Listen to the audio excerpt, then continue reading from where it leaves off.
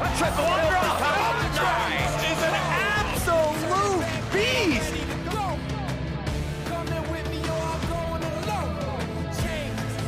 gonna be a nice big down. He flies, he goes there and steals the bear, and now the fight is on. Let me give you what you came for. Coming up, I'm coming up. Feel the rush, I feel the rush. Pulls the trigger, and it's 4 picked off suddenly. Map control.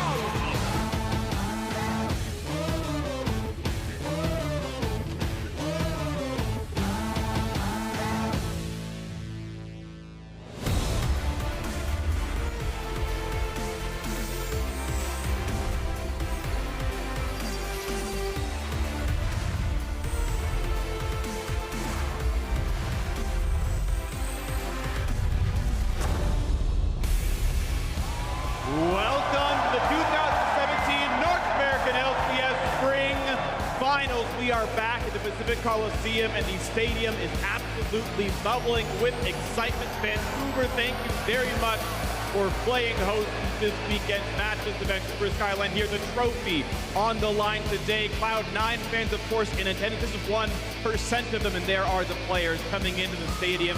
Cloud9 here, hoping to upset TSM. Amumu is here, the cosplay, the dab, the best he can do with his little yordle arms. And there is, of course, part of the TSM fandom, the most popular team in North America and the reigning champions. TSM hoping to make their second victory in a row. Hello, everyone. I am David Victorly, and joining me here to break down this championship match is Elian Double-Fang, along the Aiden Zayat Moon, and Sam Kobe Hartman Kensler. Gentlemen, how you doing? Feels great to be here in Vancouver in this gigantic crowd. I absolutely love this. I love live stadium events. I agree. It's amazing. This crowd makes it wonderful. You guys have been cheering all weekend long, and I love it. Thank you all very much for being such a big part of the show. So whether you are here in the Pacific Coliseum or you're at home, or if this is home for you, weird, make sure to tweet at LO Esports with the hashtag HowILCS and show us how you are viewing our spring finals. I'm sure we'll see pictures of people here as well as ones at home, but it's going to be very much fun. Now, before we do get into the series, let's send it over to Riv to introduce the players taking the stage.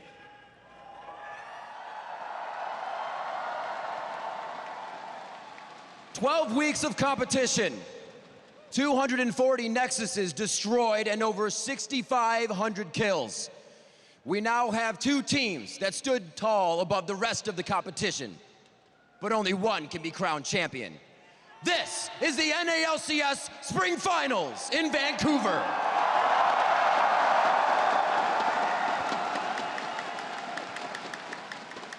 First up, looking to contest the crown of NALCS champion, it's Cloud9. Oh, wow! Deadly flourish! Sneaky volley! Contracts is an absolute beast! Cloud9 persevere, come out strong, finish at the end of the split strong, and they will be looking for the finals in Vancouver. Starting in the top lane, the spear of Cloud9, Ray.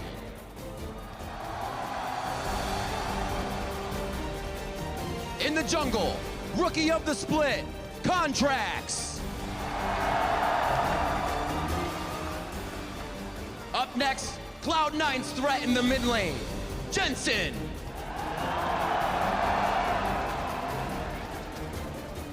In the bot lane, the longest standing member of Cloud9, Sneaky.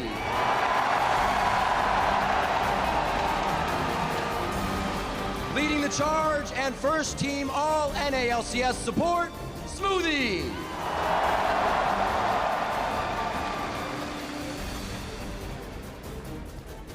Rounding out the squad is Cloud9's alternate in the top lane, the Shield, it's Impact.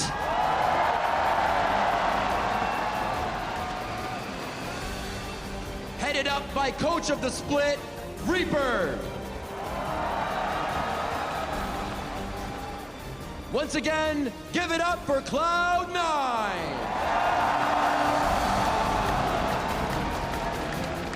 On the other side of the rift, their opponents in tonight's matchup, it's the reigning champions, TSM. Yes, TSM has never missed the finals since the LCS started in 2013. There's a triple kill for Bjergsen. Smoothie goes down as well. That's going to be the Quadra and Jensen. Diamond gets the pin on. Oh! He got it. That's the kill. The dynasty continues for TSM. TSM making it 9 unbroken finals trips in a row. First up, the top lane terror who fears no foe, and first team all NALCS top laner, it's Hunter!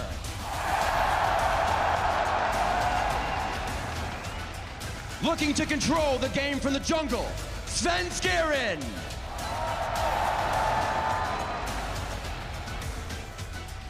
In the mid lane, three-time NALCS MVP, Bjergsen!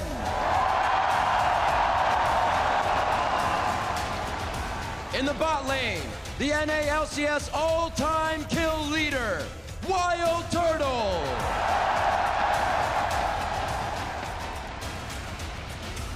Joining him at support and vying for a win in front of his hometown crowd, Biofrost.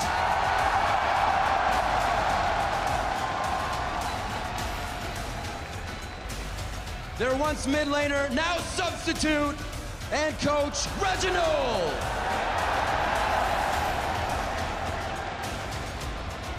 And leading the team as their coach, it's Parth.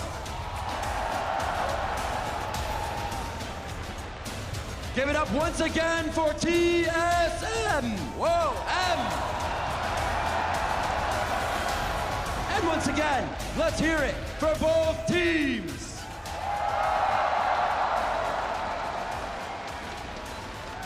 Gentlemen, please take your positions. Last time around, we lost in the finals to TSM. TSM cement themselves as the most dominant organization. It would be really cool to take the revenge. This is really our chance to prove that we can actually be the best again. Defending that title is important to us. You know, it would feel right for us to win again. It's important for us to win, just to prove that without double lifts, we're still a really strong team. TSM making it 9 unbroken finals trips in a row. I have a feeling that it's going to be pretty easy games for us. Throughout my entire career, people haven't really looked at me as the best mid laner. If we were to beat TSM, I think that's something that would change. Second place doesn't really mean anything. People only really remember the winners, so winning means everything. Welcome everyone back to the analyst desk, and it's the final it seems that we always have here. 6 out of the 9 NALCS finals are TSM versus Cloud9. This is number 6 right here. It's the new big rivalry in North America. Double if new? Hey, CLG used to be there, but C9 has stepped up as that number 2. Exactly, like Counterlogic Gaming versus TSM is the classic, but historically, C9 versus TSM is the more competitive rivalry. There have been 6 of them in terms of finals, and they have all been really compelling. Yep, totally agree. And Devil, of course, you've spent time on TSM as well. Maybe we'll see it again, who knows? But you know, kind of talk to me about what your last final meant. Yeah, like that was my first time playing in that big rivalry between C9 and TSM. TSM, yeah.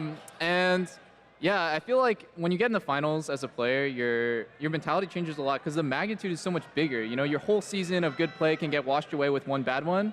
And a whole season of bad play could be redeemed by a really good finals performance. So I feel like for the players, there's so many distractions. There's a huge crowd that's going crazy. You know, there's all these eyes on them. The thing about it is you just want to put your full focus in the game, and you can't just play as good as you played in the regular season. You have to play better.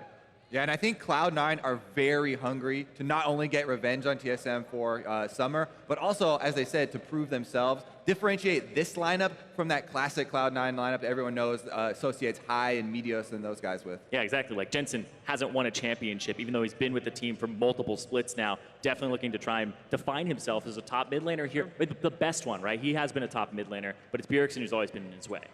Yeah, well, let's talk about some players that have been defining themselves as cream of the crop here. Haunter for TSM in the top lane, right? All-team top laner right here. Clearly, one of the standouts for MVP. Something you should have gotten it. We'll see. But Zyrene, talk to me about him. Yeah, of course, Haunter in the top lane, after you stepped down double lift, I feel like he took a lot of those shot-calling responsibilities, was a huge vocal member of the team, really stepped up because he was pretty timid beforehand, and now he's a big leader for the team. Some people are even saying he's like moving into the captain role for TSM and becoming a large force. He wins winning matchups, and he knows how to play the losing ones. And one of the biggest things about Haunter for me is that not only does he do really well in lane, but he pushes up into the enemy jungle. He'll help get vision, and he'll gank for Bjergsen as well, the other pillar of this team. Yeah, what I was going to say was, like, when you're a shot caller, when you're a captain for the team, you're a vocal leader, you have to have an eye for a play, just like you said, where you need to know when to go in the enemy jungle, when to take fights, like how to approach a fight or a team fight. And I think Haunter has really displayed that he has a mastery over playing tanks and carries.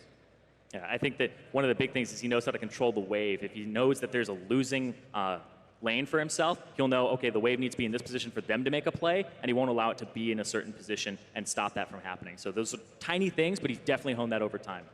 All right, we are about to get ready into the match, so I want to go for predictions. Zyrene, starting with you, who's winning today? I have to go with Cloud9. I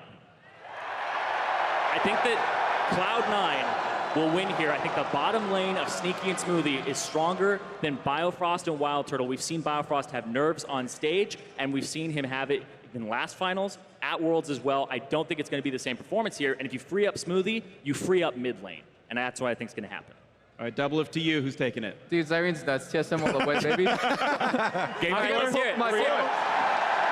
This is 3-0. What is this? I'm gonna say 3-2. Very close, very close. Zyrene has a point, but I think TSM's got to take it. Yeah, I am also, I assume you're coming into me next, Freak. I'm going to go with TSM. I think it will be a very close match. I can definitely see Cloud9 with their strengths in the bottom lane, as well as this kind of unreliable strength of Contracts to me. And a lot of this series does hinge on Contracts to me. Can he perform like he did in the semifinals and really set Cloud9 up for success? I'm not willing to quite bet on a rookie in the finals yet, so I will go to TSM 3-2. But are you willing to bet on Svenskeren, who hasn't been having good first game, second game sometimes, and being exploited in the jungle? Well, there you go. We'll see what it is. I don't know. I think these guys are wrong. I think Cloud9 get revenge today. I'm aware that name is down there. Well, we'll see what it's going to be. It's going to be an amazing match. Hopefully it goes all 5, but now it's time to get ourselves into the game. Casters, take it away. Welcome everyone at home and here in the Pacific Coliseum. My name is Julian Pastry Time Carr, and joining me for the championship cast is none other than Canada's own Isaac Azael Cummings-Bentley and Joshua Jatt Leesman. Yeah, and this series is meaningfully hyped up, right? These teams have been the top 2 teams the entire year, and I do feel like it's going to be an incredibly close series. I think both the guys on the desk do have a good point. I mean, there's some strengths and weaknesses of both these teams. Contracts, I think if he plays at top form, could be the game changer for C9. And I think we've seen so much strength on various roles for these teams already, and I think moving into Champ Sector we'll be getting to soon. We saw a lot yesterday that we kind of didn't see up until that point in the playoffs, but a lot of things could change. You have to think these teams are prepared draft-wise, and there's a lot to talk about, so let's start. Yeah, and we also have to start with C9 starting Ray. He only played about a third of the games during the regular split, but he, at least recently, has been playing much more of the carry top laner, so I'm wondering, when I interviewed Haunter, he said he'd play carries better than Ray if they go with the tank to match a carry or if they go carry versus carry. I think a lot of that is going to depend on the bans. Does Cloud9 have the confidence to leave something like Camille up? Or are they leaving Camille up to take it away for Ray? Because that is something that TSM has had banned away a lot against them. Right. We're already seeing a lot of trends as we get deeper into this patch 7.6, which is what the finals are on. We see a lot of jungle bans in almost every game.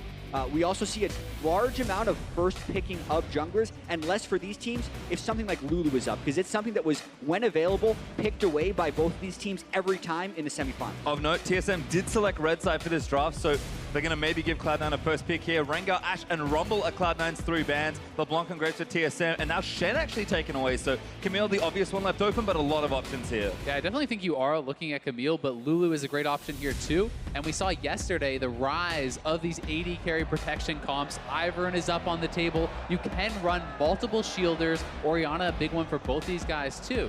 Yeah, so with the Lulu here, even though other mid laners like Faker have recently played it in the mid lane, it's not something that is traditionally flexible for C9. So this is most likely a Lulu for Smoothie, but things like Ivern are still available if they still want to go with the full type of protection comp. Well, there's Karma picks for TSM, so that's been fairly common, but Sven actually might take an early jungler here. I mean, Ivan's the other one we think of. I think you have to take it, and they do. And this is interesting because Bjergsen actually is someone who did play Karma mid quite a bit when it was popular.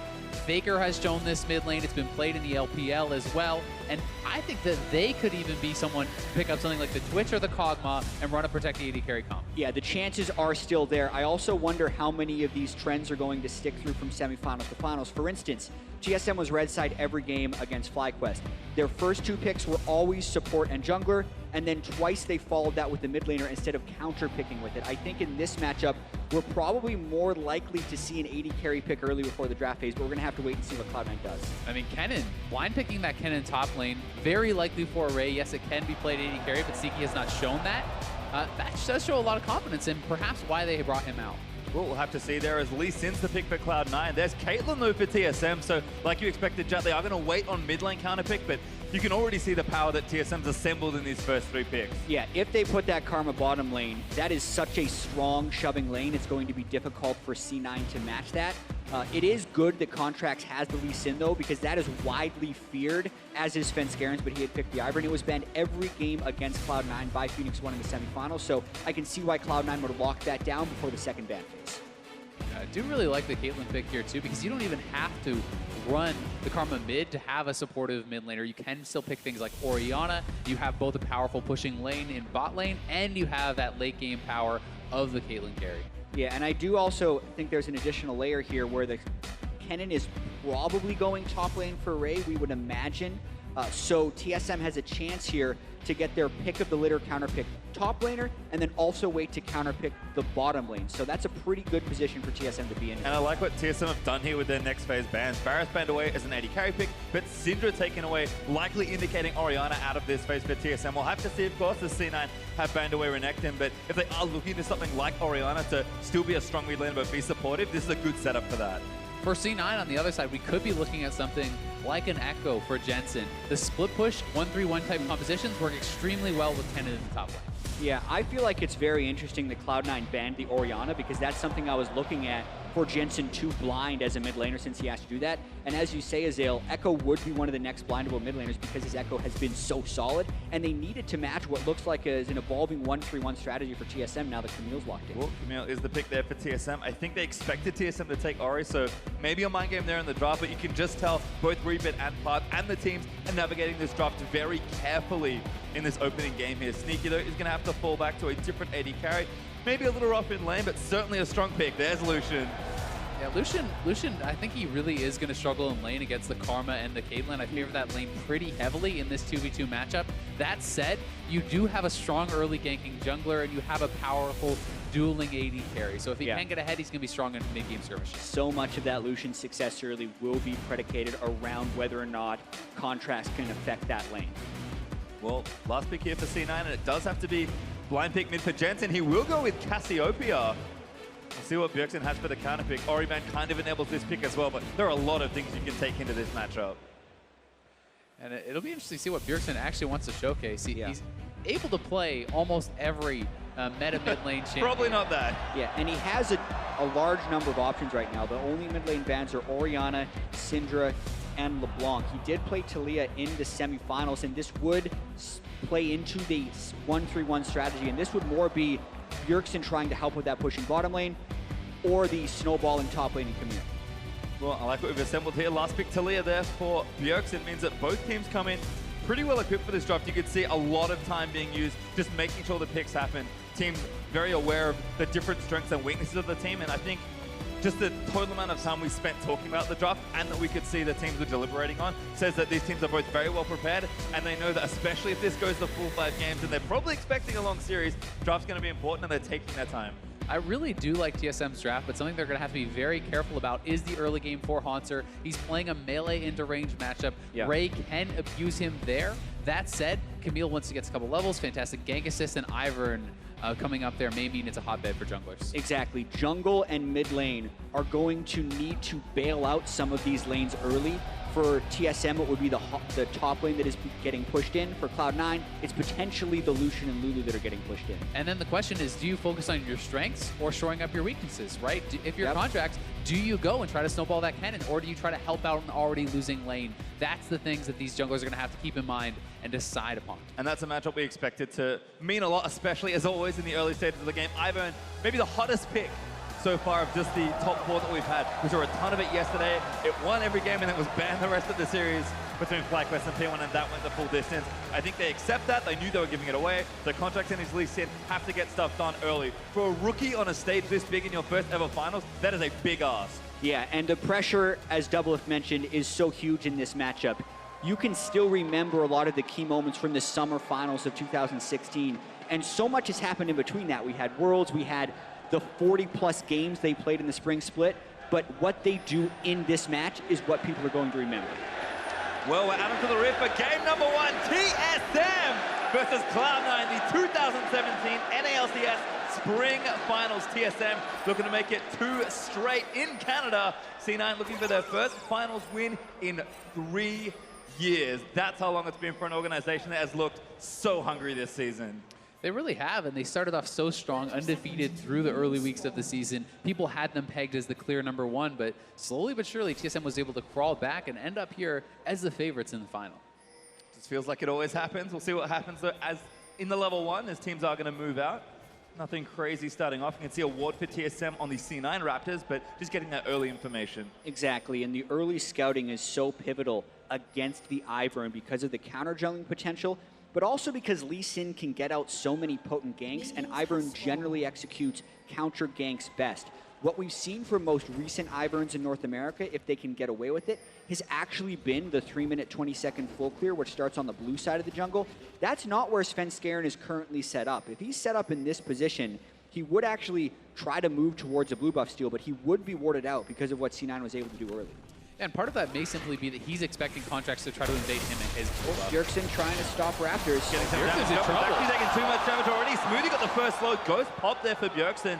Gonna get himself to safety, but burned a pot as well. Yeah, and I mean, chunking him that low, the minions are already out there. He now has to start the laning phase at a pretty significant disadvantage. He's gonna lose both of his potions and not even be at full health. Yeah, he was trying to disrupt Raptors as well because he wanted to scout for Svenskeren to know if this blue steal was safe. So that's exactly the path that Svenskeren's gone with. Well, I like it. Very aggressive here, but Contracts moving into the other side of the jungle probably just means the trade here, as the junglers are going to move vertically through the early clear. And that's what the ward at Svenskeren's Raptors tells them. So at the end of the day, it is Bjergsen sacrificing a lot for what is actually not that much of a gain. Man, I mean, the one thing to note is Svenskeren actually stayed around on that blue side. He did mark up some extra camps, so he is trying to clear more of that jungle out, and Contracts now getting collapsed on. Oh, be okay. Ignite's already down. Kill him. He's going to beat him. Contracts needs to be careful. What's up? The Wild Turtle! First blood of the finals! What a huge roam there by the TSM bot lane. The early pushing power of the Karma and the Caitlyn allow them that freedom to make the level 2 roam. And then the predictive counter invade is what is punished there, putting Contracts in a hole early. That is so big for the TSM bot lane. Now Caitlyn with the blue can spam out, and Ivern is sneaking up to the top side. Could be looking to sway this matchup as well. Svenskeren looking to go in. Haunter going to leap forward. Flash from Ray's going to get him to safety. Svenskeren not needed. Haunter already gets the summoner though. I feel like that flash was a little bit unnecessary for Ray. The early damage that an Ivern can put down is very low, and Haunter had already expended the hookshot just to close the distance and didn't get the stun. See Bjerg struggling a bit in that lane. Jensen burn the ghost to get aggressive. Oh, Smoothie now going to get aggressive by Turtle again. Almost gets the headshot, but forces a flash. Bottom lane going really bad early. That 90 caliber net was so close to connecting from Turtle. Would have been another kill. TSM definitely hoping to now build on the strengths of that bottom lane we talked about. Already getting that blue buff on Caitlyn is so huge. And just watch this again one more time from Bauerfrost. Lands the empowered Q and then just gets the ignite. Contracts didn't have many other ways out there unless he would have ward jumped early maybe, but it seemed like they just had the cut. I mean, I think that the correct decision there would have simply been go up towards the Scuttle Crab. You can ward jump out and try to run out because Caitlyn is going to be on the bot side. He escaped towards that bot side and into Caitlyn's arms for first blood. Just a great trap set by TSM as Haunter and Ray also continuing to trade. Cannon does have that early advantage. Fervor has been very common on these types of top lane cannons. We'll likely see some sort of runes on hit build as the lane continues. But it looks like Contracts might even be dipping in to try and get a gank, but for now, they'll leave them 1v1. Ray, looking good early on.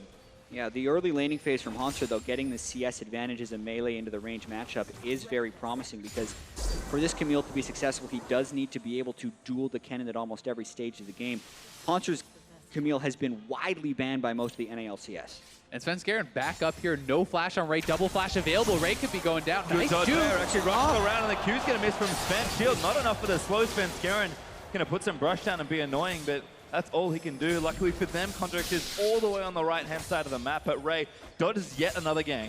They might want to continue pressuring this lane, though. You can see Bjergsen already putting wards up towards the top side, so we had that question at the start of the game, Azale. Does TSM try to snowball around their bot lane, or are they going to be trying to use their pressure upwards? It looks like Svenskeren and Bjergsen are trying to control that top side with wards and just relying on the strength of the Caitlyn and the Karma for now. And I think it's a smart choice, but Contracts down here, no ward. Good ward over Contract. He's going to force the heal out of Turtle. Just jumps in and gets away. Flash is still up for Bifrost, though. Turtle playing far enough back, he's going to be safe. Now, another thing we're going to have to remember about having Ivern on this TSM team is if Bjergsen and Svenskeren put focus up there, they can also donate red buffs over to Hanser to help him out in this dueling matchup, and that is an advantage that red side top laners get with Ivern. Sneaky also under threat. Smoothie, no flash. Maybe in trouble as well. Svenskeren going to walk in, get some brush down. Spotted by the Scry's going loose there by Contracts, who is back down on this side. Looks like Sven was anticipating continued action here in the bottom lane, which does leave top lane isolated again.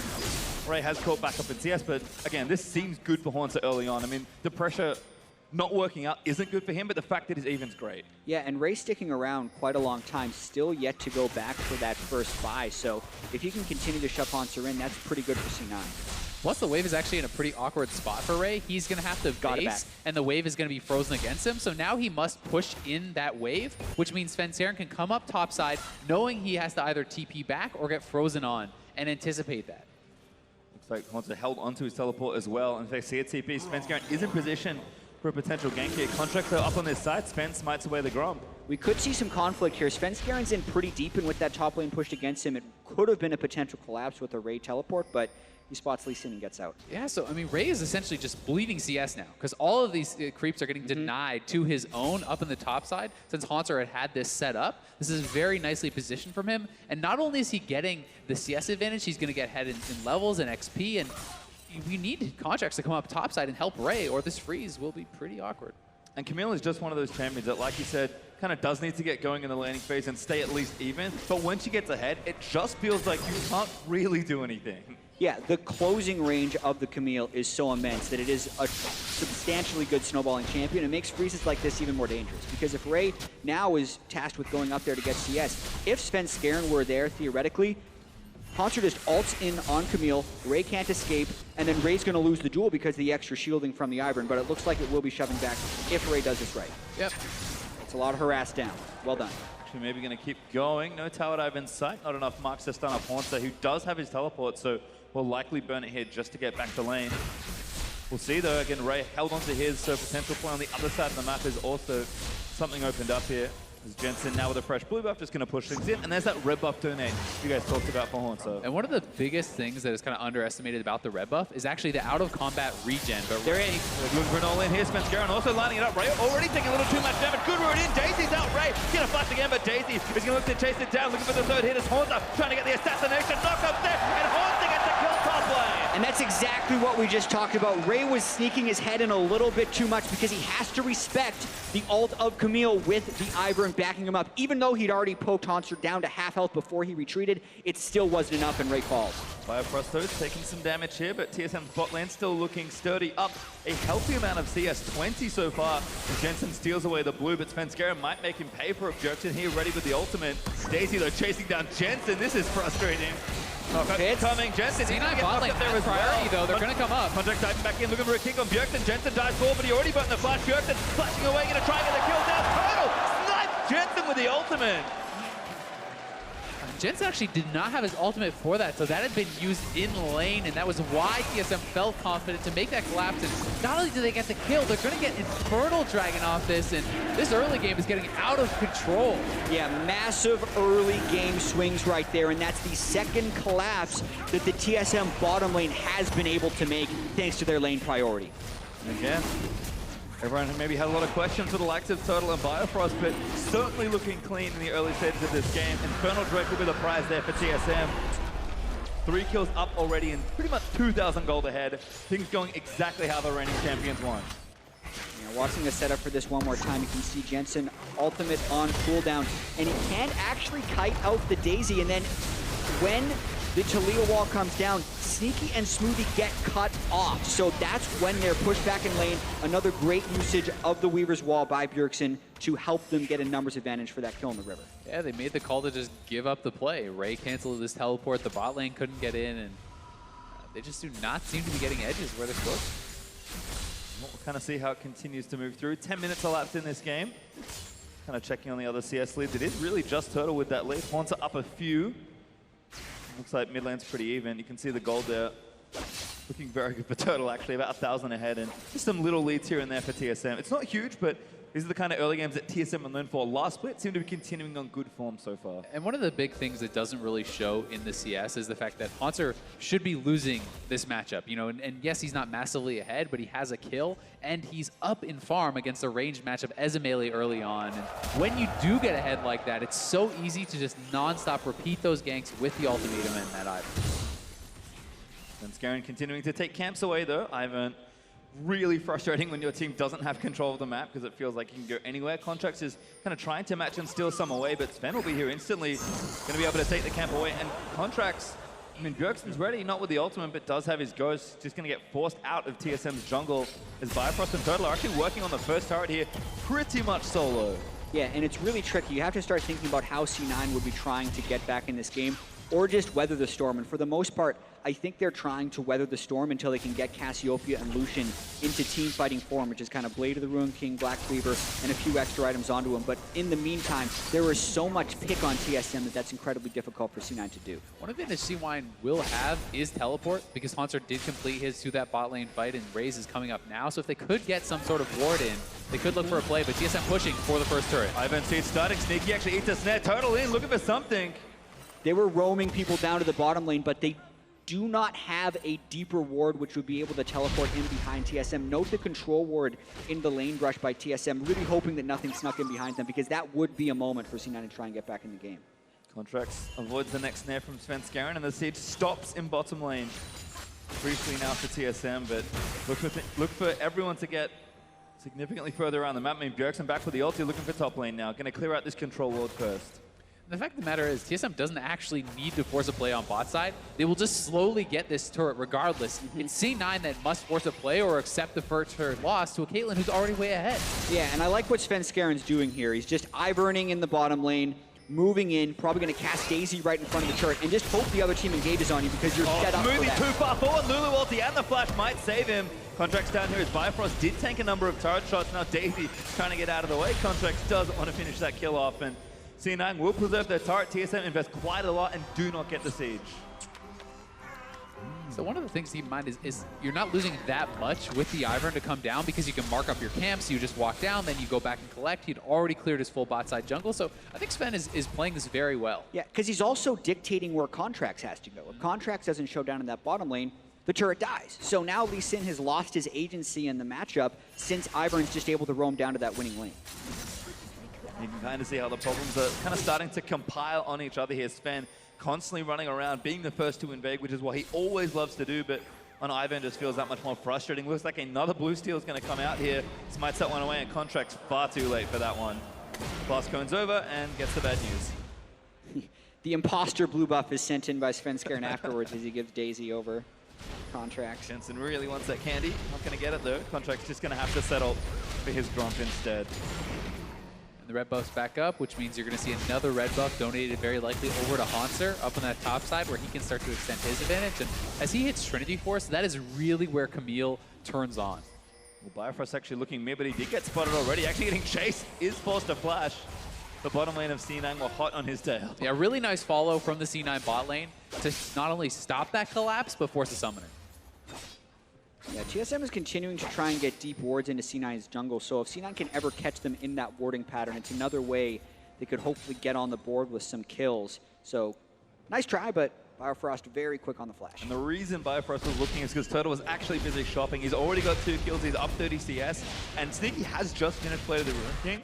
But Runa's Hurricane now being finished means that that turret siege that was starting and constantly pushing their lanes in just gets even harder to deal with now. Yeah, and this bottom lane turret is actually quite important because in the grand scheme of things, the 1,500 gold lead of 14 minutes doesn't mean that much, especially to Cloud9.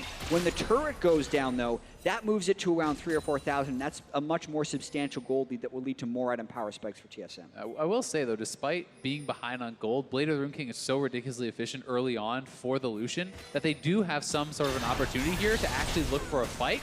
And if they can get a kill, they still can get that first turret. And again, it just feels like TSM just want to shove the lane, don't want to interact too much in these stages. Sneaky that does want to fight Ivan's here, but so is Contract's Contract. here too. Snare gonna miss, Contract's waiting.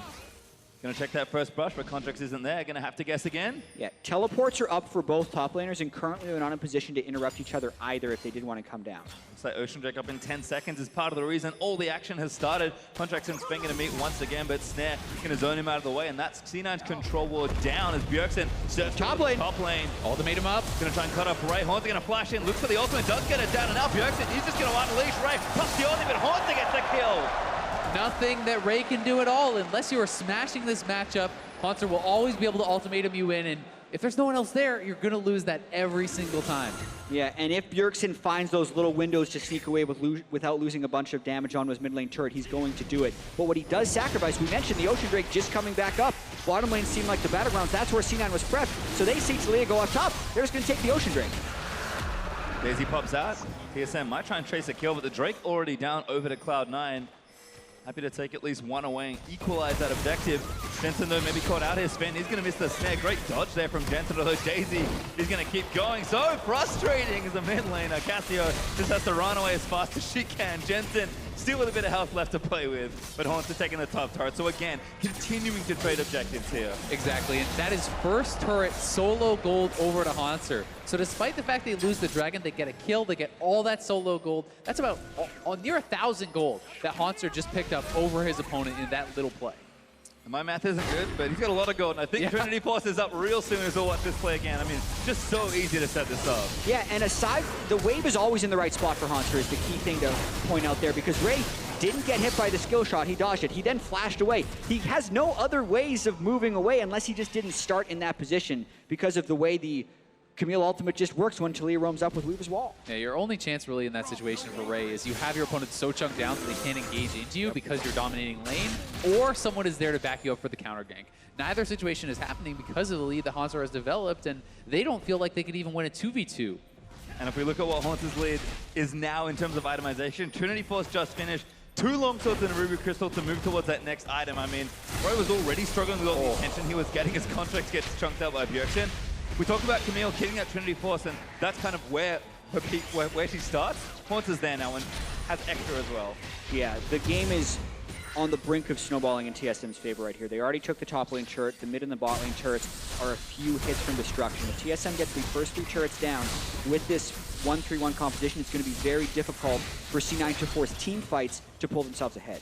You really have to feel like C9 needs to force something and make something work before that happens, or the gold lead this early on is just going to be too much for them.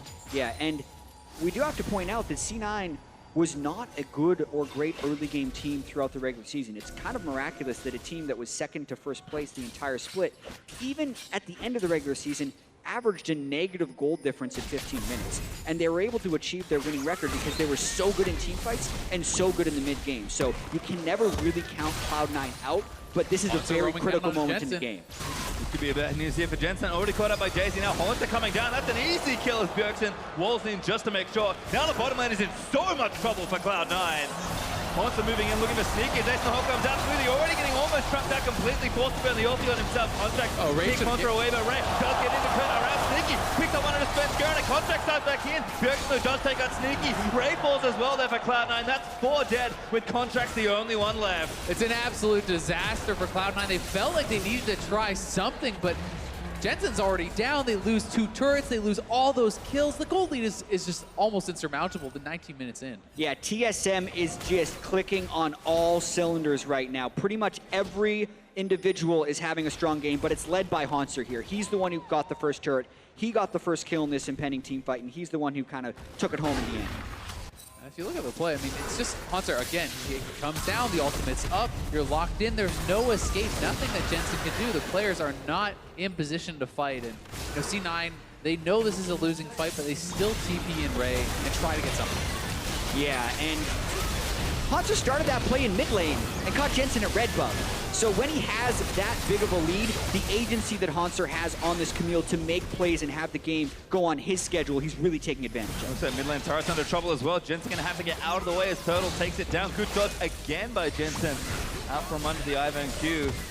But unfortunately, it's not stopping their structures from falling. TSM with 4 turrets to nothing and a 7,000 gold lead already at 20 minutes in. And Haunter, he's bullying Ray at this point. Yeah, he is playing with so much confidence right now. Well, Turtle and Sneaky gonna do a battle. Trap's gonna make it real bad news. Turtle able to get the 1v1. There's nothing going right. Ray's gonna die again topside. Yeah, Ivan maybe not needed. He's here for the assist and a few shields. Haunter unstoppable now with 5 kills. And it's falling apart for Cloud9. Yeah, something we really didn't talk about before the series, everyone expected Impact to start, was there's also a lack of experience for Ray in these big matches. You know, he is not someone who's played in these matches. Neither is Contracts, and they're getting really outshined by Haunter and Svenskeren now in game 1. Yeah, maybe Reaper had hoped giving Ray the start would give him the confidence here, and they wanted to play a carry versus carry matchup against Haunter, but Haunter did say he can play carries better than Ray and tanks better than Impact. Right now, he is definitely smashing on Camille. I mean, there's bad news everywhere, unfortunately, for Cloud9. So watch this replay again. This is cute. I mean, Sneaky, he does try something here. As Lucian, this is the kind of thing you maybe can go for. Yeah, the last step on the trap is that free headshot, and that was kind of the fatal error, but you have to feel like he just thinks he needs to make something happen. He has Blade of the Rune King. Hey, maybe if I win a duel, something happens. Yeah, double headshot there. 90 caliber net into a headshot, trap into a headshot. So the right things for Wild Turtle to be doing on Caitlyn, and Caitlyn's that champion that you talk about having the weak mid game. The Blade of the Rune King Black Cleaver Power Spike is where Sneaky is supposed to have the edge on Lucian, but it feels like by the time Sneaky has his second item, Turtle's going to have his third, so that spot's really never going to happen. Yeah, you just catapult completely past it with 4 kills and early turrets, and I think we're about to see Ray in some trouble again. Yeah, Ray is caught farming in places he just cannot be. He does have a flash and ulti, but Haunter is just going to try and fight him. Ray, decent ulti, he's going to keep trying to catch the Camille. Haunter finally ulti's down. He's going to miss that next number. Redemption from Ivan. He's going to make it a very unfair looking 1v1. Ray, though, able to get out of that situation. Yeah, credit to Ray because he dodged everything. He got, oh no! Haunter keeps sweeping in. Playing with your gold lead right there. Haunter's just so far ahead. He missed everything and still ended up winning with a little bit of help. But, I mean, that has got to be so frustrating for Ray. Haunter missed, what, 3 hook shots? Yeah. He missed so many tactical sweeps. Like, he was missing literally everything and still won because he's so far ahead. That's what happens when you're 3,000 gold ahead now of your lane opponent. And the mindset, you can see it from C9 now, with Sneaky trying to dive in for a duel, which he narrowly lost, and then Ray trying to make the hero play, still going back in and narrowly losing. Yeah, I mean, you have to try to make those plays, otherwise you're just playing to not lose. And Ray plays it very, very well. Yeah, he gets the move speed from the Blade of the Rune King to dodge the first tactical sweep, and then right here, he's just making sure he's continuing to weave in his auto attack, sidesteps yet again, has to live through the redemption, and here he can quit. He's kind of withstood Haunter early, but he flashes in because he knows he has the marks for the stun, but he doesn't have enough damage. Haunter gets his shield back and then lands that last hook shot. Well, I think Ray could have actually just not used his E there. He could have just kept autoing. Probably gets the kill. And he probably gets the kill. He actually went into melee range, allowed Haunter to get that last auto, and then the hook shot for the killing blow. So a bit of a mistake on the end of that duel. And that's one of Ray. And that's one of those things that people that have played AP Cannon for a very long time don't really care as much about, but if you're playing some sort of on-hit AD build, you need to, because you cannot auto during Lightning Rush. I failed many a kill trying to do so, and up being like, oh, I can't do this. Well, TSM monumentally ahead at this stage, fast approaching 10,000 gold ahead. And the question for them now becomes, how does TSM close out this game? How dominant can they look from ahead? Yeah, and this is the type of game 1 that TSM wants to have. You look back to the 2016 Summer Finals in Toronto, Cloud9 are the ones who came out in top in game 1, and then TSM won the next 3. Normally, TSM are these slow starters in these series. Well, I like this. It's cute from TSM, just taking a pretty sneaky Baron with the C9 Scuttle Crab. not able to reveal enough. They've got good controllers as well, making sure this is unseen. And just snuck into the back with Ivan and Caitlyn. Pretty difficult Baron to take. It's just the 2-man, but now they have the Weaver's Wall at a critical moment. Another great usage. Really nice start up there from Bjergsen. Again, really good at this tactical ultimate use. We've seen it on his rise, and that was a big champion. Now on Talia, and TSM taking Baron. They do ascend to 10,000 gold ahead, and this should be a formality for TSM at this point. Haunter just saw Kennen in the bot lane. He's going for it. Ray, he wants to redeem himself. Does get that stun. Now ulties him down. Ray still cutting our ways. That is too much damage. Ray can't get out of the ultimatum, and Haunter gets that solo kill. That is just brutal. Ray doesn't even stand a chance against Haunter. 7-0-1. Talk about a statement game to open things up. Absolutely. First team all NALCS top laner Haunter. People were talking about at the start of the split how he may not be able to survive in a world of Korean top laners. Ray and Impact are both Korean top laners right here, and he's really trying to make him see Haunter. More than surviving, I'd say. Thriving at least in this first game. As TSM just looking to close it out. They do have, again, some good globals to play with. Haunter does have his teleport. Bjergsen, when his ultimate comes back up, can be in a sideline if he needs to as well. TSM should have everything they need to just push down these inhibitors. They certainly do, and the straight-up sieging ability of Caitlyn is so powerful that it's really tough to think of a way that C9 can really even get in. So TSM just going to walk it down, straight up start taking down this turret. And Ivan is making this annoying as well with a whole bunch of brush in front, but ulti out from Sneaky. Conjur's going to try and make a heroic play, kicks Turtle back in, but he flashes back and just shoots him for another kill. Redemption down to protect him, and Turtle just has too much of a fortress to play in. That turret's dead. And Camille's not even here right now. Haunter's pushing up the mid lane, so TSM trying to make this a quick one. Ray also going to get knocked up by Talia, I believe. Daisy out, going to continue the siege here. Haunter breaching through mid, so TSM is going to keep the rest of Cloud9 busy. TSM just looked completely dominant in this game. C9 has just got to been thinking about what are you going to do for game 2? Do you bring Impact back in? Does this make you doubt all your preparation that you've gone into this match with, Well, second inhib going down. TSM continuing to just rotate around. Haunter already actually on the bottom lane, getting that push in. They've got a minute and a half left of Baron buff. This should be a pretty easy take of these last few turrets. Another Weaver's Wall to cut him off. Already 2 inhibitors down, working on number 3. Third one now exposed. Cloud9 can have one last fight to try and defend it. TSM don't overextend. They're going to at least wait for the wave here. Yeah, and if you're looking at this game, the 5-game series is much more than game 1. We've seen plenty of series in this playoffs have similarly styled game 1s like in FlyQuest versus COD, and then still have FlyQuest come back to win the series. So at this point in the game, you're almost already thinking about how do we prepare for the next game and figuring out a little bit of what went wrong and how you can prevent it from happening again. And a lot of that is about confidence, it's about mentality, and it's about experience. And 2 of the guys on the field right now for C9 do not have a lot of that. I mean, even Smoothie is quite a new player, but Contracts, he's a rookie. Ray has not had this sort of big stage experience, and you have to wonder if players like that can handle the pressure. You're coming out in front of a massive crowd, most important game of the year, and then having a very rough game 1. Well, looks like there's an Infernal Drake up in 35 seconds if either team wants to take a stab at it. Cloud9, pretty unlikely that they'll be able to get out of their base at this point, but TSM actually have 20 seconds of Baron left, so they're going to try and take down the last inhibitor with it. Haunter splitting on the top side, pressuring anyone that comes fight him in. It's just Ray there right now. He already knows he doesn't win a 1v1. Yeah, and he's got a Guardian Angel, so even if you send 2 people, you probably lose that fight with the 7-kill Camille, if at the very least, the other 4 people on TSM would probably take in Nexus turrets. And Turtle playing with Brush here, he's getting headshots everywhere. Already has 3 items and a Q assessment. Contract's trying, but Turtle just has too much protection. Jensen flashes in for it, but Sneaky almost going to get tagged in as Haunter leaps in, gets turned into a cupcake though by Lulu.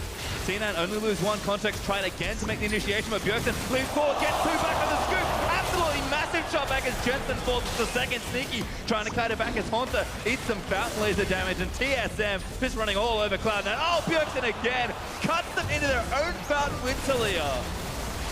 This game has gone about as perfectly as TSM could have planned it.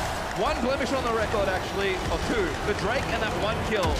That was all C9 got in that game. TSM, a statement to start off the series. Yeah, that was very nearly a perfect game from TSM. And the question is, how do they look from ahead? Well, the answer is pretty damn good. They closed that out extremely fast, never gave C9 an opening in, and didn't even have to wait around to do it. Exactly. Camille was the most banned champion against TSM in the regular season. Haunter kind of showed you why right there. But what was so critical about this early game was actually Wild Turtle and Biofrost having priority in the bottom lane. 2 of their 3 early kills were because they were shoving in the Lucian and the Lulu early and were able to collapse up. So if you're predicting Cloud9 in this series, a lot of people think it would be because Sneaky and Smoothie can get an advantage in that bottom lane. Because of the draft, because of the play of that game, TSM had that in that lane, and that kind of transitioned throughout the entire map.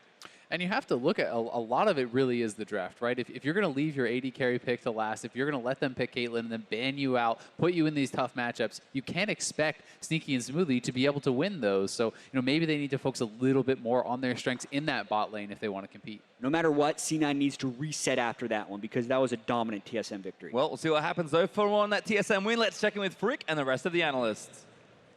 Thank you very much, gentlemen. Yes, let's talk about this one. TSM, near perfect game in game 1. Normally, it's a team that loses the first one. Do the rest just look even better?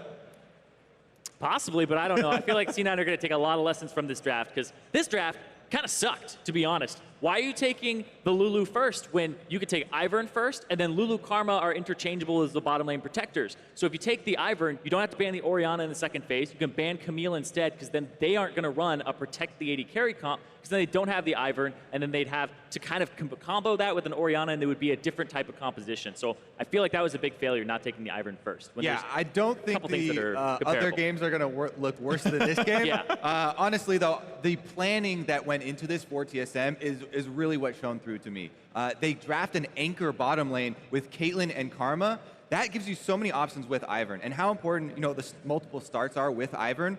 People are going to blame contracts for, oh, he's a rookie up there on stage. It's really nervous to go invade super early. But TSM planned this ahead. They have an anchor bottom lane that's going to be pushing. If you invade on the blue steal, you can't do anything about that with Ivern because you might instantly steal away the blue. And so you're expecting contracts to go for the counter blue. But their bottom lane is pushing up. They don't have the support to do that, and he kind of falls into that first mistake. Yeah, and we got to see. Sorry, go ahead. I was just going to say that monkey moment by C9 where their jungler went bot side into a losing matchup and gave him blue buff in first blood, and then Svenskeren went top side and pressured their losing matchup, but actually successfully blew Kenan's flash. Just totally sealed the early game for C9, and I think that draft was just like one of the most god-awful drafts I've ever seen in my life. One other tiny little thing that added to it as well, people were like, oh, Bjergsen got blasted trying to steal the Raptors. Smoothie was there on the Lulu. He's the one that did most of the damage. So it's a Lucian 1v2 starting versus Caitlyn Karma. I mean, what's your option there, Double? Like, you get pushed in, you get harassed. There's no way that they have control of bottom lane. And you can see down the line, everyone doing more damage than their counterpart. TSM winning their lanes. You saw Haunter, of course, have an insanely good KDA right there. And millions of kills on Array, and it was just, as you said, never got off the ground for C9. Yeah, and like you were saying, Kobe, that Smoothie was there in the mid, just jumping back to that for a second. Jensen got to chunk out Bjergsen to about a 4th, maybe even a 3rd HP, but that didn't translate into pressure, because if Jensen shoves up, he's actually there for a blue collapse, right? He's keeping Bjergsen under his tower. They look like C9 maybe wasn't communicating that this is the play the contractors would go for next.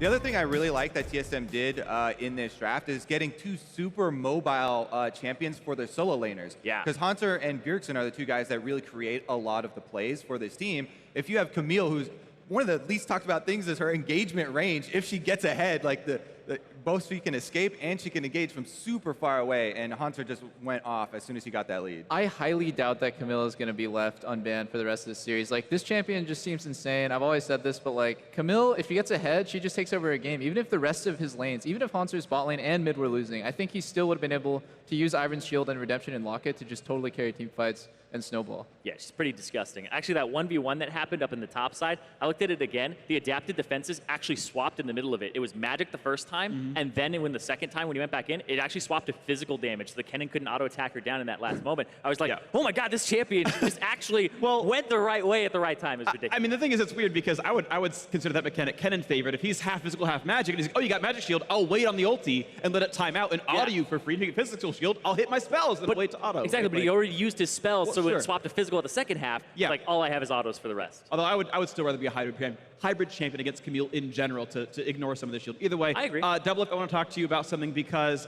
we've heard for a while, like maybe you want to get back on TSM. we looked at Wild Turtle stats this game versus your stats against Sneaky and Smoothie last time in Canada. Turtle's winning late by more than you did. Any thoughts? Whoa. No. He got blue buff This in is for first Doublelift. This is for Doublelift. Any comments about Turtle's outwin? He played really well. I think like his collapse on Lee Sin's blue, like I can't discredit him. He pushed up the lane like he should on Caitlyn, and when Contracts like went over aggressive, he was able to capitalize on that. Yeah. The flash net was pretty creative there. And then other than that, like I think Caitlyn versus Lucian, when Lucian gets ahead, he snowballs through Bork, and when Caitlyn gets ahead, she snowballs through just like permanently pushing and playing basically to avoid trading. Yeah. And I think like Wild Turtle did a good job of just like slowly chipping away at that tower and waiting for Talia, waiting for the Camille TP. He didn't overplay as Caitlyn, which is a really easy mistake to make. Yeah. And then I mean he just did really well through the early game. All right, well, of course, a very solid win by TSM, 1-0 start for them in the best of 5, and of course, Game 2 is coming up. We'll see if C9 can fire back. Stay tuned.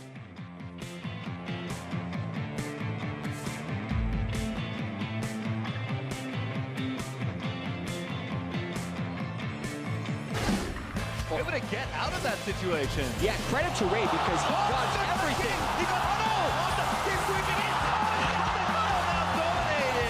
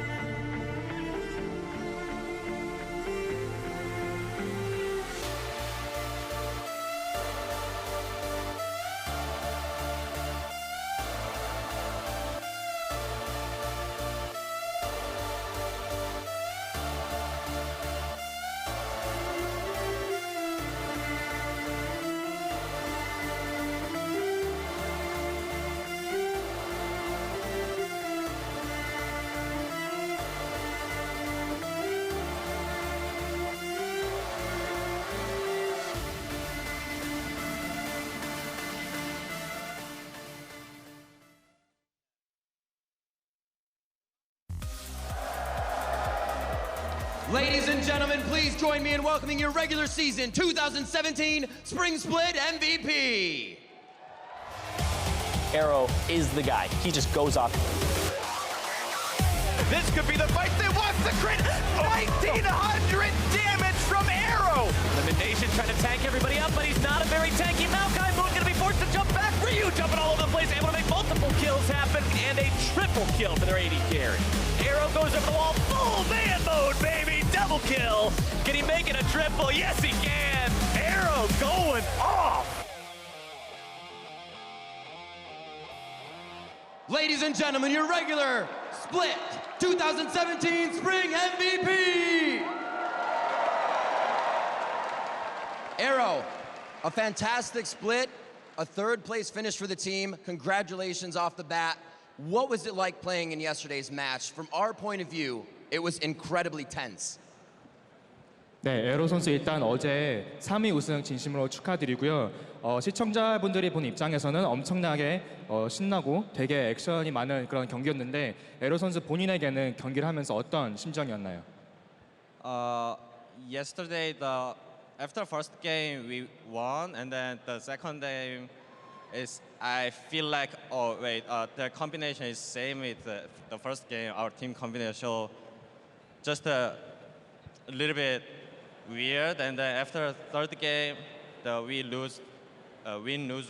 So we feel a little bit nervous, but I think it is not problem our individual performance. It's just like team combination or enemy just good well strategy. So we just fix about that in the ban picks. So after fourth game, fifth games, that's we make good ban picks and good strategy so we can win. It definitely seemed like you guys took more control. How do you feel about your play during the 5-game series? 네, 그래서 이제 팀적으로도 좀 더 경기가 진행되면서 더 컨트롤하는 모습들이 나왔는데 에로 선수 특별히 이제 개인적으로 그 5경기 시리즈를 하면서 좀 더 어떤 것에 집중하게 되었나요? Actually, the second game, when they pick enemy Kog'Maw, I feel it's maybe Jinny's bad. I want to play Twitch, but it was feel I'm not comfortable. But the fourth games we got maybe fourth game or fifth game we give the just Kog'Maw and then we play Twitch. So just the lose make me like aggressive or pick and then just other picks. So I can more comfortable after third games than lose and then yeah. Well, being able to make those split decisions in the moment are really what counts. You guys were able to get third place. Final question for you before I ask for your prediction. Coming over from Korea, what has it been like regrowing here in North America and playing with a new team? 네, 이제 마지막 질문으로 한국에서 북미로 넘어오게 되면서 이렇게 적응하는 부분이나 새로운 팀으로 같이 이렇게 하는 그런 순간들이 어떤 시점들이 있었나요? When I first came here, the NA, and when I first came my team, it feels a little bit weird or something. Maybe, it's not that big, strong team, but we are running to this semifinals and the playoffs. So our team is getting grow. Yes. So I really appreciate about our teammates and our Phoenix One and because first season, this is my first season using English and then it's NA play with NA players, so it's a little bit hard, but and I also try to do my best, and then the other Korean player Ryu mid laner, he also to use English well, so it's really good point, our teammates. Well, it seems like your peers also thought you were pretty valuable. My final question for you, Arrow, TSM or Cloud9? I actually don't want to make an enemy, but I like the Bjelsen mid laner, so I hope the professor mid laner just win. All right, Paul, thank you very much for standing in for translation. Arrow, your 2017 Spring Split MVP. Let's hear it one more time. Welcome back, everyone, and amazing to hear that from Arrow, the MVP. I mean, what a regular season this guy has to have.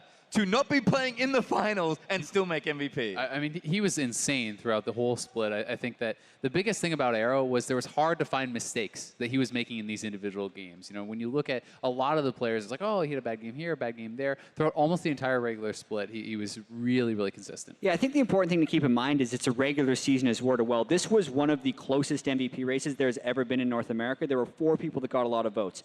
Arrow, Hanser, Bjergsen, and Jensen all were competing for this, so congratulations to Arrow for that great regular season and the MVP win. And of course, back on the likes of Hanser, Jensen, and Bjergsen, we will be moving into our second game now. TSM are on blue side for this one, and Impact is in for Cloud9. So kind of as expected, it does feel like they were trying a few things there in game 1. I don't expect to see Camille get through again. I think Ivan's going to have a lot more eyes on him moving into Champ Select. So we'll see what changes are made here in Impact. He is kind of known as the shield for Cloud9. We'll see if maybe he goes back to those tanks or he goes to carries. But I think what they're looking for is just a bit more consistency in that early game. And he's a guy with such a wealth of experience. He's a world champion. He's played on the biggest stages, and he has the confidence to bounce back, you know, from a rough performance for a team in game 1. Yeah, and it's not like he's the type of player to have doubts about his own play, and that's what you need in a situation like this to kind of help your team after that difficult performance. Just a note, C9 selected red side right here, so they, I think, have a little bit more flexibility in this draft. Well, we'll see what happens in the bans here. LeBlanc and Fizz already banned away for TSM, so some pretty big changes actually with personnel changes for Cloud9. Cannon, though, banned by C9. Rumble actually banned as well, so it does feel like 3 top laners really have already been banned away in this draft. Obviously, Fizz can be flexed, but it's a lot of changes already. We saw almost all jungle bans in game 1. Hey, you do have to remember Fizz mid is definitely pretty strong. You know, Faker just played it in the finals. Jensen is someone who loves playing those split push assassin type champions. Shen's certainly something targeted at Impact. This is an insane ban phase. I mean, that's 4 top laners, definite top laners banned away already. 3 of them by Cloud9. So they're really actually targeting Hanser's carries because it looks like they want to push him into a tank matchup against Impact. And with Shen already banned, Cloud9 has a lot of flexibility to take Nautilus later since it's a very unlikely first pick with Lulu up. Now the question here becomes, does Cloud9 just run it back on what TSM did? You can draft Karma Ivor in here and set up that sort of a composition right off the bat if you'd like to.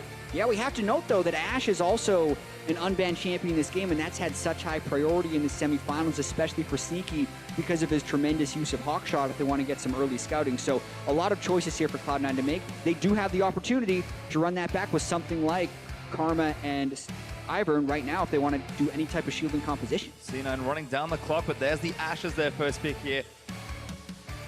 I was about to say I cannot see a world where they don't take Ivor in here, but we'll give Cloud9 the benefit of the doubt. They are thinking through these decisions, 20 seconds to make this pick. And I mean, Graves has been incredibly powerful, one of the top tier, if not the top tier jungler for quite some time. So it's certainly not a bad decision to not take Ivern. It's just, are you worried about TSM taking Ivern and Lulu? They can have an even more powerful composition around supportive AD carry styles.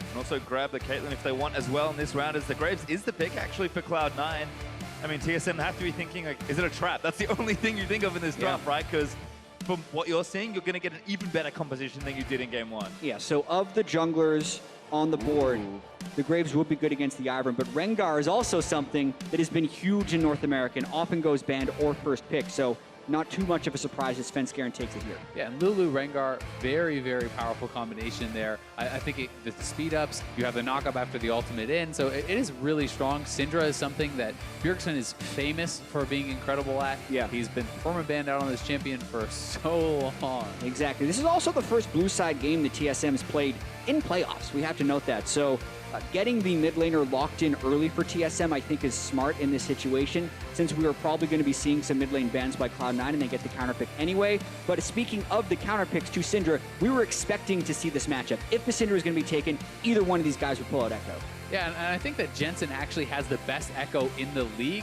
It's not what I would consider a lane counter at all. It's something that can wave clear through. You build up some early defensive stats, pick up a Negatron, and you essentially just lock the Syndra into lane with this wave clear style. Then you can move out into the side lanes and start up 1-3-1.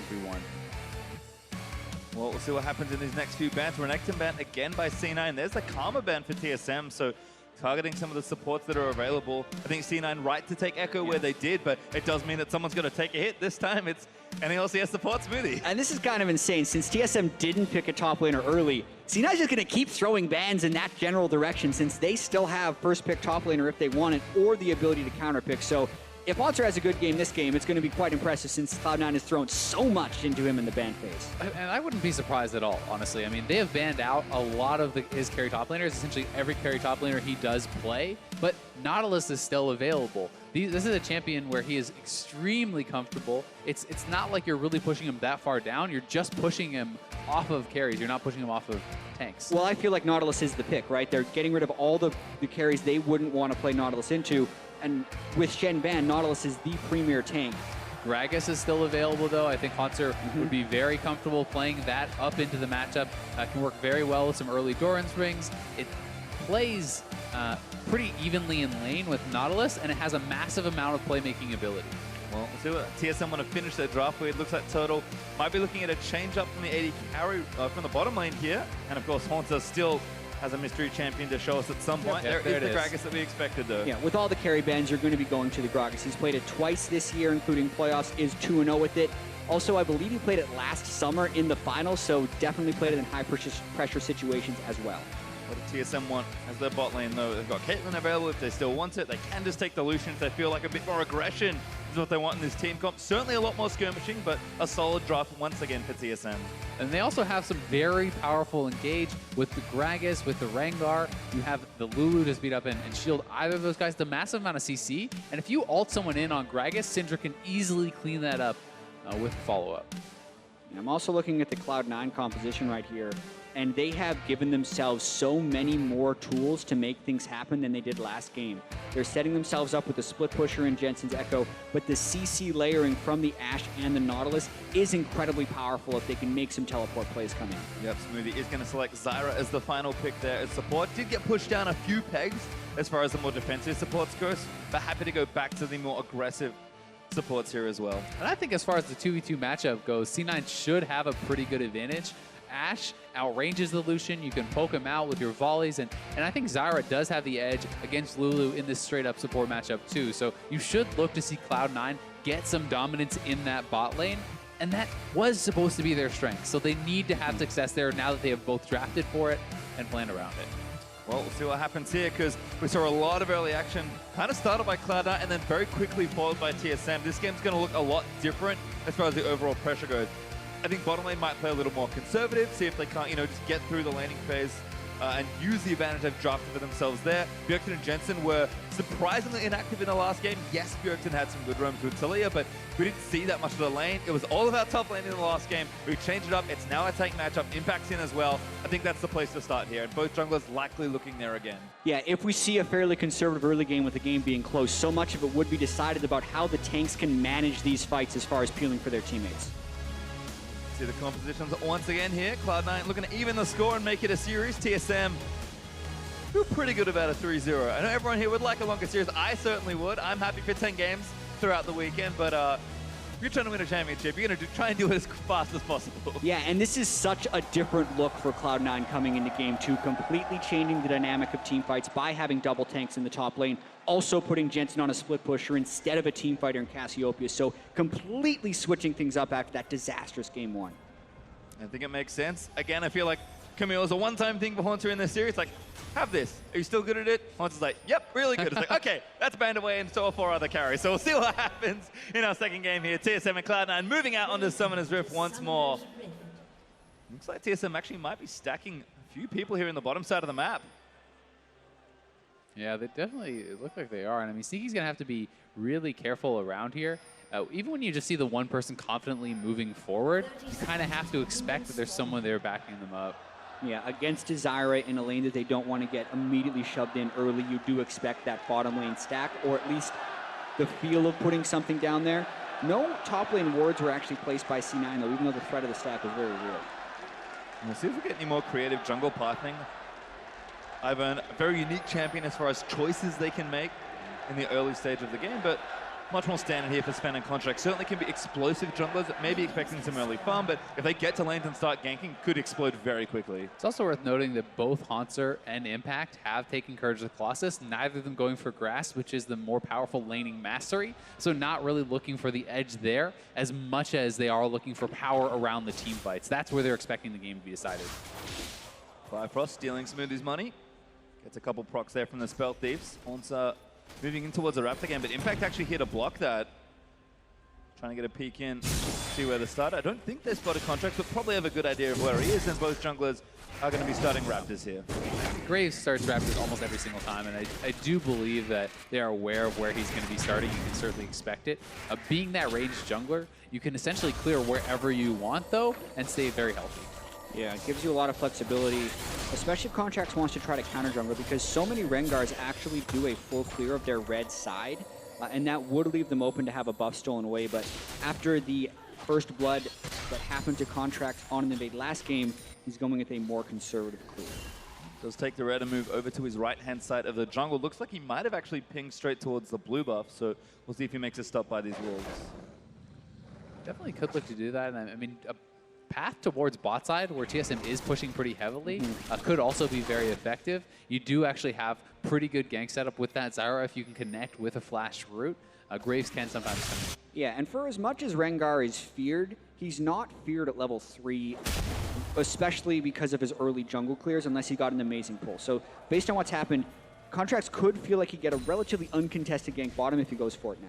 This is actually so smart from him, Max. So he goes in, he drops off the ward. Not only that, but he takes away the blast cone, detonating that so that Svenskeren cannot use this to circumvent a ward to get over top and actually get a gank down on him. Once that Contract is continuing to farm, though, did take Grompa now moving towards his wolves. Svenskeren going to do the same, but great tracking here by Cloud9 with Impact's good ward in the jungle. Svenskeren, as he moves up towards this intersection, will be spotted here. Bjergsen, by the looks of things, warded right-hand side mid. I think seeing a Contract wanting to invade on that side, but not too much to take. And looks like teams are going to be a little blind here. Low Sven, like you mentioned earlier, is spotted, so going to take his blue buff, and looks like we'll just keep farming it out in the early game. And Contracts is pretty much doing about as conservative as a clear as you can. He's actually going to end up doing a full camp clear, looking like he was heading up towards topside, but we'll at least clear this ward out and leave some additional threat onto Bjergsen. This mid lane matchup can be very snowbally because Syndra, Smoothie. Getting ignited, Turtle flashed in again. Bifrost also flashes through. Bottom lane's playing real aggressive today for TSM. 7 summoners burned in the early trade. Smoothie still living with a fairly healthy amount. No smite for either jungler here, so won't be able to look for that steal. Sven does spot Contracts, but Contracts should be able to take this down. Haunts are going to be a little too late to the party, and Contracts gets the majority of the camp. I really do like the way that TSM bot lane is actually playing this matchup, because if you sit back and you play it slow, you will get poked out. Really, the only way you can effectively trade as Lucian in this matchup is playing pretty aggressively. That said, it can be capitalized on. And Skaren is trying to steal Raptors away. He's going to get a couple of the baby ones. Contracts gets the next one, but Spen might lose his life for it. Contract's still going to chase him down. Red buff's going to make this problematic. The Q miss from Contracts. Going to try and turn it around, and now the TPs are coming in. Spen flashes over. Jensen's going to spot him. First blood over to Cloud9. And the blue buff ends up on Jensen there. That is so frustrating for Bjergsen to have happen. It means Echo is going to have infinite wave clear in this matchup. And this has been Svenskeren's big issue throughout the regular season, is dying on solo invades. Bjergsen was in a recall pattern. He couldn't help him immediately right here. So Jensen actually has teleport in this matchup, able to secure this kill on a Sven, because he's going to lose that duel onto Contracts. Svenskeren used all his spells clearing the Raptor camp, gives the blue buff and first blood to Jensen. And really, I think it was the fact that Jensen was in base that gave him the confidence to do it. He underestimated that teleport, didn't know there would be a ward in position for him to take him out. And because Bjergsen had lane priority when he started that up, he felt like he was safe. Well, not safe at all. First blood over to Cloud9 this time around.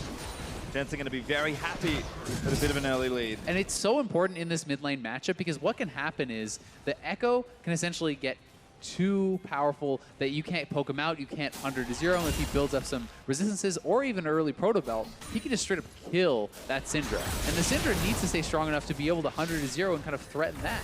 Yeah, and having level 6 first as well can just make him so brazen with his moves right here. If he gets poked out, he can use the ultimate to come back to lane. Since his teleport was burned to get the blue buff, but this just extends Jensen's laning phase so easily and allows him to get in that split push phase. Roam down from Impact though, just for a ward. Gonna get a control ward into that pixel brush. Hawkshot gonna get a lot of info here. She's scanning through the majority of the jungle. Finally spots out Svenskeren. Sneaky, just so much experience on this champion. Yeah, and I'm glad the observers showed this because a lot of people would question why Ashe is such a high priority when you don't see it smashing or hard carrying a lot of games. It has a strong laning phase, but also just gives you so much extra control early on in the game. That was an unwarded jungle that they just gained total knowledge about. Contracts thought about a play in the bottom lane, but does not use the blast cone to maybe set up a dive. Sneaky not 6 just yet, so a little trickier to set up for some sort of gank. Yeah, that level 6 for the C9 bot lane is going to be incredibly important because if you hit the arrow, you land the full follow-up from the Zyra. It's such an easy all-in to execute. If you do have a TP coming in or the jungler assistance, it's very difficult to escape.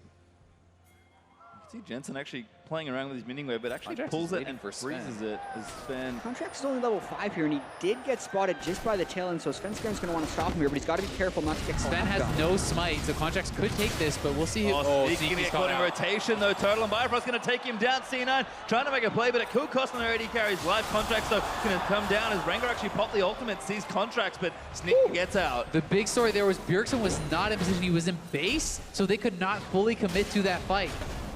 Good hook there from Impact as well onto Haunter. Triple Doran's battles here in the top lane. And one of the biggest things about that is it also costs Sven his ultimate. That first ultimate on Rengar is extremely important, and Contracts not only gets away the red buff, he's now level 6. Sneaky gets away, so very big for C9. An incredibly brazen invade there, and that's one of those things that you'd think would backfire for Contracts, but because of the situation, able to get out of it. Svenskeren now wants something back because their dual lane is pushed up. Well, good ultimate there from Haunter. Oh, tracking a turret! Looking for the solo kill, needs a little more damage. Depth touch, go to the glove, it's not enough. Haunter outplays Impact. Triple Dorans to triple Dorans, the rare solo kill in tank matchups. Haunter is on fire. Bjergsen looking for Contracts damage, not enough from the Cinder, but Sven's gonna leap it and take him down. Now Jensen in trouble, not quite in leap lane. Jensen gets away. TSM winning on both sides of the map there. What an outplay from Haunter. We'll have to see it again, but with those minions get cleared out, you can ult them into the turret, takes a couple shots. Just beautiful from Haunter. Burns his flash there as well, so Impact potentially vulnerable to jungle pressure now as well. And just when you think Cloud9 have arrested control of the game, TSM have a few asks, but Jensen's just going to go ahead and dive Bjergsen here. Bjergsen just can't do anything. Jensen getting the solo kill. Oh my God! Barely miscalculates. The moments in these games, Jensen had so many advantages on Bjergsen, thought he'd get the solo kill. His plan was one last auto, ult back. He didn't get the last auto and wasn't willing to ult back until he got the kill. That's a killer. That is just brutal. I mean, throws his advantage away. He could have ulted out early. It looked like he would have had him, but the phase dive was not up. And Jensen, you can see, was just distraught there on the player cams, looking devastated after that misplay. And this is huge for C9's in-game mentality. They need to be able to withstand this storm. They just had both of their solo laners, who have been rocks for them during the regular season, die in 1v1 situations. This one, though, could have easily been avoided for Jensen. He was the one going to make the big play. Gets the auto, but it's just not enough, and then he didn't estimate that amount of damage to come through from the turret, which had been hitting him for quite some time, and that one hurts. Yeah, a bit of a facepalm there. Well, Total actually in trouble. Lulu ultimate burnt out by Bio. Going to try and keep him safe. Now going to turn it back around into Sneaky. Calling, looking a little weak, but they flash forward again. Sneaky almost gets burst down. Smoothie, no health and no help. TSM is just looking like they're unstoppable, and in goes Impact. All back again. Sven going to look in for Impact. Impact, remember, no flash from earlier. Now Haunter is going to chase him down. Going to dive down the turret. Easy kill for the Gragas. TSM is absolutely destroying Cloud9 across the map. Bot lane dominating. Bot lane's fighting again. Total's going again. He's gone too. Over the ulti from Zyra. There's one going to make it too smooth. He can't do anything. Wild Total gets a double kill. And TSM knew they had one summoner spell left after all the others had been burned, and Turtle goes aggressive with it, flashing over the Zyra ultimate.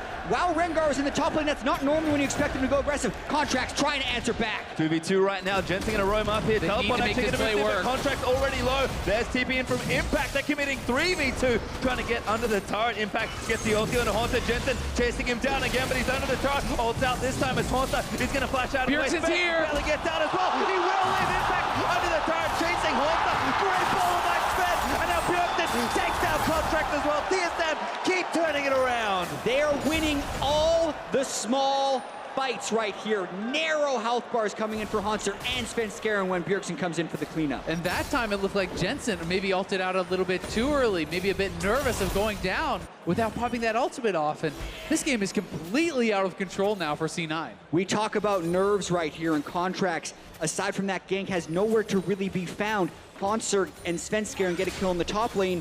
And then the bottom lane of TSM, normally if you expect the jungler not to be there in a counter gank, you'd think the Graves would be bottom lane, but they still get that kill in the bottom lane. Contracts finally tries to answer back. The execution is missed once again by C9. This game is getting out of hand. Bjergsen stays around for solo gold as well, but watch this exchange again. C9 felt like they had to force the play. They had the original 3v2, but missed skill shots from Contracts. Jensen going in, he lands a stun, but he ults out very early.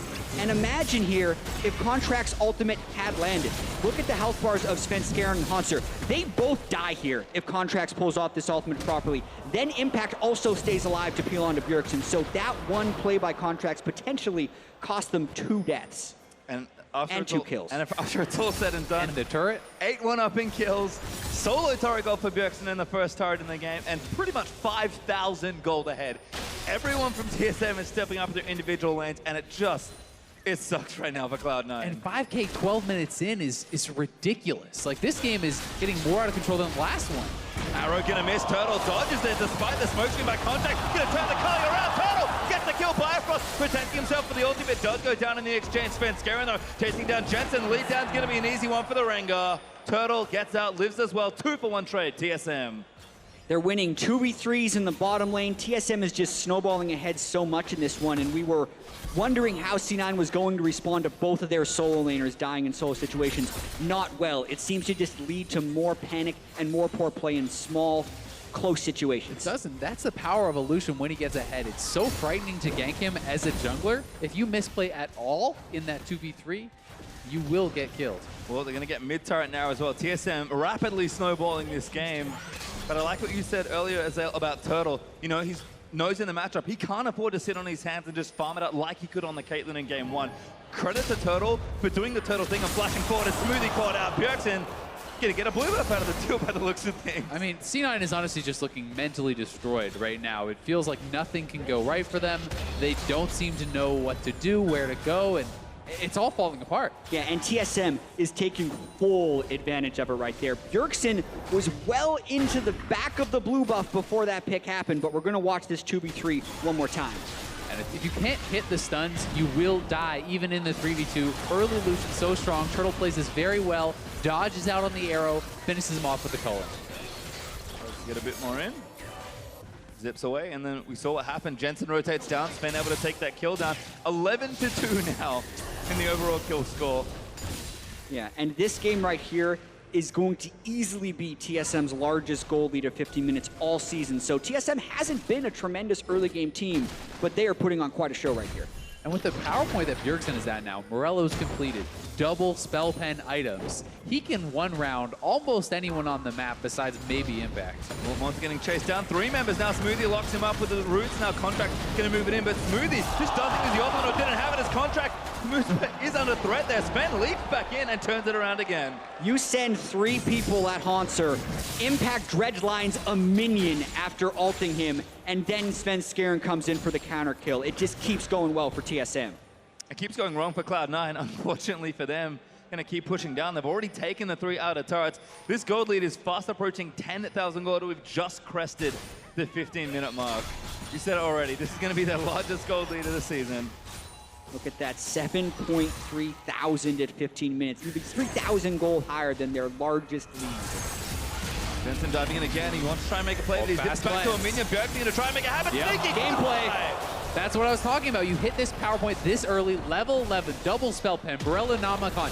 You will 100-0 any squishy player on the other team. And at this point, it's not just looking at the gold lead, it's looking at TSM might be able to close this out faster than any game this split. And Sneaky's level 8. Didn't go at Doran's start. He has 984 max health. Yes, Bjergsen's ultimate's doing that to him right there, so TSM is just crushing here. This turret's gonna fall as well. It's 4 gonna make it 5 in very quick succession. TSM just snowballing this one once again, completely out of control. They are just comically ahead. And at this point, all C9 can do is hope for a horrible mistake from TSM. A good play from you, no matter how good, does not win you this game now. Yeah, but these types of things, I think, really show the pressure and the way different players and teams respond to it. TSM are the defending champions. Every player on this team has been in stressful world situations before, whereas the last time Cloud9 was on the stage, they did have some problems then, because you see that 7,000 gold lead that TSM has, 3,000 gold higher than the regular season. That doesn't happen without some level of tilt happening from your opponent, or for TSM really stepping up to the occasion. Well, these two are just at it again. Svenskeren and Haunter have been quite the pair. Svenskeren is thrown into the brush. What a stylish play to take down Jensen. Really nice from Sven there, and it's gotta feel hopeless for Jensen at this point. Contracts in 2 games has not gotten a kill. Like, he has not been able to get involved really at all in either game. And Svenskeren has been massive in game 1 and game 2, playing super well. And Turtle getting CC chained in. Lula Walty shield, not quite enough. I could be wrong. Turtle, how did you live? Now the TP in. Sneaky getting chased down by Bjergsen. Chased down by Sneaky, but Bjergsen goes trade kill. And now Bjergsen going to look to see if he can't find a little bit more. Haunter TP'd in already. Bifrost goes down, but Contract's low on health. Going to get buffed down by Haunter's keg. Now Impact, we're going to move back in as Jensen TP's to the situation with Ben. Here, so is Bjerg. And Jensen, he's got to be the target. Double stun by Bjerg. Into the brush we go. Jensen, monstered down by Contract. Ults out, but Haunter doesn't quite get him. Bjergsen needs to turn it around to try and get this kill. Looking for this low, flashes in. Wants to take down Jensen, can't dodge everything. Impact out with the hook. Bjergsen now dominating, and they're going to keep chasing Impact for a little while longer. Good dodge of the stun there by Impact to stay alive, but C9, they know they have to make plays, but TSM just able to get better trades. Yeah, I mean, Impact gets out, but the whole house is burned down. He saved the kitchen sink. Yeah, and this was getting a little bit silly. Wild Turtle should have been dead in this situation. Fully picked out, all ults used, but the Lulu was just enough to keep him alive. And thank goodness for Sneaky's Ash Arrow. Doesn't fly over every wards. Wild Turtle still almost has a chance to sidestep, but ends up going back into it. Then the fight is on right here, and C9 really need this to go well. They finish off Biofrost, but then are unable to get everyone out of the fight. And so much of this is the gold lead that TSM is playing with. They're so strong, and these little edges that you miss out on. I mean, they're getting Impact. He's the tank in this situation. Ben's going to roll up for the ults, and Impact has got no chance. Ben dominating now with 6 kills of his own. Yeah, another turret going to be going over to TSM. 10,000 gold at 18.5 minutes for TSM here. 6 turrets last outer. Yep, Baron up in a minute too if they want to take it, but they're going to try and breach the base, I think. Before that happens, Bjergsen, ulti at the ready. Who's the target? Anyone. Yep. You get in range of him at all, he's going to one-shot you. Contract looking for the play. Ulti there by Bio, going to keep Sven alive, but Sneaky goes down. Bjergsen didn't even need the ultimate. There's absolutely nothing used it, though. that Sneaky can do. If he walks up, if Smoothie walks up, he'll get one comboed, and TSM, pre-20 minutes, breaking the base. Yeah, I mean, you could say, hey, Sneaky built some magic resist, but then he's never killing anyone. He's not even gotten his second part of an item completed right there. Blade of the Ruin King, you normally want to go Hurricane next. He is just so far behind the curve right now and paying the price. Yep, I mean, Syndra did get changed, but at this point, it doesn't really matter. You're still going to get heavily interacted with by a Syndra ulti. And TSM, I mean, Baron up, they can maybe take it on spawn if they want to rush over. Likely have some gold to spend, so have a little bit more homework to do before they close out this game. But I mean, this game isn't over, but it's pretty close to, and someone in the back has to be thinking for Cloud9. How do they help reset this team? Because if they go down 2-0, kind of going to have to do something that they haven't done in a very long time. That is sweep TSM to take the championship. And the way that they are going down in these games, I mean, TSM could just walk down mid and probably end the game. The safer play is to set up around Baron. You start the Baron. That ensures a victory if C9 does not come to contest. If they do, you turn and fight, and you have a free win there too. So, you know, TSM really does have all the options. The only way C9 could kind of stave them off for a little bit longer is perhaps a Baron steal and a complete boss from TSM. Yeah, and that is why TSM is generally playing it slow. And I mean, the only fear you'd have of TSM for Game 3 right here is that you're winning by too much, and that's impacting your decision making if you're Sounds actually like a first world problem. Yeah, if you're actually in a close game, because there's been situations here where Turtle's getting picked off or where a bunch of TSM people get away with 10 health, where C9 wasn't 5 to 10,000 gold behind. That could actually be going in their favor. So C9 need to just, again, reset. But at the start of this game, they were very close to pulling off a few good plays. It's just A little bit close doesn't count for anything in this game. Man, the problem is you don't have a third sub. There's no next guy sitting on the bench to bring in here to be like, it's okay, we got Impact now. Reaper played top lane once. There you go, top lane. Let me tell you, never mind. Jensen actually gonna get chased down here by Turtle. Does get himself out of the way with Proto Belt. I casted Reaper's early games when he was on technically pre-SKT. That man technically played top lane. I've never seen a Wukong top go mid lane more often than I have in those games. So Reaper definitely had some fun ideas about where you want to go. But TSM, it's just business as usual for them at this point. Turret gonna fall, mid lane inhib soon to follow. Sven just gonna reveal them all with the ultimate and threaten a potential kill. And now the way pushing down bottom lane means again, all the administration is done. TSM looking to try and end it. Impact chasing down Turtle zips over the wall. I mean, 2 inhibitors down without even clearing Baron. C9's not even willing to walk up to wave clear right now. They're so fearful of the one shot from Syndra. I think we're gonna see one final desperation fight here from C9. Maybe not! Legendary gets 2 without the ultimate. Turtle gonna roam up there as Haunter now big with the ulti from Lulu, gonna look to chase down Impact. There's the ultimate out of Syndra. Doesn't quite delete one, but Haunter gonna grab himself a double. Now Contract's gonna get chased down. He gets out with the ultimate, but Jensen ulti's on the spot, gonna try and get a kill. Bjergsen another kill for himself, make it 9. As Jensen the only one left for Cloud9, and his turrets are starting to fall. Bjergsen gonna assert some dominance perhaps and try and get the last few kills here, but TSM gonna clean this one up.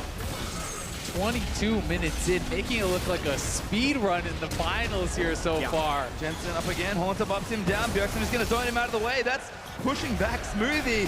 Bjergsen does cleanse off the arrow, not even gonna go down. No, Jensen does get the shot down. Morale boost is all that is. TSM up 2-0. And it only took them 22 minutes and 43 seconds for this one. They absolutely steamrolled C9 to make it one game until they can become spring champions. Credit to Jensen, he's somehow still smiling after that game, but TSM, high spirits, and I would be too, being up 2-0 that quickly. And that is TSM's fastest win of the entire split, not just playoffs, and it comes at just the right time here in the finals. TSM is playing insanely well. Yes, C9 looks very flustered with the pressure of this series, but TSM is making all the right plays. They're executing in 1v1, they're rotating quickly, winning in 25 minutes for game 1 and 22 minutes to game 2. They are on an absolute roll. Well, certainly are. We're going to check back in with the analysts, though, to see what they make of that TSM fastest game of the split. Thank you very much, Praise, for your time. And you laughed at me when I said, could it get any worse from here? Turns out it can. TSM, fastest win of the split over C9 in game 2 of the finals. To be fair, we almost always laugh at you anyway. Yeah, it's true. Because I'm hilarious and my jokes are so good, but you laughed at my analysis. That's not okay. MVP right here in the desk. So let's talk about this. TSM winning all down the line. Right before we're like, okay, Haunter maybe is a better player than Impact or Ray. Bjergsen probably better than Jensen. Wild Turtle actually winning up as well. And credit to Bauerfrost as well, of course, his lane mate. But down the line, everyone's playing better on TSM. Yeah, I mean, this looks like they're smurfing, dude. All of us at the desk, we predicted that it was going to be a close series, but this is just, it's brutal. It's like painful to watch. Yeah. And a lot of the plays, too. It does, people throw around the word tilt a lot in League of Legends, but it does look like Cloud9 are feeling very nervous. The nerves up on stage are affecting them. Jensen going for that dive. Impact getting ulted under the turret and solo killed in a tank v tank matchup. There are a lot of things here where Cloud9 are making a lot of mistakes. And it looks like desperation, kind of like a snowball. Like one person ended up losing part of the map, and then it's like, okay, well now I have to do this to try and get something back for our team. And the 2 solo kills that happened in that game in the 2 solo lanes, those were really big for me because I feel like those were ones that C9 were winning the matchup and they pushed too far. Impact has him underneath turret. He's winning the matchup because, you shove him in a little bit harder and you get to ward, etc. And then in the mid lane, that's Jensen winning the matchup and going too hard. So it's overextensions from Cloud9 that allowed those 2 kills to even happen. Yes, we have replays of those clips. We'll roll them in a second here. But and some of it is sweet outplays. Like the Jensen dive he screws up. This is just, I guess Impact should know better, but this is super sick from Haunter. Minion dies, ults in. Yeah, and Impact even has flash here too, but he doesn't think that Haunter would even dare to go for that play, and he still gets the kills. I mean, if he throws the barrel, he's going for the play. You got to flash. Yeah, you got to react to it. But yeah, this was pretty soon after, I believe. And it just looked like Jensen was like, all right, Impact died. I got to do something. The turret shots doing more damage with each successive hit there. Caught him off guard. He didn't quite calculate enough. Thought he could get just one more auto in before ulting. You could tell Jensen, a guy that really has a lot to prove, and he talks about wanting to prove himself specifically against Bjergsen because they're always compared as number 1 and number 2, but he's perennially number 2. It felt like that was a moment where he was like, this is my time. I'm going to solo kill Bjergsen. and it blew up in his face. I mean, that means he could have been #1 in the future, right? He got the flash first, and then if he just ulties back, he's able to actually go for a kill later on, because that matchup is Echo favored after a certain point. And this just reminds me of last finals when I was playing on TSM. Jensen also lost composure in a really crucial moment. Like this guy, he's obviously very good, but I feel like in his head he lives in the shadow of Bjergsen, so he feels like he has to play extra aggressive to prove himself, and it just ends up backfiring all the time. Yeah, and I wonder what that's going to do for Game 3 here for him, because at 17 minutes when he got killed in top lane, I actually watched his player cam, he's laughing. And I'm like, that's pretty much what you can do with that game, though. You have to kind of laugh that off. So that's promising that he didn't look as distraught as he did at the last finals. But we'll still see, because like you said, in his head, he's living in the shadow of Bjergsen. Don't know if he's smiling on the outside, but dead on the inside. Gosh, that took a dark turn quickly. But yeah, and I want to sing praises of the rest of this TSM lineup.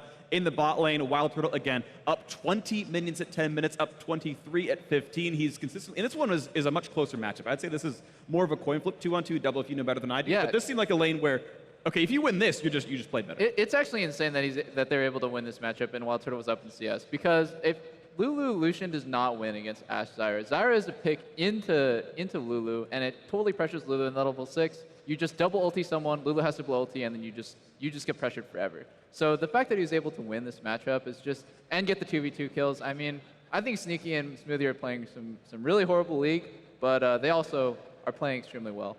Yeah, it definitely is a combination. You kind of have to get that to get a smashing this big. You're right, Freak. We did technically laugh at you after the earlier comment. But yeah, nobody expected this. As I said, this is the quickest game that TSM has actually finished all year long. And they're absolutely destroying C9, both playing well, and Cloud9 making a lot of mistakes. Okay, so let's redirect then.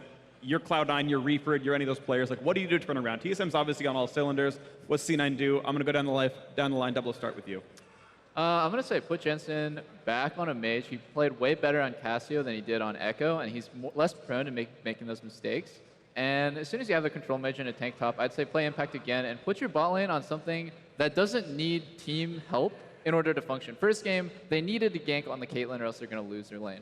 This game, they need the ganks as Ashe, Zyra to set up the plays, but their solo lanes are like inting. So I think this game, put them on something more sustainable. Ezreal, Lucian, or even Caitlyn, and just let that play out while the solo lanes just play for the comp. Yeah, I think for me, it makes a little bit more sense to run Impact on blue side, blind pick your top laner, pick a tank, and then on red side, you run Ray, and you can run 1-3-1s, get a counter pick for Jensen so he can run an assassin, and you can split push, and then you can also get Ray on something like a Kennen to go for a split push as well. Yeah, I think these guys made a lot of good points for the lanes. The jungle as well, I think, is very important. You know, Contracts felt like he got scared away from Lee Sin, even though I thought that has been his best champion in multiple games in the regular season. So I don't think they should be scared to go back to that.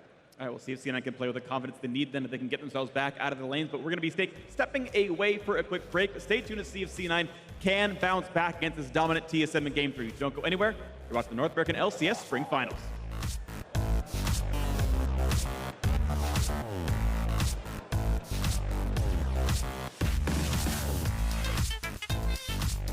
Just when you think Cloud9 have arrested control of the game, TSM have a few acts, but Jensen's just going to go ahead and dive Bjergsen. Bjergsen just can't do anything. Jensen gets the solo kill. Oh, my God!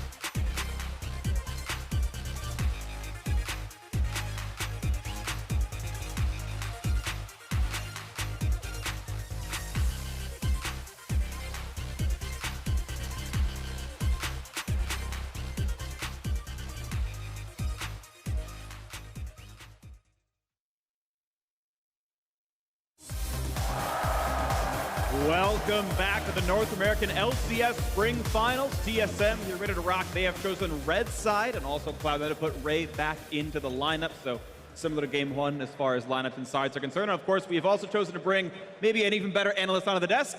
I hope they get your name right. I apologize if it's wrong. Rami Inore Shara. Close, completely wrong. Better than most. Better than most. I should have asked you during the commercial break, and I apologize. That. Better than most. Better than most. I'm okay with that. That sounds like my life. Now, of course, before we get into the game, let's check in on some of your responses to how you LCS at home or here in Vancouver. Cloud9 is receiving some energy from @OneBrightLeaf, who says, Reaper carry, please, and plenty of people here to join as well. I mean, if Hanser said he can play carries better than Ray, tanks better than Impact, can he play better than Reaper? Reaper comes back in? We'll see what happens. Of course, next up is @Amelia in Detroit, carrying on the proud tradition of cheering for TSM, where they aren't playing at the Joe Louis Arena. That means looking at viewing party? I would assume so. I would assume so. Nice. There's statues in the background. All right, and finally, everyone's favorite @LCS Pigeon found a fan who came prepared for today's game. He was back in here a second ago. I saw that pigeon sighting. He brought reinforcements this time. Inori, any thoughts on the pigeon? It's P1 Pigeon all the way. P1 Pigeon. You tweeted it was like flying over you. Yeah, I was sitting there and I would always see it like fly over. So like as I was dead, I would just watch the pigeon harass people in the stands. It was pretty good. I liked it.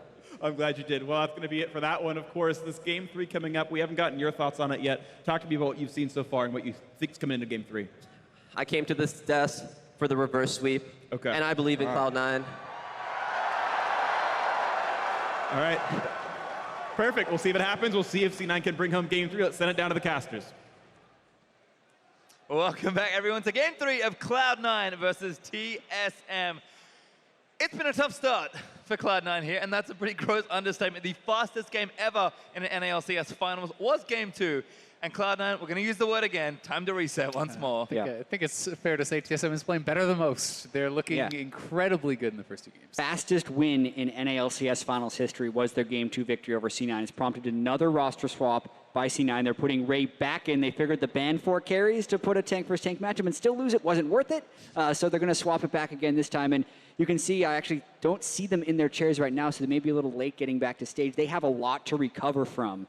After those defeats, you could see the player shots right after the game. Contracts looked a little out of sorts. He's been pretty much invisible in this series, and you can say that about pretty much everyone on C9.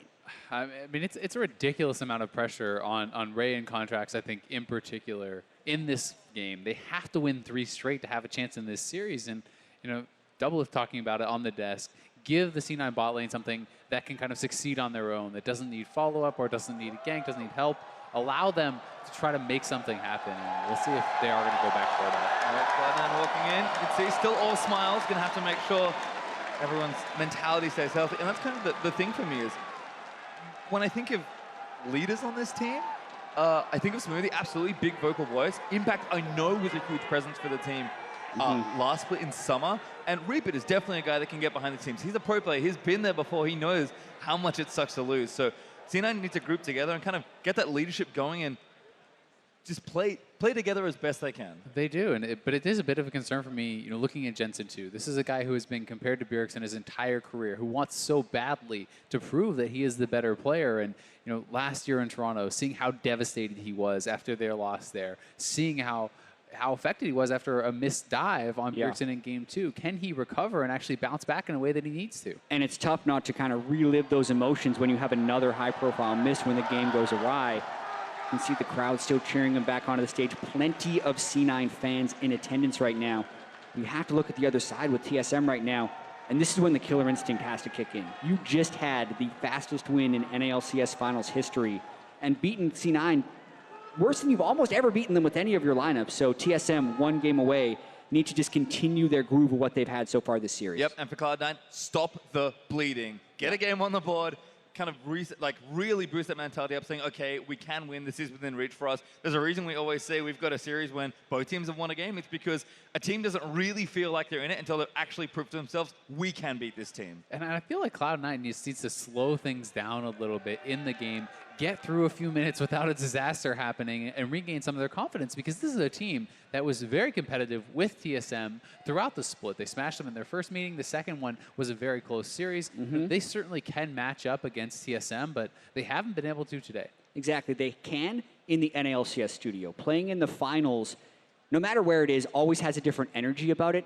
And that's when you talk about clutch players. And these are the moments that people really remember. I mean, Doublelift mentioned at the very start of the day, you can have a split worth of good plays, but people will only remember your bad plays in the final. One bad play can undo all of that. So that's what C9 kind of has to deal with. And it's not over yet. If you get a reverse sweep, no one remembers those first 2 games. It's all about the next 3 that you win. That's true. Like Jensen said, it's just all about, no one cares about second. It's just about winning. However, we are going to toss up back over the analyst desk before we get our game underway. Thank you very much, Pastry Time. Yes, I wanted more time in the light here. We kicked Zyrene up. I kicked him off because he was right about his analysis that Ray was coming in. And he predicted Cloud9 to win, though. Not looking too good. Reverse sweep, and Nori was calling it. So we're going to wait till that happens. So let's talk about the fact that Ray is back in. And Nori, to start with you, I actually don't know if you played against him. I forget when he subbed in against you or not. But talk to me about what you know of Ray's impact. What do you think about him coming in here? Carry player. He has a lot of strengths in 1v1 duels, and he's definitely very skilled. He's super high rank in Challenger ladder as well. He's number 1 by a lot, yeah. Yeah, and I think Impact's more of that tank player. He's consistent. He has good showings, and I think if you want to make the comeback happen, you put in Ray. You make him go for the carry champ and just go hard. And also, Hanser's been performing really well, so I think Ray needs to kind of go hard and step it up this game and just go for the hard win. Yeah, I mean, if you're trying to find some positives for Cloud9 in this stomp so far, Ray actually had a lot of good dodges early on. As far as laning mechanics, his laning mechanics were quite good, but he could not handle the rest of TSM. And pretty much every single member of TSM right now is absolutely crushing. I mean, up in the top side, Hanser, Bjergsen in mid lane, and even Turtle is getting 2v2 kills and absolutely going off as well. So there are a lot of things that have to go right for There's one of them. Sign. Are you going to lend the P1 pigeon over to Cloud9 to help out the reverse sweep? I told him to go to the Cloud9 side to bless Cloud9 players. Hopefully he can give us some good luck, and we can see this reverse sweep happen. There you go. Get the entire stadium behind you with that. Absolutely. Now, Nori, I have another question I want to bring up to you. The thought of a player being on form for a day. So far the C9 bot lane has lost pretty hard, even in matchups where maybe they're supposed to win. Do you think that Sneaky Smoothie will continue to perform badly, or can you just turn it around between a game and get back on the form you're supposed to be at? I definitely think they're really good players, and they can always make the turnaround. I believe in them. I think if they really pull it together and they go hard, they can definitely make this game happen. Okay, well, we'll see if that happens. Now, we are going to be getting into Champion Select. That will be starting in just a second here. And as it does, we will let the casters take it away. The decision will happen after Champ Select begins, and we will see what these picks and bans end up being as the Champ Select starts. So thinking about what might you see picked or banned away from these guys? I think Hanser, I think they banned 5 top laners last game. Yeah. Didn't really work out. Maybe they should try switching that to maybe mid lane, focus on mid lane bans. That'll probably help out more. And we'll see what happens. Casters, take it away. Thank you very much. Here, we're going to get into Champ Select for this last one. I think it does start in the draft for Cloud9. We've heard it from multiple people on the analyst desk. Just pick yourself some safe lanes, try and slow down the game, and play to your strengths. Cloud9's early game has been not real good this season long, but their mid and late has been excellent. And another thing working against them is that TSM gets red side. That is their selection once again, and that is where they are going to be most comfortable. Yeah, it gives you a lot of opportunities to pick a power pick in the top lane as well as being able to counter pick that bottom lane. The Ivern ban, though, will block the strategy that TSM used in Game 1, where they could have the Karma and the Ivern shields to empower their top laner. But we also have to note, no Camille ban, so definitely still a possibility. Well, we'll see what TSM respond with here. Lulu answered by Karma and Lee Sin with a mix of junglers and actually top laners and carries banned out in those first 6. And Sven's Lee Sin is actually, in my opinion, his best champion. This guy is an absolute monster on Lee Sin. Yep. Already had a name for himself and then was crushing it in Worlds. Has looked very good on the Lee Sin all season long. And you also have to note, I feel like the top 4 junglers for these guys, Rengar, Graves, Lee Sin, almost in that order. Kha'Zix is, I think, a fair bit below Lee Sin as far as the tier list for these guys, even though Contracts had so many games on it in the regular season. That was before the substantial nerf, so not the best situation for Contracts to be going in for, and they'd have to pick it right here. Well, they are going to take it by the looks of things here. There's actually Syndra and Kha'Zix locked in, so I actually do like this for Jensen. Yes, there are risks with blind picking on mid lane, and Syndra does have some counter picks. Bjergsen actually going to take Ahri, so probably a matchup that's very skill-oriented. But Jensen, he's just saying, I'm confident in this pick, let me play it, I can win this game. Yeah, and absolutely no hesitation for Bjergsen with his pick. You knew coming into this, both mid laners were incredible Syndra players, and both guys needed to prepare counters for it because it wasn't necessarily going to be drawing bans with all the other priorities. So we got to see Jensen nearly getting that solo kill, then Syndra took over. Now it's Bjergsen's turn. And Syndra has actually been one of the most dominant champions for Jensen throughout the season. He was around 8-2, I do believe, on the champion. Extremely strong showings, and I think that it is something that if he can get going, he can completely take over a game. Double have said get him back on a mage, get him something that he is looking comfortable on, and we'll see if this is going to be it. Yeah, Jensen is actually undefeated 6-0 so far on the Syndra. Well, you can see 80 carries actually getting banned out here. Lucian and Caitlyn for TSM and Cloud9 respectively. So a lot of attention towards the second half of those bottom lanes with the early support picks. This does make some sense, especially given how warped the drafts kind of become with these early mid lane picks. But again, C9 saying give our players champions we're comfortable on. TSM are just reacting here. Yeah, this to me is TSM still taking the best available AD and then waiting for the counter pick in the top lane. We'll see what happens with this second ban. TSM running down the clock for it. Kennen taken away from, I assume, Ray, but of course can be flexed somewhere else if Sneaky has had practice in the bottom lane with it.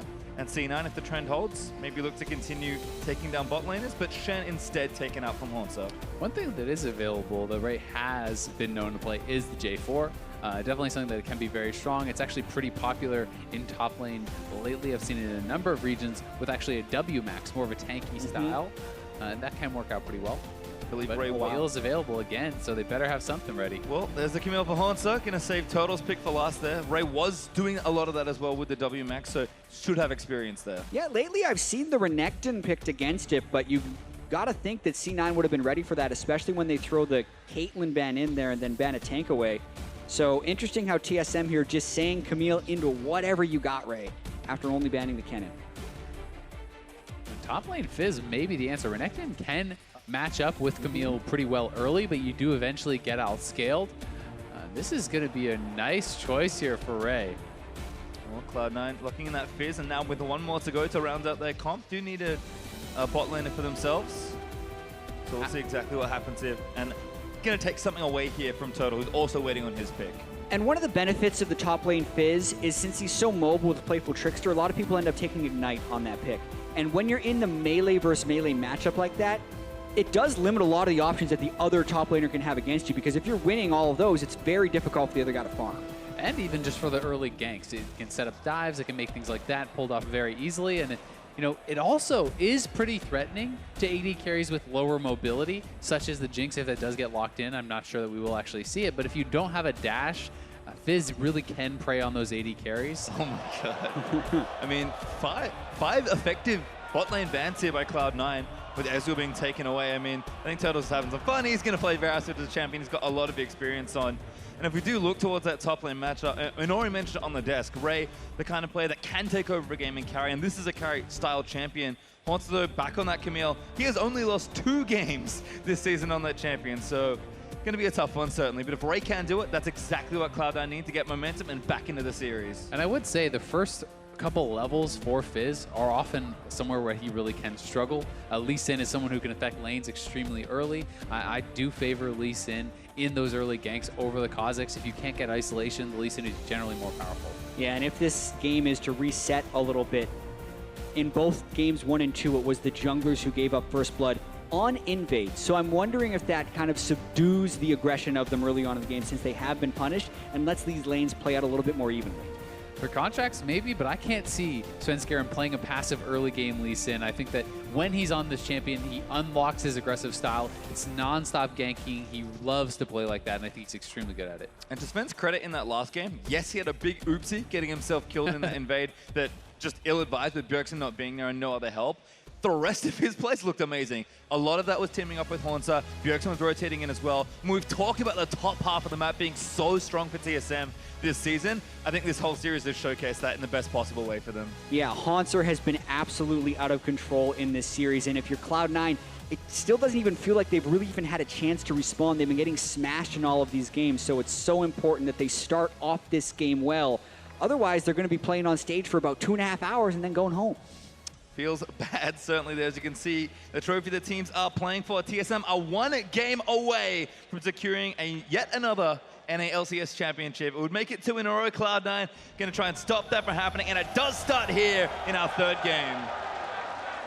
It also means Biofrost, the Canadian, would have won all of the NA LCS all of the Canadian Canada. titles. Yep.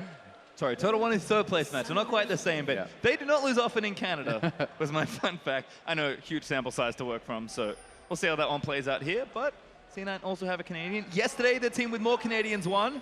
We'll see if that holds up here for TSM.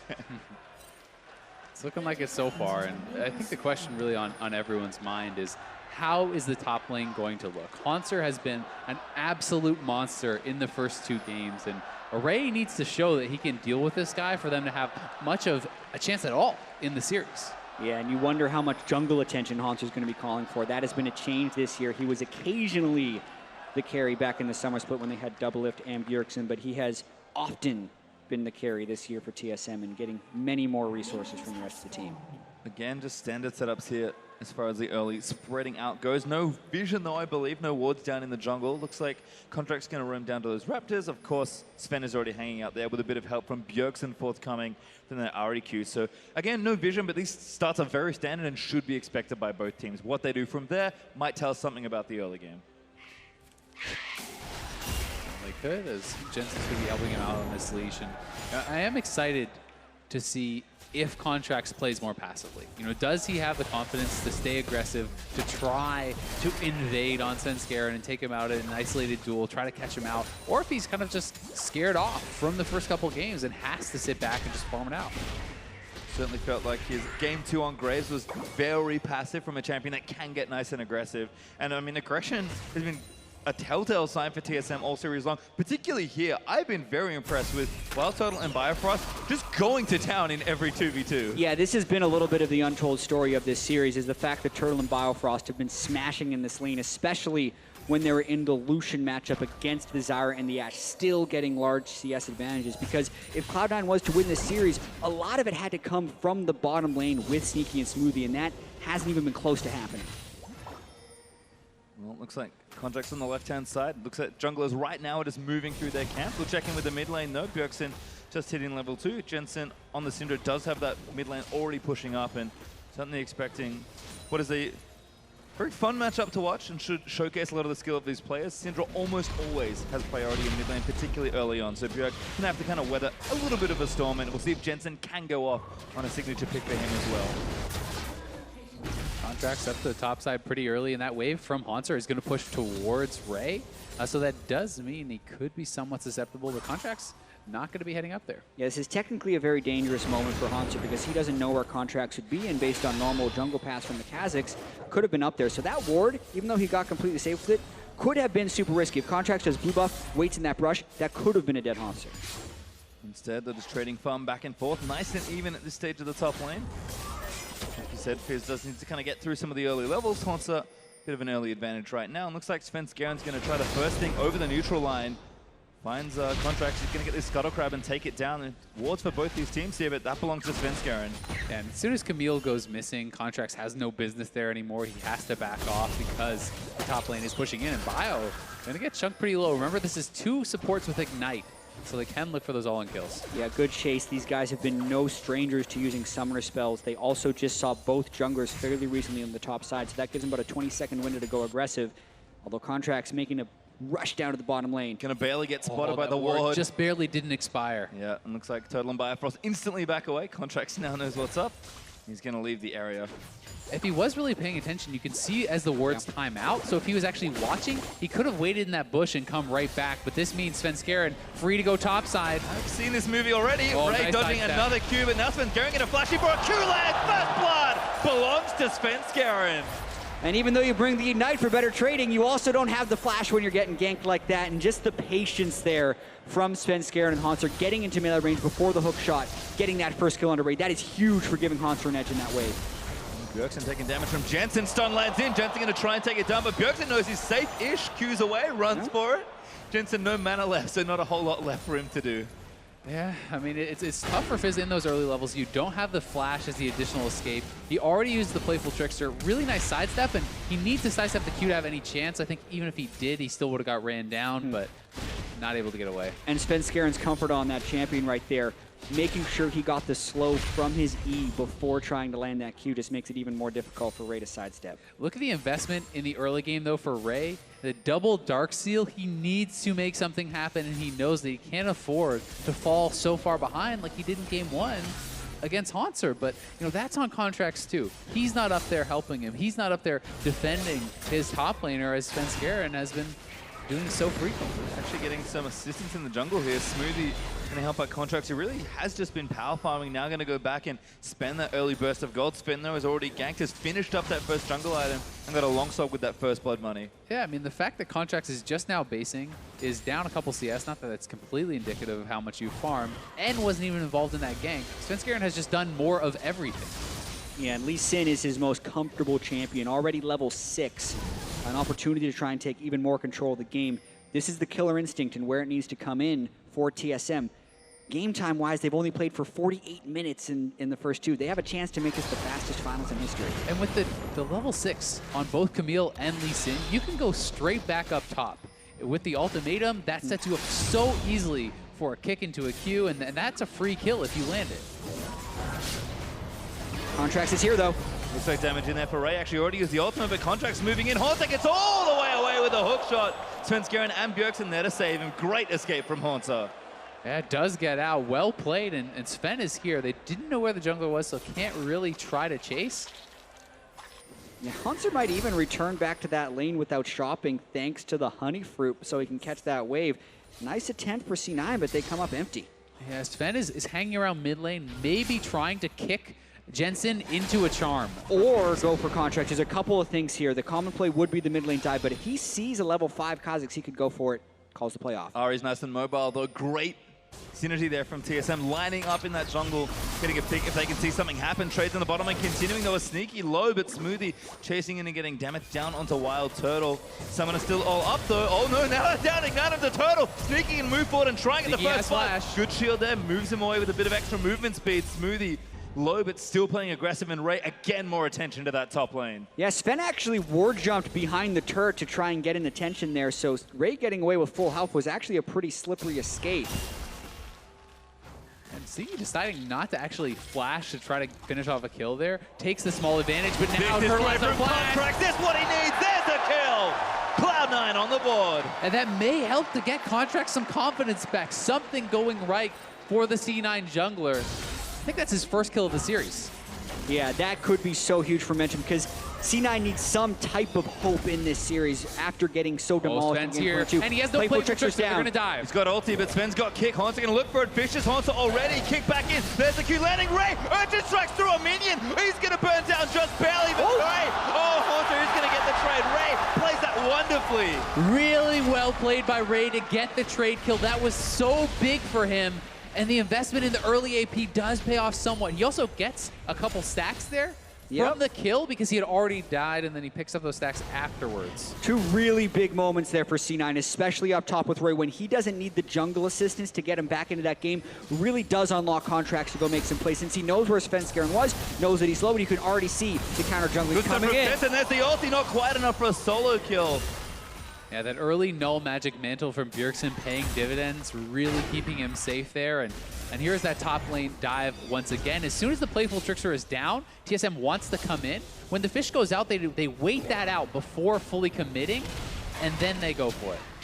Yeah, you can see the turret swaps over to Svenskeren as he goes in, which is what they wanted, but because they could not burst him out, you'd almost want them to wait another second there so that Haunter could have comboed while the Dragon's Rage had Ray knocked up. Yeah, as soon as he would have been out of that knock-up from the fish, but they were worried, I think, about jungle assistance coming in or something like that. And Ray is able to make an outplay and get something going for himself for the first time in this series. Trade kill's exactly what Ray needs here.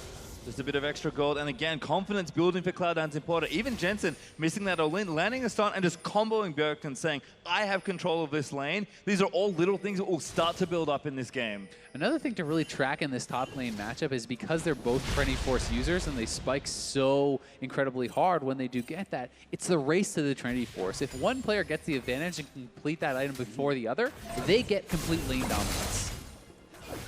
Bottom lane's been a little quieter. We did see an all-in previously, but early life still there for Turtle and some safe items for Sneaky. Should be not snuck around the ward. That plays a little safer. Good invade here from Contracts and Ray. Maybe trying to catch up the mid lane. I see some pings. Contracts are going to check this jungle, sees nothing there, but does get some vision down instead. A bit of time wasted right there. There wasn't much option to dive. Svenskeren and Bjergsen coming down, and the teleport. Bot. We'll see if they can respond in time. TSM trying something, Spanging to line it all up. Smoothie the first target, but a good ult from Sneaky as the TP's going to follow him from Cloud9. Off from Turtle is great. There's a Lulu knockup, but Svenskeren already takes down Sneaky. Haunter goes invulnerable, but doesn't quite lock enough down as Ray gets the counter kill. Bjergsen whimsied up, going to have to run away with the Q. Stun's going to miss there, but Ray dives back in onto Bjergsen. Shields from Karma moving in, but Jensen punches the Bifrost, doesn't kill him though. And now Contract, the next one to file into the play. TSM pull out, it's just a trade. Yeah, they do trade kills there. A lot of summoners blown on both sides. C9 holds on to the play. Much closer early game right here as C9 is able to hit back a little bit when TSM goes for those big plays. Yeah, this is a full commitment. Nice setup from TSM initially. Sneaky does a good job to chunk out the bot lane a little bit, but that ult from Turtle was so big. Yeah, also getting the knock-up twice there for Svenskeren, preventing him from getting a very clean combo off, and then Haunter took way too much turret aggro. The idea for TSM was to kind of just lock him down with the ultimatum and the turtle ult and kill all three very quickly, but when they don't do that, they have to turn tail and run. So they didn't overcommit necessarily because they were able to pull away, but they don't get what they wanted with that play. And although Jensen did get a couple summoners out, the exhaust and that heal from his flash forward, he will be vulnerable for some time, especially to Svenskeren if he comes to gank with Bjergsen. Feels like twice now Jensen's just been a little too soon to pull the trigger on that ultimate. I think in a different game, Jensen probably calculates a little bit better and makes sure he secures those kills. Still good to see Cloud9 playing proactively. TSM, though, answer on the top side, take away that blue buff. We saw it steal earlier, a number of minutes ago, where Jensen got Bjergsen's blue buff. So, again, these teams just trading back and forth. And, well, what, 12 minutes into this game, and this is definitely the closest game of this series. And it's been a theme throughout the series to focus Jensen by taking away those blue buffs. In game one against the Casio, they were able to do it on the Ivern multiple times, even on the first clear, taking away that blue. And they're trying to keep Jensen down through these little moves. Yeah, and so much of the way C9 has played throughout the regular split has been with Jensen taking a lot of resources and really dominating that mid lane and making the game come through him. He has the highest percentage of CS for his team post 15 minutes after he can transition that lead. So if TSM is able to shut him down early, they take away a lot of C9's setup for teamfights late game. Well, so we're still waiting for those first major items to come out here. Jensen and Contracts, though, roaming down to that bottom side of the map, maybe looking at a pretty soon to spawn blue buff here, or maybe they're looking at the dive. Summoners are missing for TSM bot lane, and they're going to go straight in. We'll see if they can pull it off. No, okay. Turtle and Bifrost sneaking away. Jensen's like, hey, don't you get out? Cleanses off a little late. Jensen misfiring there. Yeah, I do not like the delay there from Cloud9 because they had the numbers advantage and they were sitting on the controller for about a second before they decided to pull the trigger. It seemed to me like they wanted to pull off the play initially, realized they're losing mid lane turret, and then tried to force something so they get the worst of both worlds, and they're going to lose that mid lane turret. Bjergsen actually doesn't quite get stunned, and now they're going to go back in. Great kick. They're Smoothie going to get taken down. TSM making it look real. Bjergsen flushes out of the way. Contract going to move in, but going to try and take it down. Svenskeren looking for the big play. Grabs a double kill, does go down, but such heroic maneuvers. Svenskeren is going off in this game. 4-1-1 involved in everything. Ray trying all in top side. Oh, does get the knock up there on the fish. Haunter can't leap away in time, but we'll be okay. Haunter holds his ground, doesn't burn the ultimate. So close again for Jensen, though. The slightest bit of health left on Bjergsen. That's 3 times he's barely not gotten a kill, which is really slowing him down and stopping him from snowballing. Yeah, and a fairly lazy collapse by C9 right there. They just meandered in as their turret was falling and didn't find a good mark for them. So that was a mistake.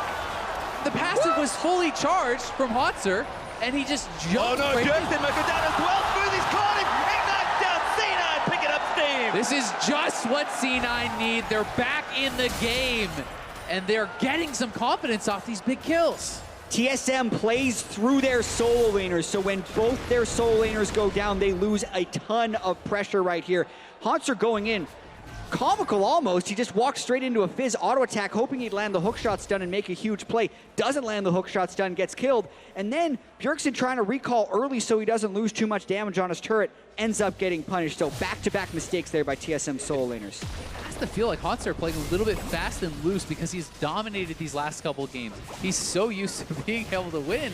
And now, with that kill given over to Ray, he gets the first Triforce. He has 6 stacks on each of his Darkseals, and he's at a super strong point. C9, their first post 15-minute gold lead of this series. Watching this one more time, Hauntzer, great dodge by Ray right there, but then you just have to pull away right here. The biggest thing is that the passive is already charged. That means the W does so much extra damage. It would have been fine to go back in had that passive not already been applied, but it was, and then Bjergsen gets caught with a lazy recall.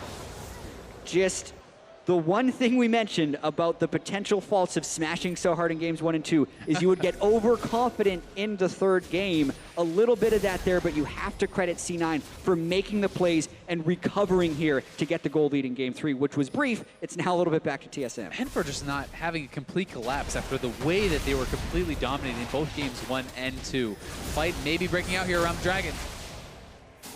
Flashed away, but the Drake does go to TSM. Bjergsen's done, TP in from Cloud9. Ray fishing for an ulti, doesn't land it. Prince-Garen able to dodge away. Drake over to TSM. They'll get the first one of this particular game, but you can see the teams starting to play a bit more aggressively now, and those first items have come up. Trinity Force is available. We can see Hauntzer working towards Tiz, and our friend Bjergsen has a Gunblade, which is kind of an adaptation for these Ahri, but we've seen it on LeBlanc. Makes sense that Ahri's a kind of champion that can use it as well. Yeah, we actually saw Huhi run this build earlier in the playoffs and completely dominated that game once he did get going. The assassination potential was quite huge, but we have to track. Hauntzer did not blow TP for that Dragon. Ray did, and flashes down for Jensen. TSM can look to make plays. Yeah, well, right now they're trying to crash that huge minion wave into the turn. There's not much C9 can do about it, but it's turning into a little bit of a split push game. We kind of have our first competitive game in this series. Well, turret's going to go down. TSM up 2-1 in structures, but C9 trying to trade pretty quickly. Sneaky and Smoothie with contracts to their left, pushing down on that bottom tier 2. Looks like that'll be cleared out, and Spencer might be thinking about something here towards Ray, but instead, Cloud9 continuing to steal away jungle contracts, and Abza Blue Bjergsen, they're going to trade one back. And this is really smart play from TSM. While Fizz is at this super strong point, he has very weak wave clear. You move your mid laner up, your jungler up, you force down the turret, you get Hauntzer to his Trinity Force, which is that key point for him, and don't leave them in an isolated matchup while he's at a disadvantage. So these little things that TSM does are just so intelligent to shore up weaknesses wherever they do pop up. Yeah, and when Hauntzer is on Camille, TSM looks to play more around him. So Bjergsen on Ahri, more mobile than Jensen Syndra, and Jensen does have a tendency to kind of stick around in the mid lane and try and make the game played around him. So it's not necessarily the 1v1 that is going to tilt this, but it's who helps the 1v1 to tilt it in that team's favor for that top lane matchup. Well, Jensen has finished his first major item. You can see Sneaky Manamune done working on his own Trinity Force, and Blade of the Ruin King's now done for totals. So the game is close both in gold, and those early items mean that these fights can swing very quickly based on how the teams execute. Cloud9 do need to take a little more territory. They're behind in turrets, which means that moving around the map is going to be a little more difficult. But other than that, Cloud9 finally poised to try and take over a game. Yeah, and the C9 bot lane has to be very careful. You cannot escape the ultimatum. TSM is lying in wait. We'll see if they decide to pull the trigger. But they don't have a lot of vision in the river, which is kind of making them hesitant as Jensen went missing.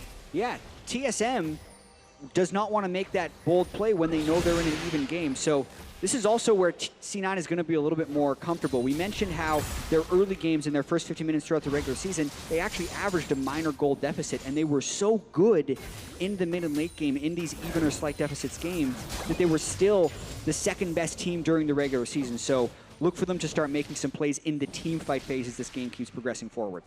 Well, it looks like Cloud9 trying to kind of siege down top there. Got 3 moving towards that lane, but TSM happy to converge there as well and try and get a pick started if they can find it. Like you mentioned, Vision does need to be re-established here, and Bjergsen and Jensen will need to be around mid lane to try and push that down, but 1v1 top lane going to start again. Ray already landed the fish, but the ultimatum. Oh, it failed his E over the wall. And the E's going to make sure he gets out. Ray, bit of a misstep there, but kind of taking over in the 1v1, at least in that short exchange. Well, and honestly, Haunter misplayed that a little bit. What you want to do is, once you're already fished, you want to try to use the ultimatum to try to immune that knockup, time that out so the fish is proccing as you go up, and you can come down and try to avoid that little stage of being CC'd. Again at it, Ray diving pretty far forward. Able to dodge out with playful tricks to Haunter left, clearing the minions instead with his tier mode. And again, just a world of difference for Cloud9, the confidence you're seeing. And when you have a carry top laner like Ray, who does have, you know, a little bit more energy behind his play, does not have advantages, and is on this type of champion, Ray might be the thing that really unlocks the rest of the map for C9, because look, able to take top turret now and equalize the objective. Yeah, and there's also a high chance that this game is decided by who can get deep wards first. And when you have Ray able to push Haunter back to his turret, that does give some freedom for C9 to try and make some vision plays elsewhere, since with both of those carry split pushers, a lot of collapsing happens, and vision is what makes those plays work. And you can tell just how important they see the vision as it's actually a 6-stack Darksteel being sold for a pink ward there from Ray. So really high priority placed on that vision. It's a smart play, something you do see in professional play all the time. Yeah, Darksteel has a tremendous sellback value. Also, only one of them is good for the stacking. The unique Dread passive is the unique on it, so he still gets the little bit of extra AP. It's 33 AP for that very low investment early on in the game. Well, Bjergsen clearing out a wave and fading back toward this left side. TSM continuing to try and get stuff done on the top half. Haunter and Ray again continuing to be down that bottom side. Split pushing Jensen and get to the mid lane for now, but plenty of wave here to play with. Stun, he's going to land. Might look for an all-in. Smoothie's here to help him out. Oh, he's waiting on the ulti. But he's going to move it back in. Ulti not enough as Bjergsen dashes back in towards the rest of TSM. Is here now. Spenskeren kicks Smoothie back in. Good ult from Turtle, but Smoothie flashes out of the way. Ray's here too. Now Speng going to move in. Actually goes down to Sneaky. Ray going to take one down to the back. Like, oh, he can get more. Cloud9 still going in. Ult not enough for Turtle, but TSM solo now. Such a turnaround right there by Cloud9. Spenskeren doesn't get the right angle on the kick, and none of the CC can be chained. Then Contracts and Ray come in with the flank because Ray was there before Haunter. And now the turret's going to go down in the mid lane. Cloud9 going to get the turret advantage and break open the outer ring. All of a sudden, if they needed a way to give themselves initiative and open up the game and put it in their hands, this is their time. 3,000 gold up, 3 turrets down. Cloud9, this game could be yours. So many little things happen early to try and give them the confidence, but right here, Jensen lands the stun, lands the W, does get exhausted, but then waits for it to clear an ult. And then you got to worry about Spenskeren coming in. I thought he was going for the angle on Jensen, but they try and change it with the Varus ultimate. Smoothie flashes away before it hits. Yeah, and it misses the Varus ultimate and the charm from Ahri, which allows Ray to go deep in this fight, take down the first kill, and so much of the gold is going over to him on their split pusher, exactly where you want it, but TSM rushing the Dragon. Dragon, though, maybe be contested. Contracts doesn't fancy leaping in for a steal. TSM will pick up their second Drake in this game. Mountain's nice to add to the stockpile. Yeah, Mountain much easier to use when you are ahead, but still very beneficial if they're looking to sneak a Baron at some point. So I think C9 will be okay giving that away as long as they can keep the aggression up and keep the wards deep in TSM territory. And C9 really is at a very strong point with the Muramana completed for Sneaky, Triforce on him, Triforce done on Ray. 2 items on both the jungle and the mid lane. This is a very powerful time for them before the item completions come in for TSM. They want to fight around this. And we saw, again, Bjergsen Syndra last game was significantly further ahead, but that double spell plan point was really where Jensen could start blowing people up. TSM's been not cooperating with going down to Syndra, but Jensen certainly has the power to break down those squishier members. And with Ray having so much power here, 4 kills and still now moving down to the bot lane to split push, I mean, he's the thing that's going to unlock the rest of the map for C9, so we'll see how they can play this 4-1 moving into the next 10-20 minutes. And it's pretty remarkable the faith that this C9 organization is putting into Ray. They have a former world champion in Impact. Oh, Sneaky R right there to steal the red buff. But they have this former world champion in Impact on the bench, and they pull Ray back into it on an elimination game in the finals. He's only played 1/3 of their games during the regular season. Now, though, he is getting collapsed upon. Both solo laners looking for a 2v1, but Ray playing it very safe. Yep, looks like he might have had some vision. I think Bjergsen got spotted walking by the river, so Ray Houdini's his way out of that situation. Now Bjergsen's going to show himself soon. Ray going to walk back in after hiding in that brush. Firefrost floating up that Baron. TSM know that they are moving into a much longer game now. And Ray is at such a strong point that you kind of have to make the assumption that if Haunter is moving aggressively towards you at any time, someone else is probably there. Mm-hmm.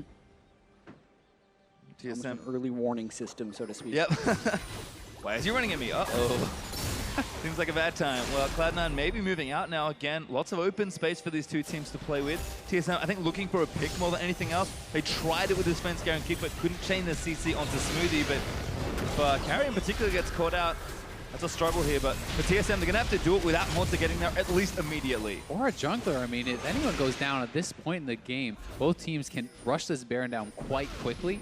Kha'Zix is excellent at taking down those objectives, and top laners are going to be trying to force out the TP from the other one or get an advantage in a side lane, try to extend their resources a little bit further. Yeah, and you can see the momentum in this game is definitely in the favor of C9, which is miraculous after how badly they lost games 1 and 2. The mental fortitude to come back and have a lead in this game. But even with that, it's still just a 2,500 gold lead. Any fight goes a little bit in the wrong, and TSM would be able to get the gold lead and most likely the Baron. So very slim margins that C9 have to execute on here. And at least right now, it feels like C9 can enact that game plan, which is something they couldn't really do in the last two games. This battle for vision, they have not seen Jensen yet. Conducts in again, does get a double slow. Shields out there onto the jungler, making sure he stays safe. C9 is really emphasizing the vision around this Baron area, especially with Syndra. It's incredibly strong. With that Syndra and Kha'Zix combo, if you can control the area, force someone to come close, you hit one stun, they are going to go down. Ray backing up again. Actually going to go back in now that he sees where Sven's Garen was. Not a whole lot of vision in that blue side jungle for TSM, but Ray playing this really smart. I'm sure this is something he's well practiced on as far as quick pushing goes. And C9, again, enacting their comp very safely, very steadily. Yeah, and TSM is just kind of waiting for the right opportunity where Bjergsen could land a charm or Sven Skaren can get a nice kickback, because they are very much just looking for the pick here and hoping that they can reestablish a little bit of vision to make that happen. Getting these control wards out of the river is actually pretty critical. It really is. I mean, that's what C9 has been fighting for these last couple minutes, is that Baron vision. And now C9 cedes control of the Baron area. TSM walks in, clears out their vision, adds a whole new layer of wards that you now have to reset and wipe out. Ray also going back in. Finish his Sunfire Cape now. Flash up from Turtles. Not going to connect on Sneaky. That is pretty scary. Now your AD carry is down a flash and an ultimate. Nothing was expended. Not even an E from Sneaky to sidestep it. Yeah, now the fear of a teleport flank is even larger, because if Ray just gets close to Turtle, there's nothing he can really do to escape it. So the vision battle TSM was fighting, they have to play even more conservatively to try to get that back. Bjergsen looking for a pick here, though. Not going to spot anyone from C9 moving. And now Biofrost in trouble as he's trying to clear wards out of their red side jungle. C9 again moving in, clear out the vision around that Baron area, and the dance does continue. Bjergsen busy clearing out this mid wave, and that is one of those pivotal things. You need to make sure this wave is pushed back, and so you will see the ebb and flow around the area. Even just the scuttle being there for TSM is going to buy them some time, because that gives them the confidence to know C9 has not entered the pit through any normal circumstances. Sneaky instead, they're going to start a push towards the top lane, and C9 going to try and get all these lanes going. Ray continuing to heavily shove that bottom lane here, and we haven't seen the 1v1 yet. Haunter might be making a play for it. It's actually a 1v1 right now. Sven not here, and Ray going to turn it around. I wonder if he feels unsafe. It's because Bjergsen's coming. Well, it's a really long play. Bjergsen would have to run down, and Ray understands that if Haunter's ever running towards him, he's going to back away, and he doesn't actually take that much damage from Haunter, so it does stop him from being able to push in, but really TSM gets nothing out of it. Yeah, I mean, it's very smart play from Ray. He knows that no one on his team can actually get there very quickly, so he shows the respect. They trade red steals. Yeah. And C9's actually wondering, why is Sven Skaren there? The rest of his team is elsewhere, so everyone tries to kill him now. Oh, good kick. Fish not going to land either. Sven Skaren gets away with a very reckless play. High-risk red steal for sure, and now they're trying to prep for the Drake, but Sven Skaren doesn't have his R up, and that red buff doesn't do much for now. No ultimate for Ray either, though, so that could keep Turtle a little bit more safe, as he has no flash. It could be a smite steal. Drake already low. Smite's not up for Sven Skaren just yet, so he can't steal it. TSM need to buy time or start a fight. Sneaky front lining. Doesn't know that. There's the chunk happening. Haunter looks for a contract, doesn't find it, and there's the Mountain Drake. First Drake for this game over to C9. Yeah, and the Mountain is really good for C9 in this context because they've been trying to control the vision around Baron for so long. Mountain Drake giving them much faster clear chance on that, but they're taking control of mid right now. That's a big stun.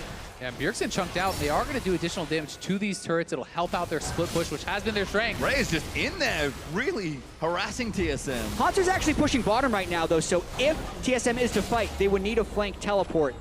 C9 may just try to go to Baron to force out a TP from Haunter. We'll see if they can actually get that, and if they're willing to commit to the play. They may look for a collapse. Oh, Fish not going to hit there, looking for Biofrost, but Ray doesn't find it. C9 instead aren't going to rush over, and it looks like Haunter's going to get a turret out of the deal. Yeah, Jensen's pretty low on mana, and with the fish down, C9 loses that pressure, so Haunter now gets to kind of turn the tables, and it's TSM who has tempo advantage because the threat of a Baron 5v4 isn't nearly as great without that ultimate. I mean, C9's looking a little bit paralyzed. Haunter is still pushing. Ray needs that. They either need to start the Baron, or Ray needs to go bot and answer him, because he has been the stronger split pusher, and they're giving up 2 turrets for free. And Ray doesn't want to match with teleport, so I think C9 wanted so badly to force that Baron play, but they lose 2 turrets to Haunter. That was very poorly done by C9. They needed to commit to one play or the other. They kind of waffled in the middle, didn't start Baron, didn't go bot. They lose out a lot, and that's a lot of solo gold and team gold going the way of TSM, which will help Haunter out in this matchup so much. Yeah, we've seen Ray just consistently push in, threaten Haunter, and only really run away when he knows someone else is coming. Haunter eventually will be able to turn that around, and maybe that point's now after all that gold he got. Exactly. Haunter is now up 400 gold against Fizz, so the late game Camille scaling is underway. That's a situation where C9 either needed to land that fish, so you can understand why they're going for that, because that's their play to make the game go wide open. But once Haunter has killed that first turret, your time to make that play is gone. Just run down bottom, reset the play, but they were too slow doing that, and they could cost them if they lose that split push pressure, because that's what was allowing them to get the vision in this game. It really does feel like C9's playing a little bit scared. There's wards in the pit. TSM should be aware of this. They're committing to it. TP comes in. Control They're going to finish it off. And rushing it down. The Moundrake helping out. Contract smites the Baron down. Ray looks to the fish, but doesn't land onto Bjergsen. Total disengage ulti as Contract leads on his Sven, but he gets kicked back into the team. Contract's going to flash out of the way as Sven goes down to Contract. Ray now getting attacked by Haunter, but he doesn't manage to pull out of the way. Sneaky getting low, but Jensen takes out Turtle. Looking to stun on Bjergsen, but doesn't get it as Cloud9 almost wiped TSM. Such a close fight. Only 2 people dead on TSM, but C9 in position. They pulled the trigger on that Baron, and they make it work. And if they had killed Haunter off that, that would have been massive. They could have gotten so much here, but still, they're going to push for the inhibitor. They have the Baron buff, and 5 members up. I mean, I'm not saying it's the right play, but they invested in Baron by not going bottom lane and do get rewarded with an aggressive play. Yeah, inhibitor going to go down as well. The control wards did black out the TSM vision of that Baron, so rushing it down was the right call there. For the first time this series, C9 break the TSM base. They knock down an inhibitor. They have the split push advantage, and here it is again. C9 already committed to the Baron, got that, and now turn for the fight. Yeah, Ray's so brazen with his initiation, as is Contracts, but Sven Skarin right here takes his Q through it, almost like he lost where Contracts was in the fight, because it's pretty much suicidal once he takes it through. Ray dashing back. Sneaky did get hit by the charm, but because of the Lulu, they can continue pushing forward. They have that small lead. So much was invested into Ray, and no one quite ticked down for C9.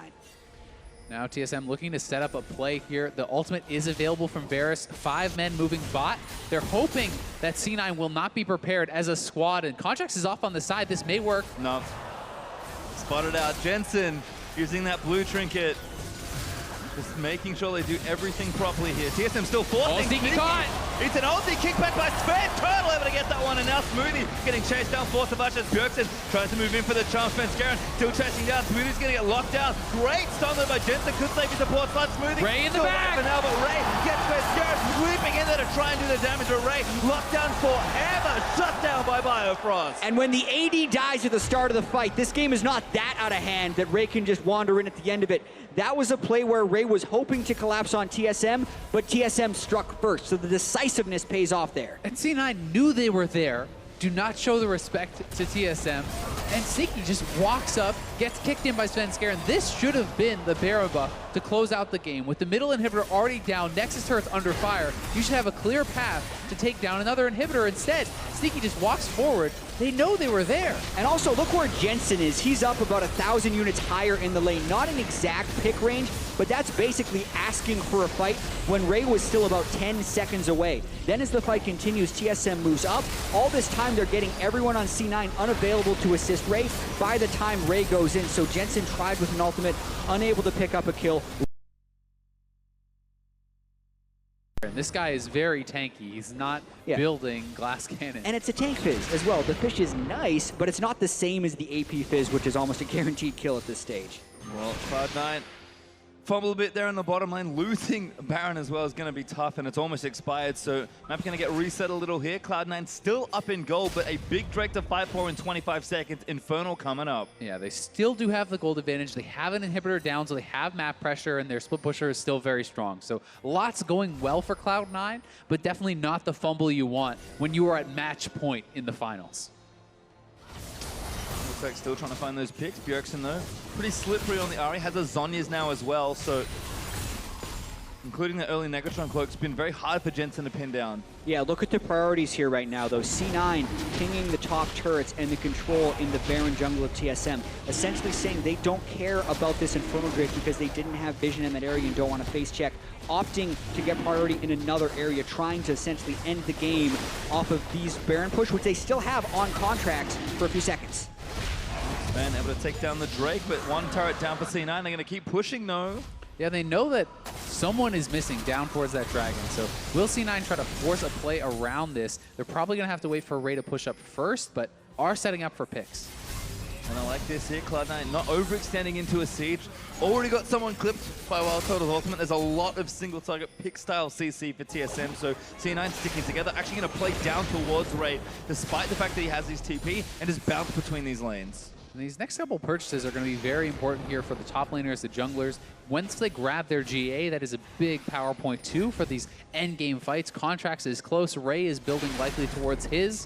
When Cloud9 gets that double GA up on their divers, they may look to try to force them. Yeah, and we kind of have these bruiser front lines as well as they go for a fight. Honto looks for it. Ray maybe caught out first, but again, very tanky with the build that he's gone.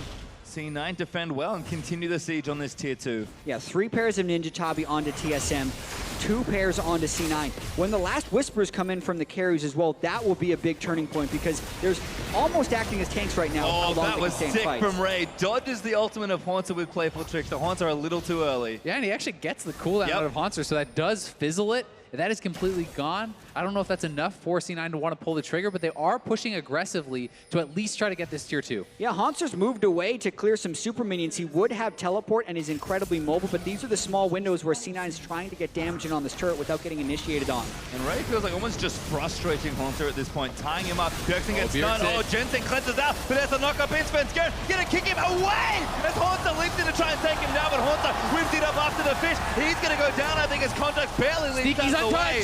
And now Sneaky just firing away. Bjergsen does take out Ray finally, so it's a 1-for-1 trade, but TSM put everything and couldn't get the kill. Jensen is trying to bite off more than he can chew. He wants these kills so badly. Very lucky he did not go down, or that would have been a complete collapse for C9. Oh, Bjergsen, he gets thrown! Placement, Darren takes down Jensen and TSM defend. Jensen continues to push forward in these situations, and he has still been pressing harder and harder. Nearly gets killed one time. If that wasn't enough, goes back again, and Bjergsen pulls the trigger on that flash charm, punishing Jensen. And Jensen, he gets a stun, so he wants a kill, but the whole team is there. Gets kicked in, really quick redemption, and ultimates coming out from Smoothie. Barely saves him. Look at Haunter, just barely missed that. Jensen did barely stay alive thanks to Smoothie's redemption right there, and this was a 1-for-1 because Ray tried to move in and act as a tank.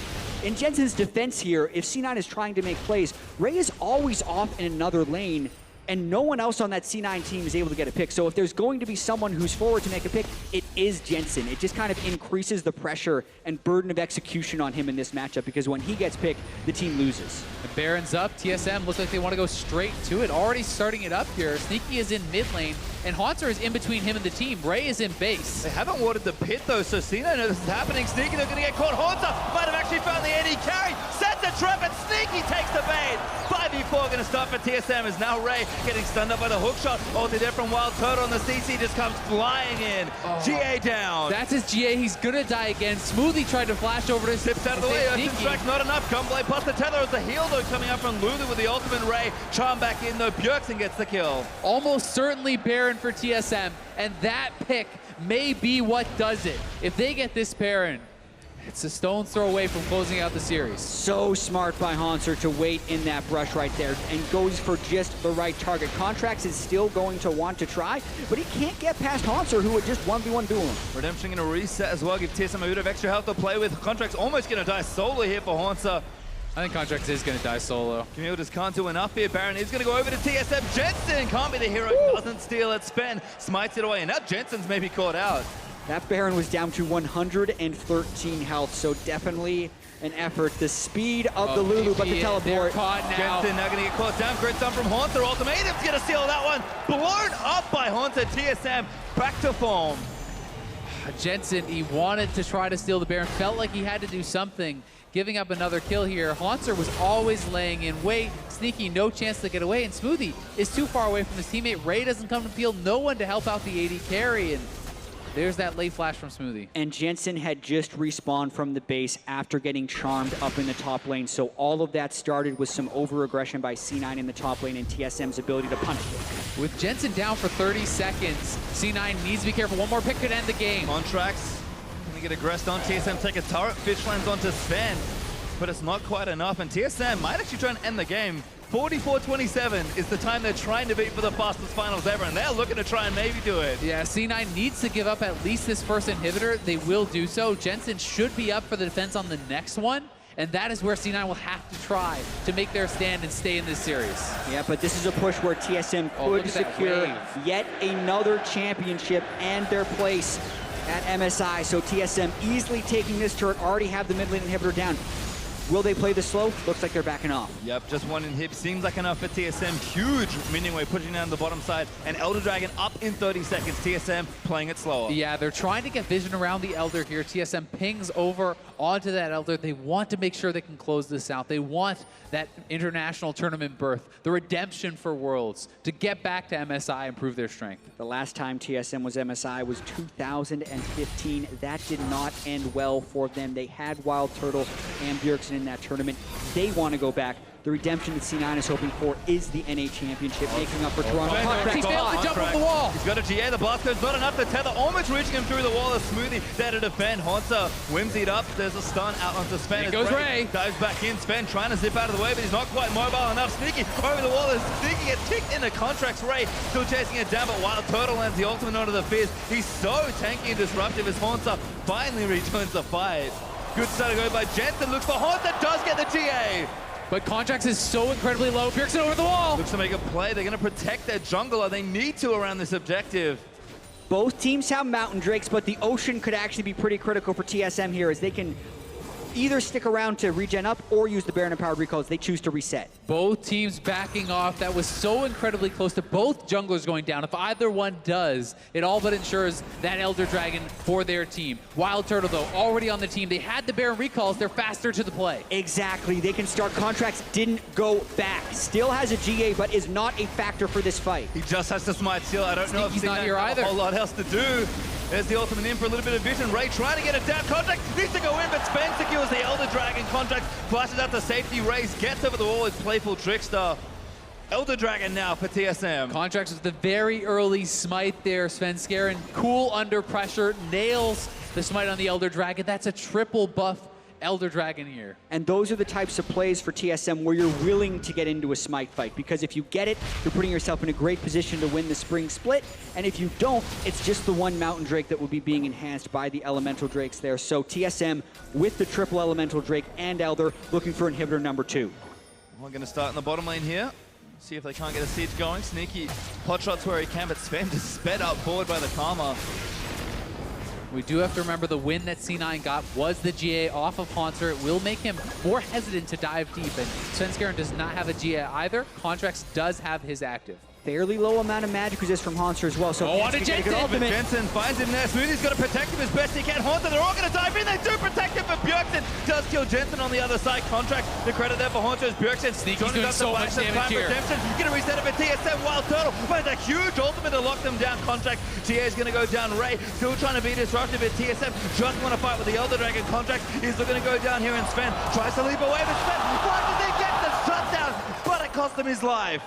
3 for 2, and it looks like TSM is going to have to back away. They wanted so badly to fight with that Elder Drake, but it makes them push too far, too fast. The ultimatum there from Haunter, trading out his life. They get the kill on a Jensen, but Smoothie was able to keep him alive for long enough for it to not be a disaster. And with that, C9 should have actually lived through this Elder Dragon. Here's the engage again. Flash and Cleanse do nothing for you when you're locked in like this. but look who is so much faster to the plate. That's 4 members of C9 when about 2.5 are approaching for TSM. So while Hanser did see the pick, it was a little bit of a reach. This kick threw everyone onto Sneaky. Watch Sneaky splash. If that Q hits, the game probably ends right there, as he would certainly have gone down. They would not have been able to have continued the fight. Key miss from Svenskeren.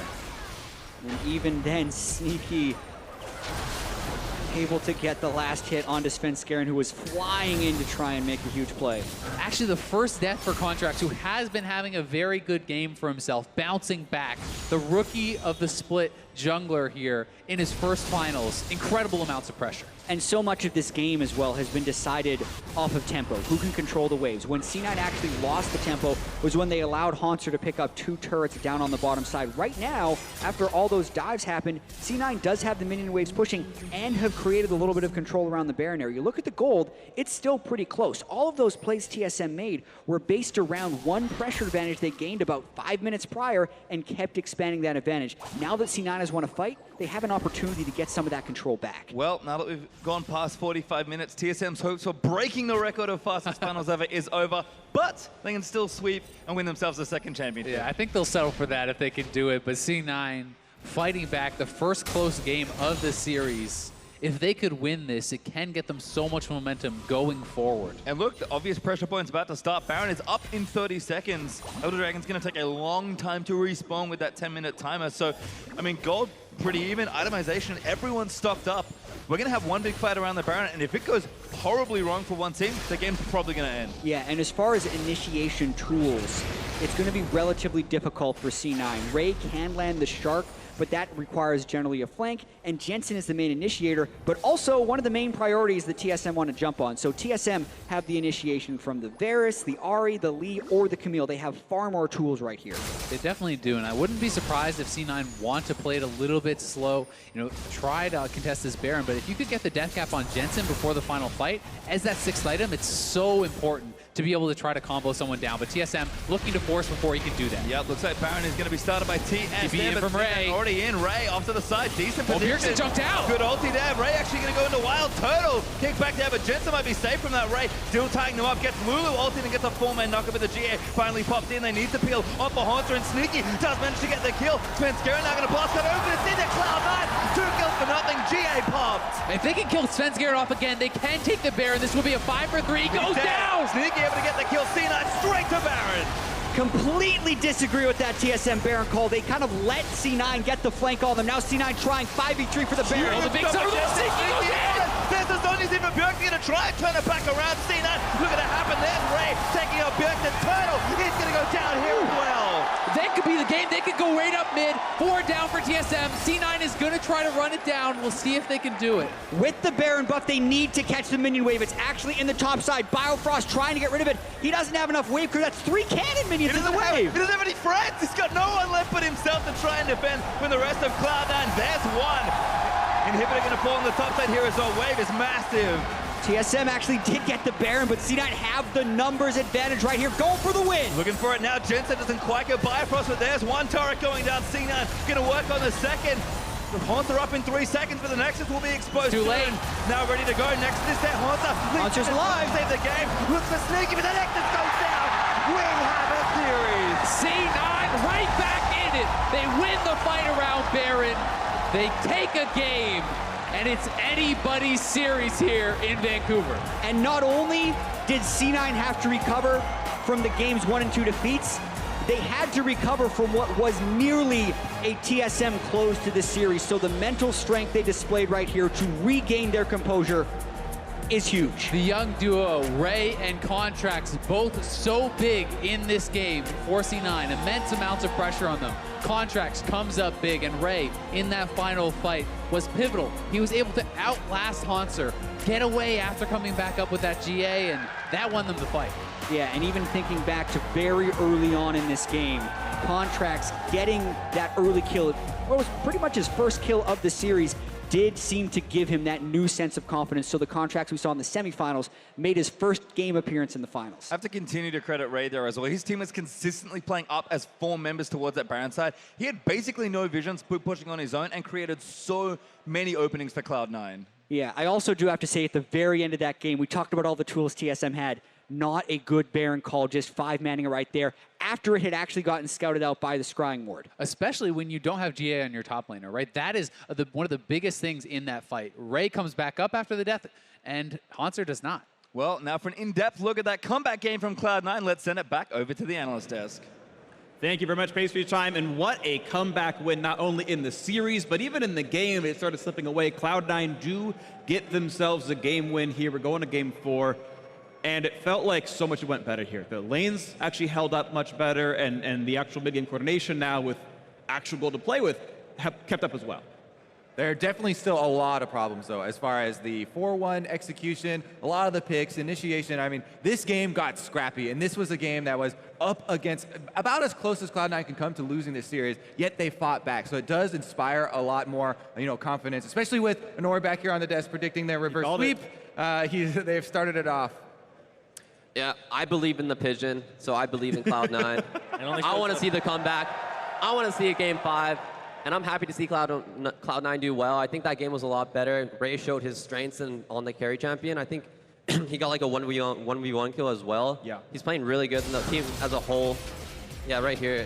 Yeah, this is the 1v2. Oh, this was the gank. I think he should have held it either, but... Yeah, so he gets killed, unfortunately. But he comes back. Here's the 1v1.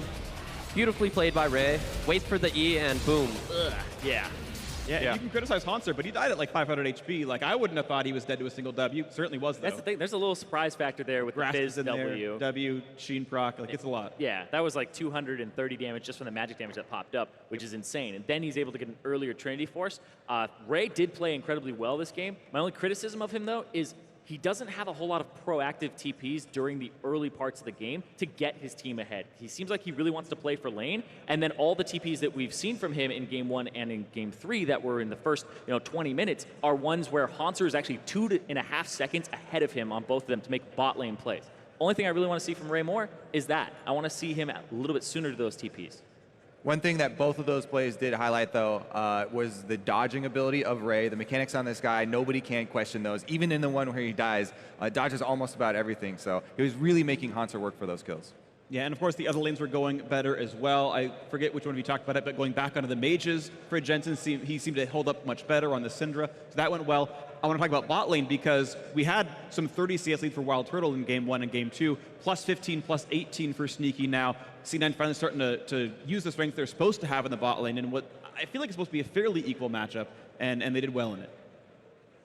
Of course, Double F's not here, so no one's going to back up the obvious bot lane. I was like, I want to talk about mid lane again. Okay, then yes, sorry. I wanted to introduce that all the lanes are doing well, but yes, if you want to go about mid lane, go for it. Because what happened was they picked the Syndra, and then TSM answered with the Ahri immediately. It was pretty quickly locked in as well, where you expect Fizz, you expect Echo. You take Fizz there, Syndra counter, now you don't have a top lane Fizz to play into the Camille, right? If they see that coming, if you do the draft over again, hindsight's 20/20. But the Ahri isn't one of those classic counters that we've seen to the Syndra. It's something that doesn't get blown up because you can buy like an early Negatron, then you have enough sustain with the Gunblade, but then he's running something like Exhaust to prevent himself from dying. And so it's not really this aggressive or split push Ahri, it's kind of a mixture where you're going for some dual potential but really not trying to die, and it doesn't put pressure on Jensen. It allows Bjergsen to have, it allows Jensen to still have pressure in the lane, so it's not something like a Fizz or Echo where you're the one pressuring the other person. I feel like that was a bit of a failure from TSM in the draft.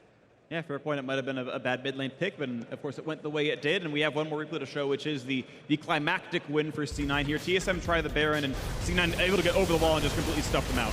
Yeah, in the end, this game did come down to a bunch of very big, high-pressure moment plays here, a lot of them around Baron, and this was the one where Cloud9 were able to trap TSM and pick up so many of those extra kills. Yeah, everybody's running away with like Blighted Quiver stacks ×3, almost a complete sweep there for Wild Turtle in the fight, but he goes down, and you just said Sneaky, and I'll talk about that now. Finally, Freak, sorry. No, go for it. He did so much work in this game from a long range, but the one blunder that he had was the one where he got caught by Hauntzer. That's one that almost cost them the game in the Baron, but otherwise, he's carrying. He hit 6 items first. He's doing a lot of work in these team fights, and I think that Sneaky was definitely who they had to have their eyes on in these fights. Right, when you do twice the damage of your opposing player, this game was close enough that kind of both marksmen had rights to dealing damage here, and Varus is plenty of poke there as well, and Sneaky did double his damage this game, so props to him for stepping up finally. And that's the main strength that a lot of us were talking about for Cloud9 in this matchup, was the bottom side of the map. First 2 games, it didn't show up, but definitely coming in key here just when they need it.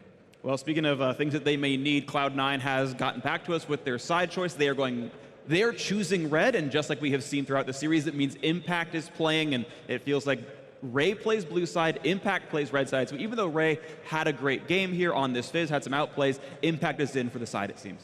Yeah, I think Impact's the one who plays mostly the tanks on the team, and Ray's the carry champ. And on blue red side, you can't get the counter pick, so it's just better. Or you do get the counter pick, but it's better for Impact to play this one. And sometimes you need the tank in the comp. When you have like a carry like Sneaky who can literally 1v5 late game as Ezreal, you kind of want to just get that front line and play like the late game fights.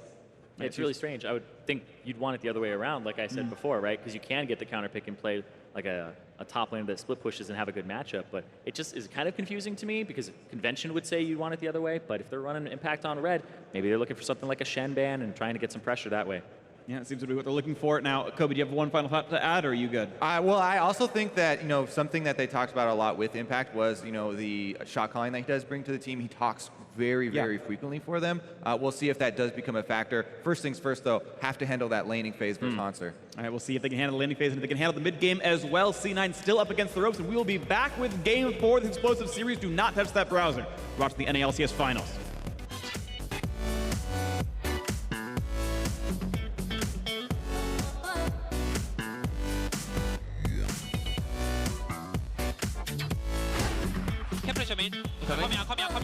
Fight. Oh, careful. Listen here. Listen here. You can fight. He's flanking us. We can fight. I'm okay. I'm on the way. I'm fine. Kill Lee Sin. He's polymorphed. Nice. We can fight. Watch Camille. Watch Camille on the side.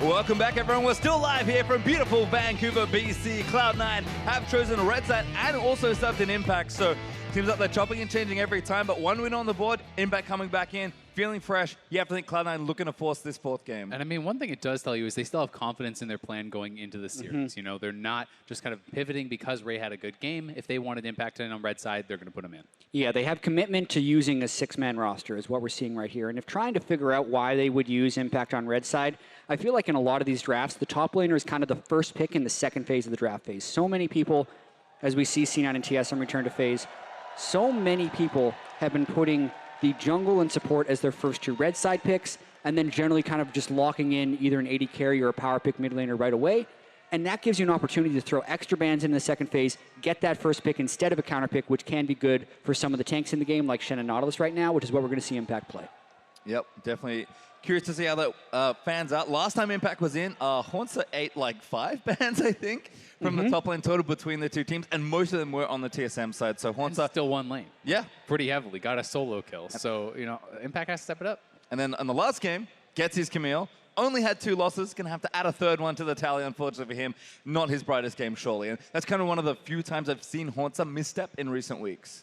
Yeah, and he had a few big mistakes in the laning phase right there. When Fizz had his passive primed up and just shot him with the fish, that was one of the big turning points in the game, really. Haunter, later in the game, was able to get going. But even down the stretch, TSM fighting without his Guardian Angel cooldown, some big macro missteps as well.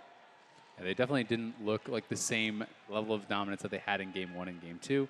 C9 still, you know, they were close to losing that game. It was definitely a matter of inches. There was a fight inside C9's base where Sneaky was about a centimeter away from getting hit by Lee Sin-Q, and that would have ended the game. So it's not like this was some dominant Game 3 performance from C9. They did have a much better showing, but they scraped by just barely, and they have to put up 2 more wins. Yeah, and it gives them a little bit of hope, because if you look at this series as a whole, it's still been very dominant from TSM. The 26-minute win, the 22-minute win, which is the fastest win we've ever had in an NALCS final, and then nearly a 47-minute win for TSM, but they kind of lost it down the stretch. So still very much in TSM's favor. And the question will be if they take that loss too hard, if they really wanted the sweep or something. But they have a lot of wiggle room to still play with, whereas C9 has none. Yeah, got a game to give, which at least feels, I mean, not great, but it's better than going to that Game 5 and having it all on that one game. And this isn't a TSM team that was perfect all year long and then finally got a loss, and oh God, can they deal with it? I mean, they lost a lot of games throughout the course of the season. They're famous for losing Game 1 of almost every best of 3. And I don't think that they should be too shaken by it. You know, it's not the first rodeo for most of the TSM guys. They're all here again from last year, and Turtle has played so many of these finals. And I think that's actually a really good thing to point out when you look at TSM and how experienced their team is. It kind of showed in those first few games. They're like, okay, we're ahead. We know how to snowball from here. And even in that last game, with the exception of that final play around the Baron, they were still playing the same old TSM. You could tell that they weren't really rattled. Even Biofrost, who kind of went through nerves in Toronto last summer, has been looking very good this series. Yeah, and TSM seemed like they came into this series looking to prove something, right? Haunter's made the statements he's going to beat Ray on carries and Impact on tanks. He did that early on. Biofrost and Wild Turtle have been looked at as almost the weak spot of TSM all season, and they were winning those lanes in games 1 and 2, and Bjergsen just wants to solidify himself as the mid laner once again in the North American LCS, and they were answering all those questions. So they're still up 2-1 in the series, and they want to continue to do that. And again, going to have to look at Cloud9 here and look to the big voices on the team. Look at Smoothie, look at Impact. Contracts definitely had an important game for him as far as momentum. Look, pretty defeated, honestly, after Game 2, and certainly played very differently on the Graves versus his first game in Lee Sin. But you have to look at someone also like Sneaky, just the experience he has, but how reliable he felt in that game. On a combo pick for him in Ezreal, teamfights just were going very straightforward, and Sneaky knows exactly what to do in those situations. And when your veteran players step up to help your inexperienced players, that's the kind of thing you need to get yourself back into a game. Yeah, it's very true. And honestly, even in the second game, Sneaky was doing fine on Ashe. It was just that everything was crumbling around them. He had picked up a couple kills. He was doing fine in farm. So he is a very solid player, and he has been so consistent for C9 over the years. It's a guy that you can always look to for strength and also for innovation. He's one of the first players to always pick up new champions. And we did see him play Kog'Maw earlier in the season. I'm not sure if we'll see it busted out at all, but there is a chance. It depends on the prioritization of the shielding champions in this draft phase. Ivern snuck into the ban phase when Cloud9 was on blue side last game. We'll see if they end up doing it again, because red side has more difficulties in the early ban phase trying to worry about that first pick. Interesting that Fizz gets taken off the table, even though it's Impact in here. So that to me does say that they are looking at this more of a Jensen pick. Yeah. I think the Fizz can be a good counter into a Syndra, which is something TSM loves picking on blue side. But I also do think the TSM will respect the fact that Impact can play carries. We have this oversimplified sword versus shield analogies, but Impact has been playing competitively in pro for 5 years and has played many carries himself. And in his best games, when he was, starting with the top dive meme, it was Gnar, it was Gangplank, it was champions like this that are not pure tanks. All right, 6 bans done though. Fizz going to be added with LeBlanc and Rengar as TSM's 3 bans here. Cloud9 with Camille, Cannon, and Rumble. So again, lots of top lane focus here from both sides. Perfect Lulu there for TSM. That trend will hold. Well, Ivern available. We'll see if C9 wants to go for this. Last time we saw this draft play out, they went for, I believe, Ashe and Graves. They could look back to that. Karma is going to be pretty important here too, but they may feel like they could pick that up as their last pick of the first round. Exactly. Karma can still be picked. They're not expecting a Bjergsen, Lulu, or Karma because those have been picked together by SKT over in the LCK finals. The utility of the Hawk shot early pushes C9 away from doing the support jungle lock-in right away because that power pick AD is still on the board, and they are pretty confident with what they did in the Game 2 draft. Looks like they're going to do it again. Sticking to the plan by the looks of things. Ashe already selected. We'll see if Cloud9 do want to lock in these Graves again. And if they do go this way, locking in the Graves, you can very rightly expect Karma to come through, more top lane focus in the bans. That is their game plan. If they're willing to stick through it, they obviously think it was an error in play, not in preparation. Still have that confidence.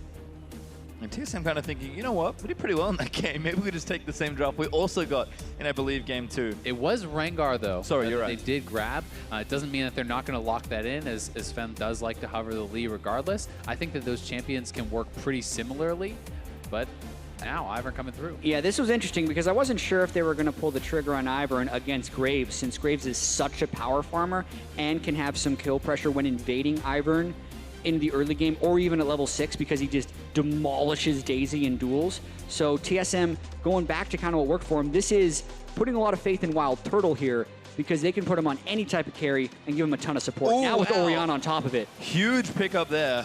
One interesting thing about this from TSM is it almost makes you, as Cloud9, feel like you have to ban out some of the hyper carries. Even if TSM has no intention of picking something like Kog'Maw or Twitch, you have to give the respect over to that, and that could open up Hauntzer to grab something that he would like to get.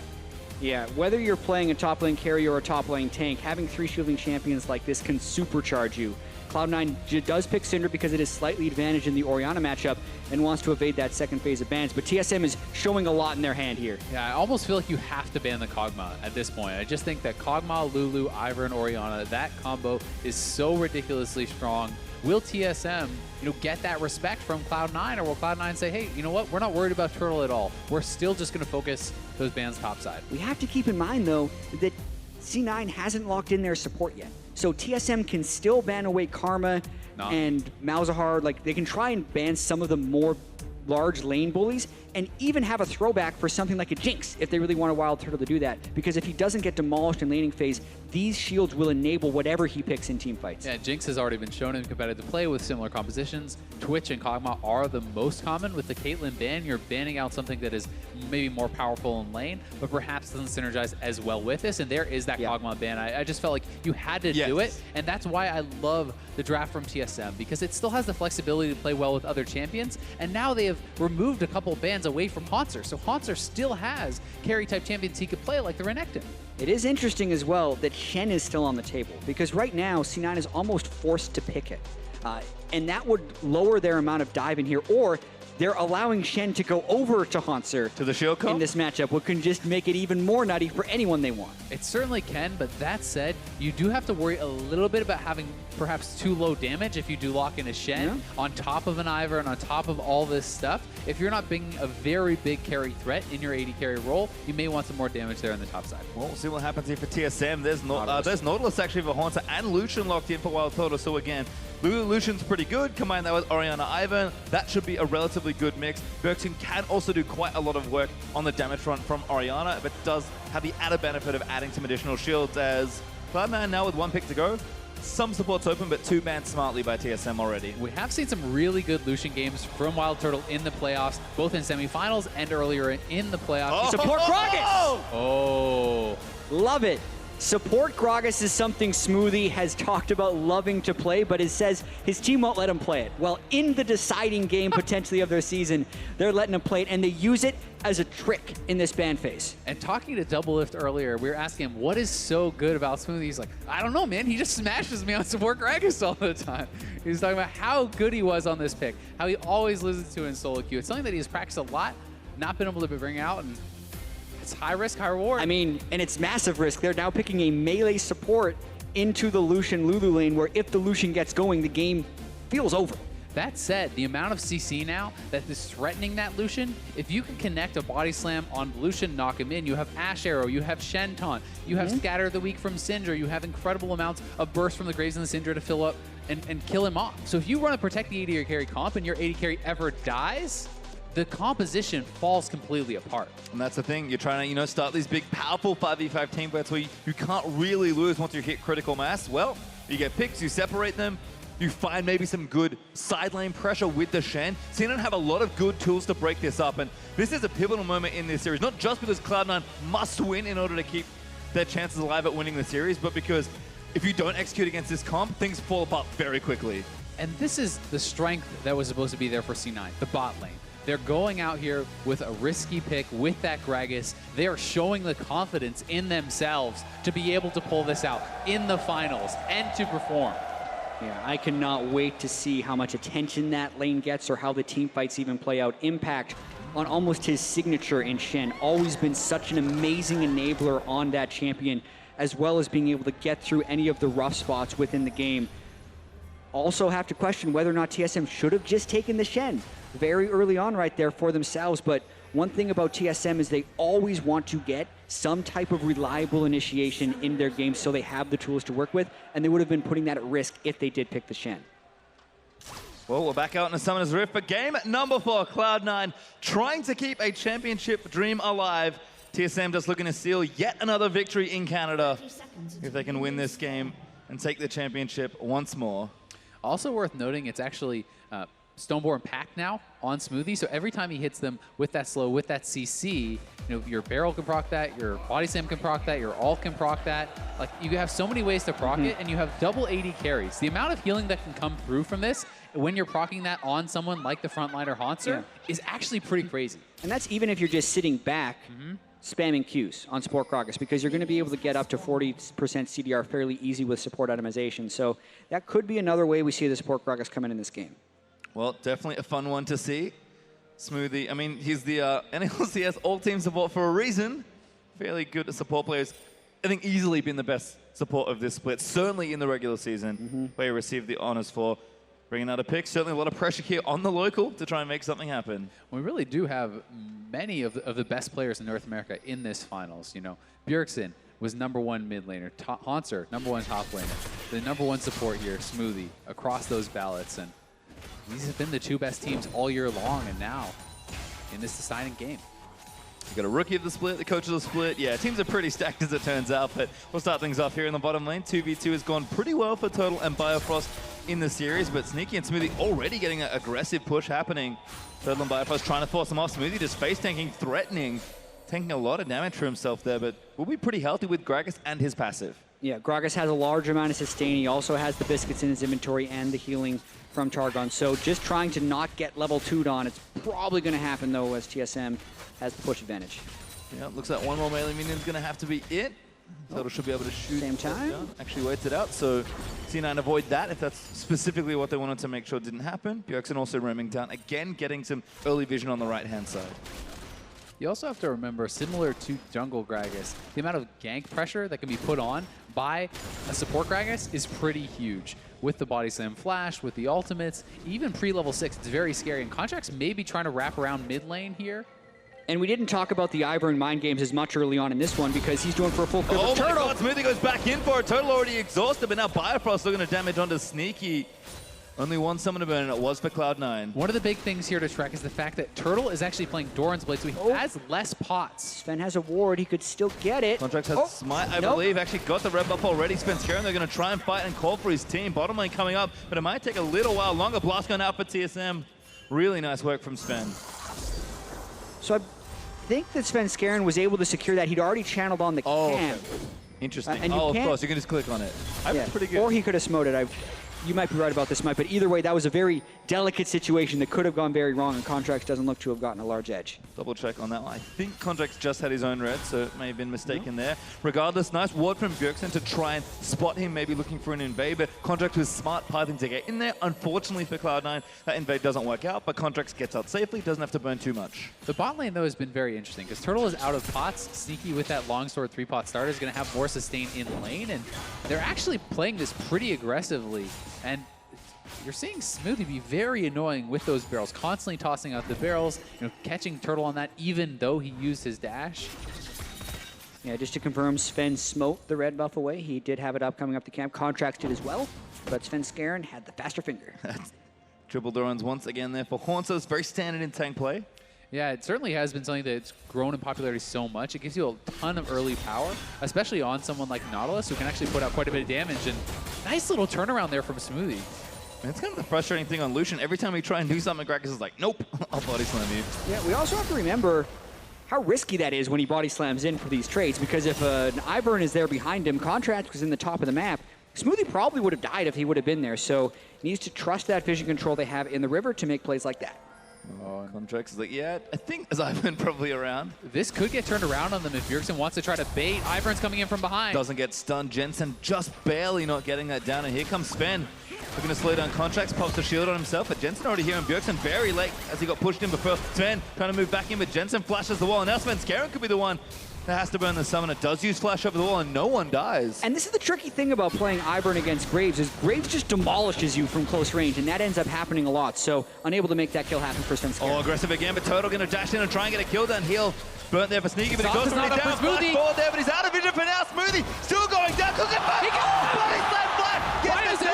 He can go down too. Slows down Bifrost. Smoothie just needs a little more damage. Slow does not connect there for Sneaky. Smoothie doesn't chase it. There's first blood for the Gragas. The vision play from Sneaky. He gets into the bush. There's not a ward there, and despite being at that exhausted advantage, which is just coming up now, they get the kill. And it's so hard to run through a Gragas. The slows from the barrel as well as the body slam flash at the very end secure this kill. We're going to watch it one more time. Just look at how disruptive Smoothie is, and the Snowboard pack killing here is actually pretty big. As Turtle commits forward, Smoothie just goes in on him, and as soon as Sneaky gets out of vision, he loses vision right there, and then the body slam flash, finishing him off. 3 flashes used pretty much simultaneously right there, the slimmest of margins that prevent First Blood from going over to TSM. And look at the CS advantage now on top of that. So when you're already down on farm and then lose out on a kill like that, it can be very tough because the Gragas is pretty tanky innately and now has this gold injection, early sights on more tanky stats. Early build with a Cutlass, nice for Sneaky as well. Haunter also got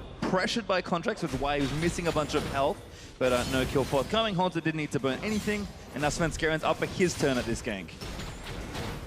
And Impact actually hasn't based the whole game yet. He's just sitting on that triple rejuve bead start, which is fine if he's just farming under his turret, but if he does get caught out, he will certainly be at a dueling disadvantage. And yeah, it's so tricky to kill a Shen almost at any point as a Nautilus, though. So the triple Dorans versus triple Rejuve bead, the fact that he's even on CS makes that actually a great job by Impact, because normally the Nautilus out-pressures pretty heavily. And the other thing about it is you're looking at a triple AP topside for TSM. Normally teams do not like to do this, simply because it means a top lane tank buys a cowl. He's now pretty much immune to death from those 3. He's almost never going to die to a gank in that stage, and he can go straight for a Titanic Hydra. Exactly. He's going to be doing that a little bit earlier than he otherwise would, because he can shortly skip the armor itemization before the late game team fights that'll come in. So there's actually an earlier swing in this lane, because the Shen does eventually outscale the Nautilus in that lane. Might just happen a little faster for Impact this match. Well, it's going Impact finally burns that TP, goes back and shops. Svenskeren looking for this blue buff, does not have his smite. Calling over Bjergsen up in about 10 seconds, so I'm not sure they can wait around this whole time. Jensen is back in mid, gonna shove that one as well. Yes. We have to track the level 6 here for C9 too, because they are gonna get that a bit earlier, or should. And as you hit level 6 on Ashe, that's right now. When Smoothie hits level 6 too, we should look to see Shen called down with the global ultimate, Contracts coming in with the gank, because the body slam into the Gragas ultimate, into the Ashe arrow, into a Shen taunt, it's a ridiculous CC chain you can pull off. Yeah, and TSM hacks the wave in a pretty bad spot right now. Wild Turtle either goes down another 10 CS or he risks the death. So this C9 bottom lane really applying a lot of pressure in this game. There it is, level the double level 6. He's also got no flash, so Turtle's a pretty good target. Stun again by Jensen. Contracts are going to maybe combo this one. There's the ulti up, but the shot goes very nice. Bjergsen not going to quite have an impact. Taunts him up, and there's the kill for Jensen. Impact knowing when to go. The ultimate for the mid lane fight, then flash taunt to get the max range close on him right there. Beautiful by Impact. Also so big that Jensen is the one who picks up that kill. Finally, it has felt like throughout this series, he's just barely missed out on those kills time after time. This may be what lets him get going. And that's the thing, Syndra, when she snowballs, we saw this from Bjergsen in game 2. It is very difficult, especially as a squishy, when Syndra gets ahead of the curve to survive a lot of these pressures. So we'll watch this one again. Yeah, Bjergsen had a good ultimate to pull Contracts and Jensen back, but the long-range collateral damage, and then credit to Impact for flashing first and then taunting, because so many people are addicted to that taunt flash, but you don't quite get as much range as if you flash first and taunt, and he got him with the end of it. Cloud9 getting aggressive, take the Infernal Drake for themselves as well. TSM not available to challenge, and all of a sudden an early game lead for Cloud9, almost up 2,000 gold with a crucial Drake already picked up for themselves. And I think so much more playmaking for them as well. I mean, we've seen what some of the pick and CC can do. That should continue here for Cloud9. And they really do deserve a lot of credit for being proactive with the Shen ultimate. Way too many professional teams are willing to sit back on that, waiting to use it defensively. You need to be proactive with the spell. It's so much better set up when you do it like that. Yeah, and compared to last game where it was pretty much just Jensen able to get fight started for C9, they have so many fight starters, especially in that bottom lane where a lot of this game can be played around. And that is just so good for them in this context because Wild Turtle needs to get fed in order to enable with those shields. But the more that C9 can play around that bottom lane, the more they delay that Lucian turning on. And you're playing with a melee support who's going to turn on more in those team fights, more in the mid game than this Lulu is. And I think when you're picking for that and you're still doing well early, you're going to be smiling. Well, you can see the bottom lane looking good for Cloud9 as a result. 20 CS there for Sneaky. And things should get better as he moves into more items. Impact already with our early teammate, like you guys mentioned. Spectre's car is kind of all he needs right now. So he should start power shoving those waves against Haunter despite those 3 Dorans. Svenskeren doesn't quite catch Smoothie there. Smoothie does get a ward down though. And another thing we haven't really talked about at all this game is Bjergsen is playing cleanseless mid lane against an Ashe. And this is so many times something that we've seen mid laners get punished for when the Ashe makes those rotations. If you hit an arrow, it's almost certain death with this follow-up from Syndra. Yeah, it's so interesting as well because C9 normally plays heavily around Jensen, and if Sneaky can throw those arrows in, it's huge. But there's the alternate threat that C9 see in the bottom lane. It looks like they're using that bottom lane advantage heavily to roam up into the mid lane for now, instead of trying to crash that bottom lane turret earlier. And this is so scary for Bjergsen because Smoothie cleared out all the vision in this quadrant. Look at how dark the river is. No wards in their jungle. He cleared everything out, established full vision control. Bjergsen must play so ridiculously safe now, and even for Svenskeren, it's terrifying to enter that jungle. Yeah, and Ivern at this stage in the game still needs to let his camps what is the word for it? Become tappable or something? He needs to charm them so he can get the experience for free without smiting. But that just makes that side of his jungle almost unusable unless he's willing to expend smite because he doesn't want to waste his health and mana to prep a camp just to have it get stolen away by someone he can't see. Yep, Impact and Haunter again still dueling, but Impact handily winning a lot of these exchanges. I mean, some damage back there for the Nautilus, but Impact just doesn't care with that early cow. Yeah, and there's not much respect you have to give over to the jungler because he's AP as well. And you have Grass, which is stronger for laning. But TSM rotating up to top. C9 should get this first turret very easily because they're already on it. TSM is trying to change the tempo of this game. They had no vision on the bottom side, so they abandon it. They're going to lose the first turret, but they're hoping to not lose the trade by too much. Yeah, and C9's already pushing for the second, though, and TSM is way behind on this play. We'll see when they actually pull back. They're boarding already.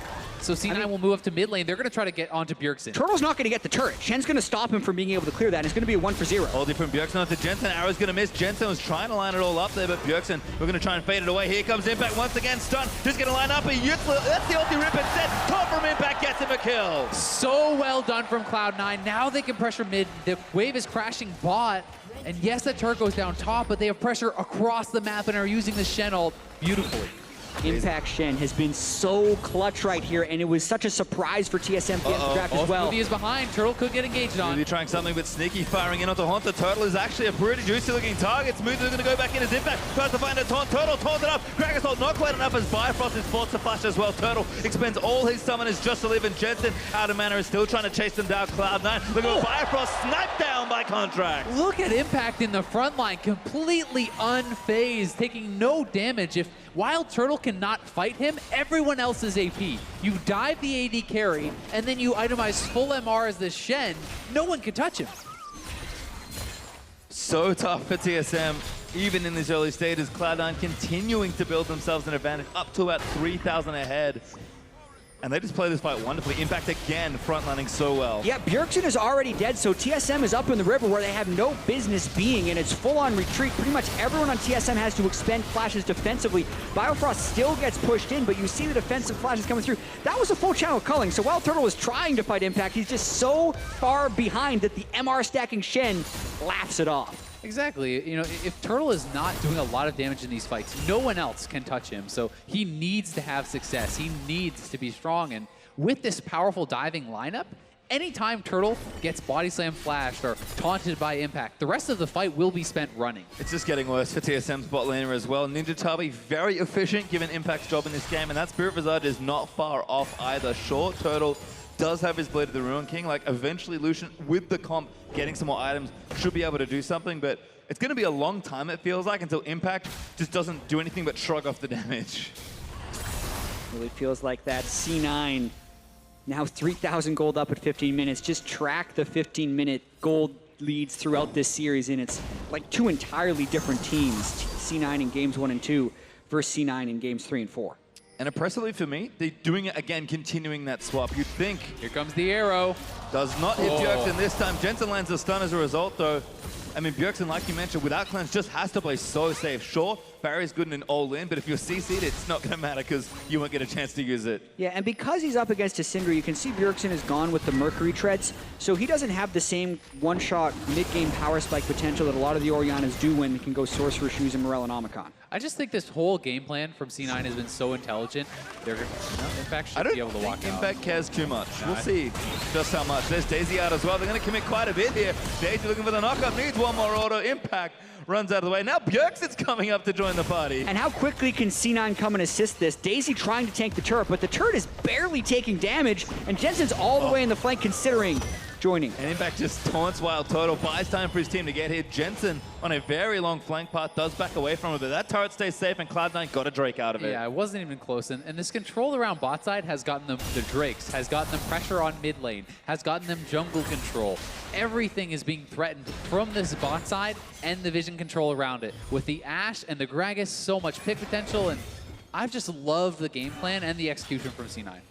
Yeah, because if you're in TSM shoes right here, you know your general plan. You are pretty much a protect the carry team composition, but you have good team fighting because of the Nautilus and Orianna. But when your bottom lane falls behind and your mid laner goes defensive, it becomes almost everything about protecting the very weak carry, which leaves you so few options, at least for the earlier mid game. And at this point, it's all about stopping the bleeding for TSM because they are so weak right now. Plus, teams like this have so much less playmaking ability. It's not like Svenskeren is on Lee Sin and behind, but you kick someone in. The playmaking from Ivern is essentially hitting a root caller. That's about as good as it gets, and it's not the same level of high impact plays that you can pull off. Yeah, and if we make it super simple, it's about offense. You can play offense or you can play defense. We know that TSM was great at playing offense in the first few games, and C9 wasn't that great defensively. Here, TSM needs to play defense because C9 is in a great position to take an offense. Well, they're going to keep playing aggro with their macro, looking to take down this outer turret here. Not sure they've got enough to defend, but now Jensen roaming down should be enough. No, not feeling safe there. No wave to kind of assist him either. Might just look for a snipe, but he's already backed away from the situation. Trade those, Cloud9 will be taking a turret, but TSM are ahead on this play. And as far as defense goes, this is smart for TSM. If you're weak now, spread out on the map, trade turrets. Anytime you're making a trade from behind, you are in the advantage, essentially. Oh, Bjergsen almost getting all in, steps forward. Oh! Snipes him all the way from the turret, I think, and now Flash Hooker Haunter. Jensen dodges that one. He's done that all day long. The taunt from Jensen. He's getting his swagger back. You can feel his confidence. And Jensen is a momentum-based player. When he's grooving, he is a tremendous mid laner. He really wants redemption for last year, where he could not come out on top on stage. And even from games 1 and 2, where it looked like he was becoming a little bit tilted, but C9 looked to be bouncing back. I mean, you know how badly he wants to prove himself as the best mid laner in North America. And this is the first game in this series where he has really been the one dominating in lane. And Syndra is the champion that as she starts snowballing, it generally gets worse for her, especially Mr. Wild Turtle. Yeah, Bjergsen has gone defensive, has the Mercury Treads, gets the redemption heal, but Contracts is here, boom, with the collateral damage. And that was almost a no escape for Bjergsen. If he didn't step forward, he dies to the Syndra Q. If he steps back, then he dies to that Contracts ultimate, and Jensen styling on him. And this shouldn't understate the help he's been getting from his team, the Ashe arrows that are being shot there. The kills all came when he was getting ulted by Impact and making aggressive plays on a Bjergsen, but when C9 play around Jensen, it just empowers him so much. Certainly does, and Cloud9 still up a pretty healthy amount of gold. Next Drake will be an Infernal, so they've been playing so well to this bottom side that it does feel like Cloud9 have a monopoly on the Drake right now. Double Infernal Cloud is pretty good for what Cloud9 are trying to do. Yeah, that second Infernal would be really big. Even just to deny it from your opponents is always very, very powerful. And especially for someone like Syndra, who is a combo-based champion, if you can take them down from 100 to 0, you're massively stronger than if you do, say, 90%. And that Infernal can help you push you over the edge, especially when you get a second. Contracts though stealing away a Grub. Does feel like Spence Garen has had a tough time taking his jungle. Kind of one of the advantages that Graves was able to get in this game. And again, Contracts has really risen as far as these players going. Impact does have ultimate, and I wouldn't be surprised if Contracts flanks with it. Sneaky looking for the arrow. Get Bjergsen! It's a huge pick now. Smoothie helps them back in. Bjergsen flashes out of the way, but ulti from Jensen's almost enough to kill him. Haunter now running out of the way. Sneaky gets knocked up by Daisy, but Cena able to pick that one up now. Haunter trapped without a team. Doesn't have a flash. I don't think he can go anywhere as Bifrost is going to try and shield him up. TSM barely retreat there. Shielding tanks, very effective. Shockwave actually at the end. Not bad. No stun, no impact. Trying to find Bjergsen. Doesn't land the taunt, but Bjergsen out of mana. Wild Turtle though, still firing shots. Yeah, and that was the flash taunt from Impact. Did not connect there. Almost certainly would have been a kill, but really close fight. Both sides do back off. I think some missed opportunity there from Cloud9 because they initiated with the Ashe arrow, but then Impact really delayed his stand united. I really thought he would flank and just secure the kills on a TSM, but he comes into the fight late, and then the shielding kind of kicked in even at this stage to allow TSM to walk away without a death. Was a great initial arrow here from Sneaky, but they don't fully follow it up. As you said, Impact a little bit later on the join here, not quite there to finish it off. Even one more hit would have been Bjergsen's death. Yeah, Contracts is a Fed Graves. I would love to see him quick drawing into the team to deliver the Shen, but instead he played back. So the timing, as well as Contracts' position, could have been better. And then down the stretch, it didn't look like Haunter could go many places, but he's still got enough shields to make the retreat. And then the flash taunt just shortchanged there by Impact. You can kind of see, I mean, Bjergsen is building up some better items now. Haunting guys and Morellonomicon both up, but not going Sork Shoes might have cost him a kill there as well in that situation with the Shockwave, or at least could have been a little bit more aggressive for TSM. But also saves his life when he gets hit by the Ashe arrow at the start of the fight. So definitely you can see the need for those Mercury Treads. And again, TSM just continuing to play a little bit far behind. That seems to be the trend in this game. Turtle gets stunned by Syndra. Damage there, but shields are good from TSM. Able to protect their carry. C9 don't overcommit in that situation. Ulti from Smoothie. Looking for someone. They're going to have to spend maybe arrow onto Biofrost instead. Lulu, no ultimate. Barely used the, sorry, did have it, but Contracts couldn't complete the combo. But pushing them back, it's the Infernal Dragon that is the big prize here. If they have to base, C9 should have priority on it, and they're already starting it up. Sneaky and Contracts are on this. TSM cannot contest it. That second Infernal over to C9, big advantage to them. Yeah, makes their burst so much more impressive because it's really about hitting critical mass against these shielding comps. If you can kill the shields, you just look so hilariously far ahead, but if you do not have the burst damage to take it down, they will run you over. The double Inferno is huge. Sneaky. I don't know what he was doing there, but Jensen combos him. He's got assistance once again, and C9 might even get the mid-outer turret as a result here. Huge opening up of the map. Bjergsen is just never safe from this bot side. Full vision control for the last 20 minutes for C9 on this Dragon side, and they're playing around it spectacularly. At some point, it just feels like, you know, Bjergsen, there's not a whole lot else he can do playing up here, and Jensen just like, okay, I'll stun you. Yep, there's no cleanse, as we mentioned, lands all the skill shots, and Sneaky with the W gets the kill right at the end, so the only contribution to that kill that he gives.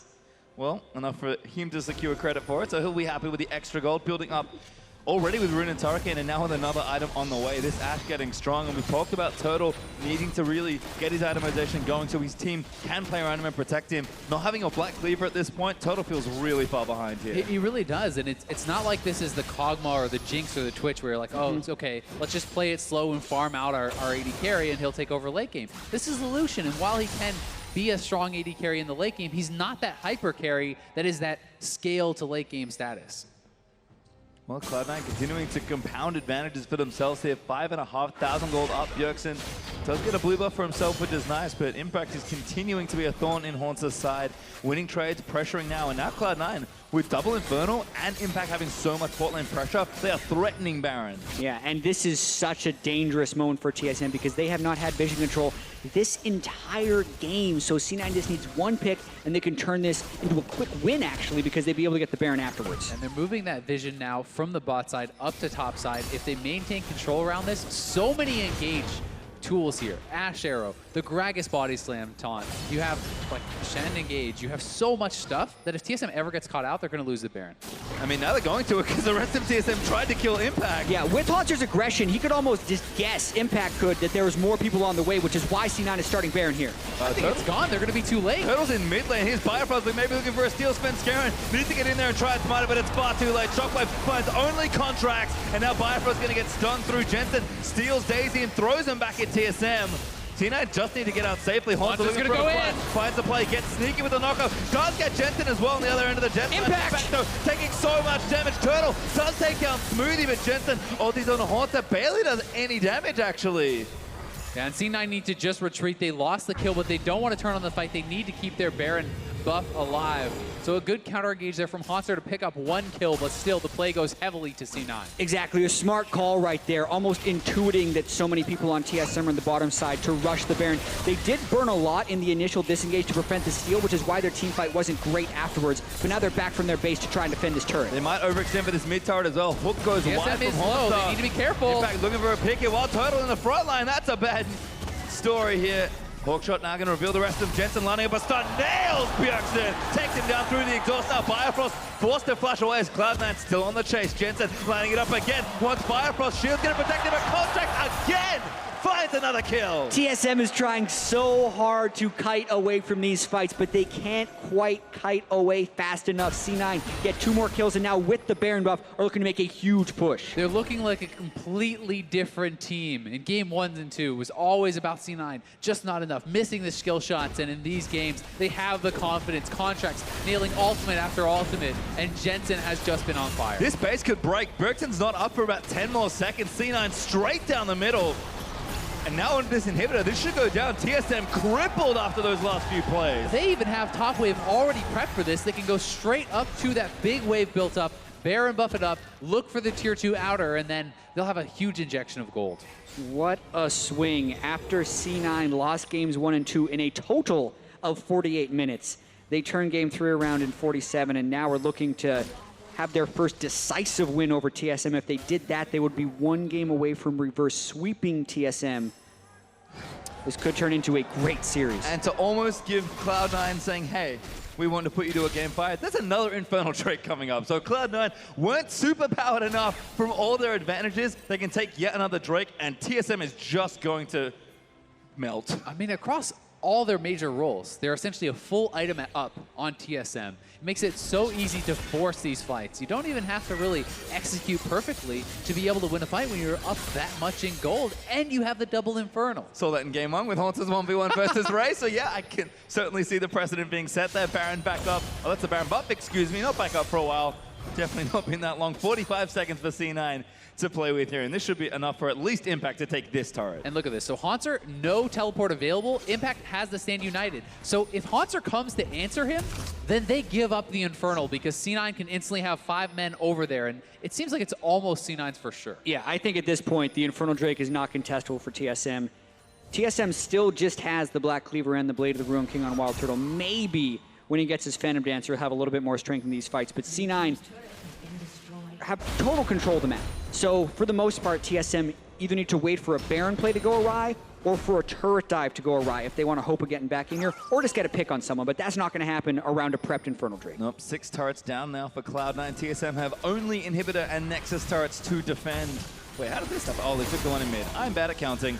Never mind, it's soon going to be all the tier 2 turrets down. Cloud9 not making me look too stupid. There's the 7th turret for them. And Impact pushing on top side, C9 threatening here. They can use the Baron buff, and as it's expiring, or if they feel too threatened, they can retreat back to the Infernal. But I would like to see them make sure they do get it. And now as the wave gets cleared up, they should head over to that Infernal. Impact also still pressuring, so Cloud9, plenty of room on the map to try and get stuff done. Impact, no Baron buff left now for Cloud9, but he will continue to stream minions toward that, and Haunter is just barely going to have TP back up if TSM want to challenge here. Yeah, about 5,000 unspent gold in C9's inventories, and with Baron buff expiring, they're probably just going to look to clean the map, reset, and then kind of prep for that final push. Impact also stealing away blue buff. C9 just taking every advantage they can across the map, and now as recalls should be coming out, people spin their gold, and Xenon will walk their big gold lead, and they're 4 Drakes down one other lane. I'm guessing bot, but they can do kind of whatever they want at this point. Mid turret with a Shenango team is great to take because you're always applying sideline pressure, and mid streams down for you. Yeah, I wouldn't be surprised if that's exactly what they do if they do a 4-1. It does open up a small opportunity for Haunter to go in, but Shen can just arrive so easily. So even while they're waiting for the Baron, setting up a 4-1 is the best way to buy time to that spot. And one of the toughest parts about diving here as Haunter is Smoothie has the Gragas ultimate and can split the team. If you dive too far ahead, he doesn't have to knock in Wild Turtle. He knocks Wild Turtle out. You focus down the tank with your super strong double 80 carries with the Graves and that Ashe. Well, C9 rotating those 4 top. Impact is doing his due diligence in the bottom lane. It just does feel like a pretty straightforward situation now for Cloud9. TSM going to have to pull probably multiple miracle fights out here if something's going to happen. And Impact is already towards that turret. Yeah, they're hoping to find a pick with 5 people, but they immediately need to pull back. Haunter's roaming around with the team right now. They're going to lose their bottom lane inhibitor, and Hawkshot sees him. They have to engage. They can't even get it. C9 is playing this so smart right now. Yeah. Oh, Haunter. Oh, hard. Too aggressive, I think. C9 is going to turn around. Firefrost and Wild Turtle flanking from the left. Arrow though lands on. Now Jensen going to just take him down. Ulti not enough from Lulu. Jensen barely gets the kill on the other end. Shockwave from Bjergsen's pretty good with the redemption. Resets the fight by Smoothie. Firefrost destroyed by Jensen. There's the ace for Cloud9. The clean ace for Cloud9, and we are going to a game 5, baby. Jensen killed them through exhaust. That's how far ahead he was in this game. 13 kills to 1, what's looking like about a 31-minute victory, a dominating win by Cloud9. Impact gonna walk it in, and Cloud9 will go straight for the throat here. Nexus Turret 1 is gonna fall down. TSM, 14 seconds left on the bottom lane, and I don't think that's enough to stop them. Yeah, and we talk about what people remember. If C9 could continue this and pull over a reverse sweep, those first 2 games they got smashed didn't happen. The reverse sweep would be what happens. This rookie Contracts is impressing so much. He is looking like a seasoned veteran. In the last 2 games has been so good for Cloud9, and the bot lane confidence to bring out Gragas in an elimination match of the finals is just astounding. And right now, TSM are undergoing some of the same emotions that C9 was after losing 2 in a row to start the series. TSM now need to regroup and redefine the way they're playing right here if they want to take the spring championship. Certainly, C9, a team that look good with momentum. We mentioned Jensen is a player you can see he's undergone almost a full transformation in this series, it feels like. Game 1, things look bad. Game 2, things look worse. And then Game 3 looks a little bit better. Game 4, he gets that help he's known for, and he takes over a game like he always does. Yeah, and I mean, the game is a team game. Of course, his team is there to help him get ahead. But just as, TSM is there to help Haunter get ahead and Bjergsen get ahead. And they work so well around the bot side, getting an advantage in lane, the first blood there, then they take full control over the river. That gets them the dragons. That gets them the pressure mid lane, and that really was what won them the game. It's almost been a tale of 2 series, right? Completely different teams we're seeing playing right here. Can't wait for Game 5. Yep, certainly just 1 game left. But before we jump into game number 5, let's hand it over to the analysts to get their thoughts on that Cloud9 win. Well, we are here. Game 4 went to Cloud9, 2-2 the series. The man predicted the reverse sweep. Maybe it's going to happen. I mean, we're all still in the running. He said I know. 3-2. He said 3-2 TSM. You said 3-2 Cloud9. You said the reverse sweep. So who knows? Someone's going to be right. Someone's going to be wrong at the end of the day. But what an exciting match. The Gragas pickup into the swap to put it on the support role. Pretty incredible stuff. That was amazing for them. I mean, not only did Smoothie play well on the Gragas support in the bottom lane, but the Shen going through all the way for Impact after they are locked in the Nautilus, and it came up so big in the early game. I mean, yes, Jensen is playing better, but it's because he's got Shen ults coming his way. He's got Ashe arrows coming through the mid lane. Contracts is behind him to finish off all the kills. Like, so much of that Cloud9 help all went to that victory. Yeah, I definitely think the Cloud9 actually flexing the Gragas and picking it up so that it couldn't go over to the other side, because you really want a Gragas for disengage in protect the AD carry compositions. It also gives you a slight form of engage as well, so it can do both and have the best of both worlds, while also having like shoving top lane matchups because of all of his AoE. So I feel like taking that Gragas and then flexing it was super good, because then you also got the Shen, like you said. It was like, this really saved the Cloud9 draft, in my opinion. Yeah, so I want to take a look at how that Gragas performed. You've got a melee matchup, which typically is supposed to lose bot lane, generally speaking, but of course it didn't here. This is Smoothie's first blood, and it's just a very well-played fight. Yeah, this was looking pretty bad for them at the start, but then I think he did a pretty good flash here, which baited Turtle to flash after, and he just got out of vision.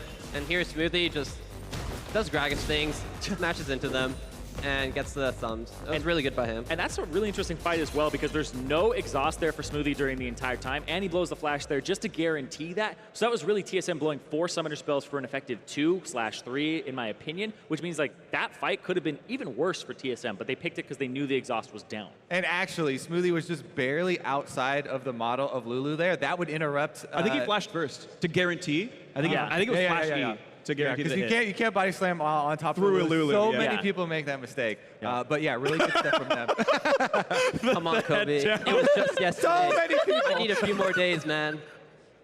Yeah, if he missed it, he screwed one up. Game 3, I think it was. Go watch his Elise the next game. Yeah, go watch game 4 or 5 Elise. He's back on board here. Don't watch that Gragas game. It didn't happen. Forget about it. Well, speaking of Gragas games, though, we do have the one final replay, which the support Smoothie helped secure the Baron off of his own explosive cast, make sure no one's around, and he just makes big plays, keeping the front line held up well. He's also delivering the Shen here, so he's staying up in the front, and then the re-engage here is really big. Like, watch Impact, how he handles this. Haunter flashes over the wall, Impact, then, after getting knocked up, Flash taunts 3 people plus Daisy. That is the big turnaround there. He gets more CC and more mileage out of that than Haunter did of his ultimate. That was beautiful. That Shen taunt right now, I think Impact's just been so good on tanks, like tank tops, like Shen. Those taunts are actually pretty hard to land. He makes it look easy. Yeah, definitely agree there. I'm really curious, actually, if they sub Ray back in for the game number 5 in the high-pressure situation and go for a carry top laner again. I mean, I think it comes down to side selection. We've kind of seen that Ray plays on blue and Impact plays on red, and TSM have side choice. We don't know what it is just yet, but you imagine they can just choose if they want to play Impact or Ray at that point by choosing the side you might consider. One final topic, to bring up is the topic of contracts versus Venskaren in the jungle. It was a matchup that you were excited about, Honori. Give me your thoughts. Yeah, I love seeing Ivern. I'm a big fan of him right now. I don't think Ivern's that great into Graves. I feel like their comp in general was kind of protect the Lucian, but then Lucian lost lane, so what do you really have going for you? It felt like that game was really one-sided because of the comp. If they had Lucian go pretty well in lane, they could have snowballed that into like mid-game fights, but yeah, I think Contracts did a really good job to kind of slow down the Ivern, and his counter ganks mid helped a lot.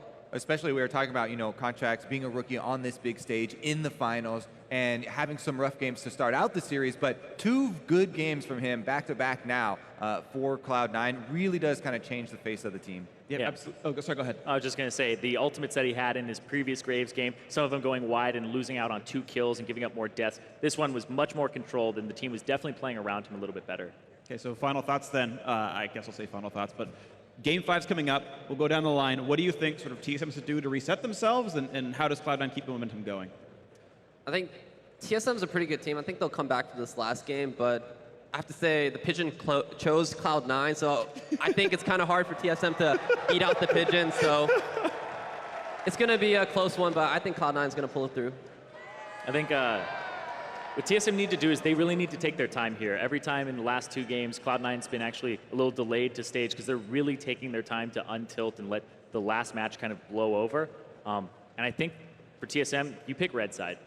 They did just now. Just heard. They did? Yep. I think you pick red side because of the fact that Ivern doesn't look like Cloud9 want to play Ivern, so they're banning it. So you free up a ban for yourself. They'll take something like the Lulu early on, and then they can't triple ban Haunter in the top lane, so he'll get a carry top laner. Yeah. And it means Ray is playing her that as well. As far as TSM, I think they need to return to their roots in the mid lane here and play more around Bjergsen, because we just saw Cloud9 so much success with everybody going mid to help out Jensen, and it really did change the entire, jungle control. Everything kind of feeds off of mid lane. So TSM should probably do that, whereas Cloud9, they're definitely riding high here, and I can't talk enough about the bottom lane for Cloud9. Yeah. That has definitely been their strong point, and that's probably their way to victory. Yeah, and that point again about the mid lane there, they're constantly putting pressure onto Bjergsen in these last 2 games, whether it's champion select or at least the compositions that they drafted for themselves, because he takes barrier there, but there's an Ashe on the team, so you can't cleanse those late game arrows. You're going to eat those Syndra stuns, so you're going to get caught out a little bit, and so they're still putting pressure on him with the full composition, not just the lane matchup. Yeah, absolutely. And we've seen basically that the bot lane has been the one that's winning overall. And it doesn't even matter what the matchup has been. We've had ones that Double said was a losing matchup for C9, yet they win the lane anyway and things like that. So it's been very interesting seeing exactly what's been going on with these players and how well they're playing. But certainly good performances have been sort of dictating who's been winning. Regardless of what it's supposed to be, how well they are playing on the day has been determining the win. But it's now time for that climactic Game 5 of the series. And before we go to commercial, we have a special rendition of Silver Scrapes on the stage. I believe it'll be Mark taking it away.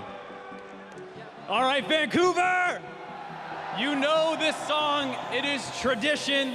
I want everyone to get hyped, get involved, and sing along with me. Bee-woo-woo, boo-dee-doo, boo-doo-doo, boo-dee-woo, boo-dee-woo, boo-doo-doo, bee-woo-woo, boo-doo-doo.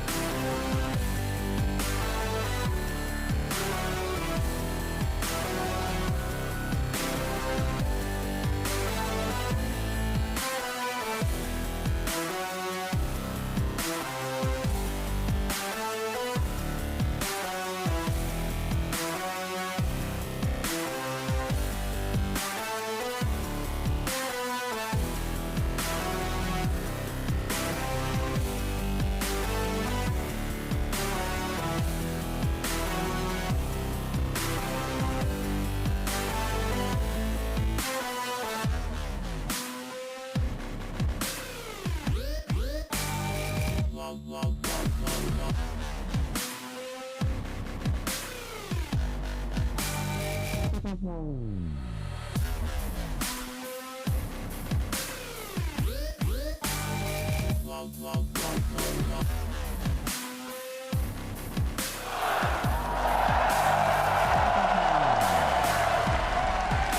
back to our final game in the championship match between Cloud9 and TSM. TSM have chosen Red9. C9 will be starting Ray, I believe. And it all comes down to this. The real question is, which side does the pigeon choose? Oh my God, it's been such an amazing series as well, because what we thought could have been a very quick 3-0 has turned into one of the most memorable series we've had yet. I hope Game 5 delivers and is close throughout. It's pretty crazy throughout the playoffs. I mean, it's a little bit of a flashback to the CLG FlyQuest series. CLG looking incredibly game dominant in the first 2 games, then the comeback, and C9 has been looking stronger and stronger. Their last game was extremely dominating. Yeah, and this is where experience has to come in strong for TSM. They've been here before. They've been to Worlds before. They've won and lost Game 5s of NALCS finals before. So, I mean, even both teams need to build on their experience of past successes and past failures to find ways to pull out the absolute best performance here in Game 5 where it matters most. And I think at least for Cloud9 coming into this final game, they have all the momentum. If their nerves with their contract, I'm sure, is shaking them all off. His performances have been incredible in the last few games. And Jensen has looked so confident, so...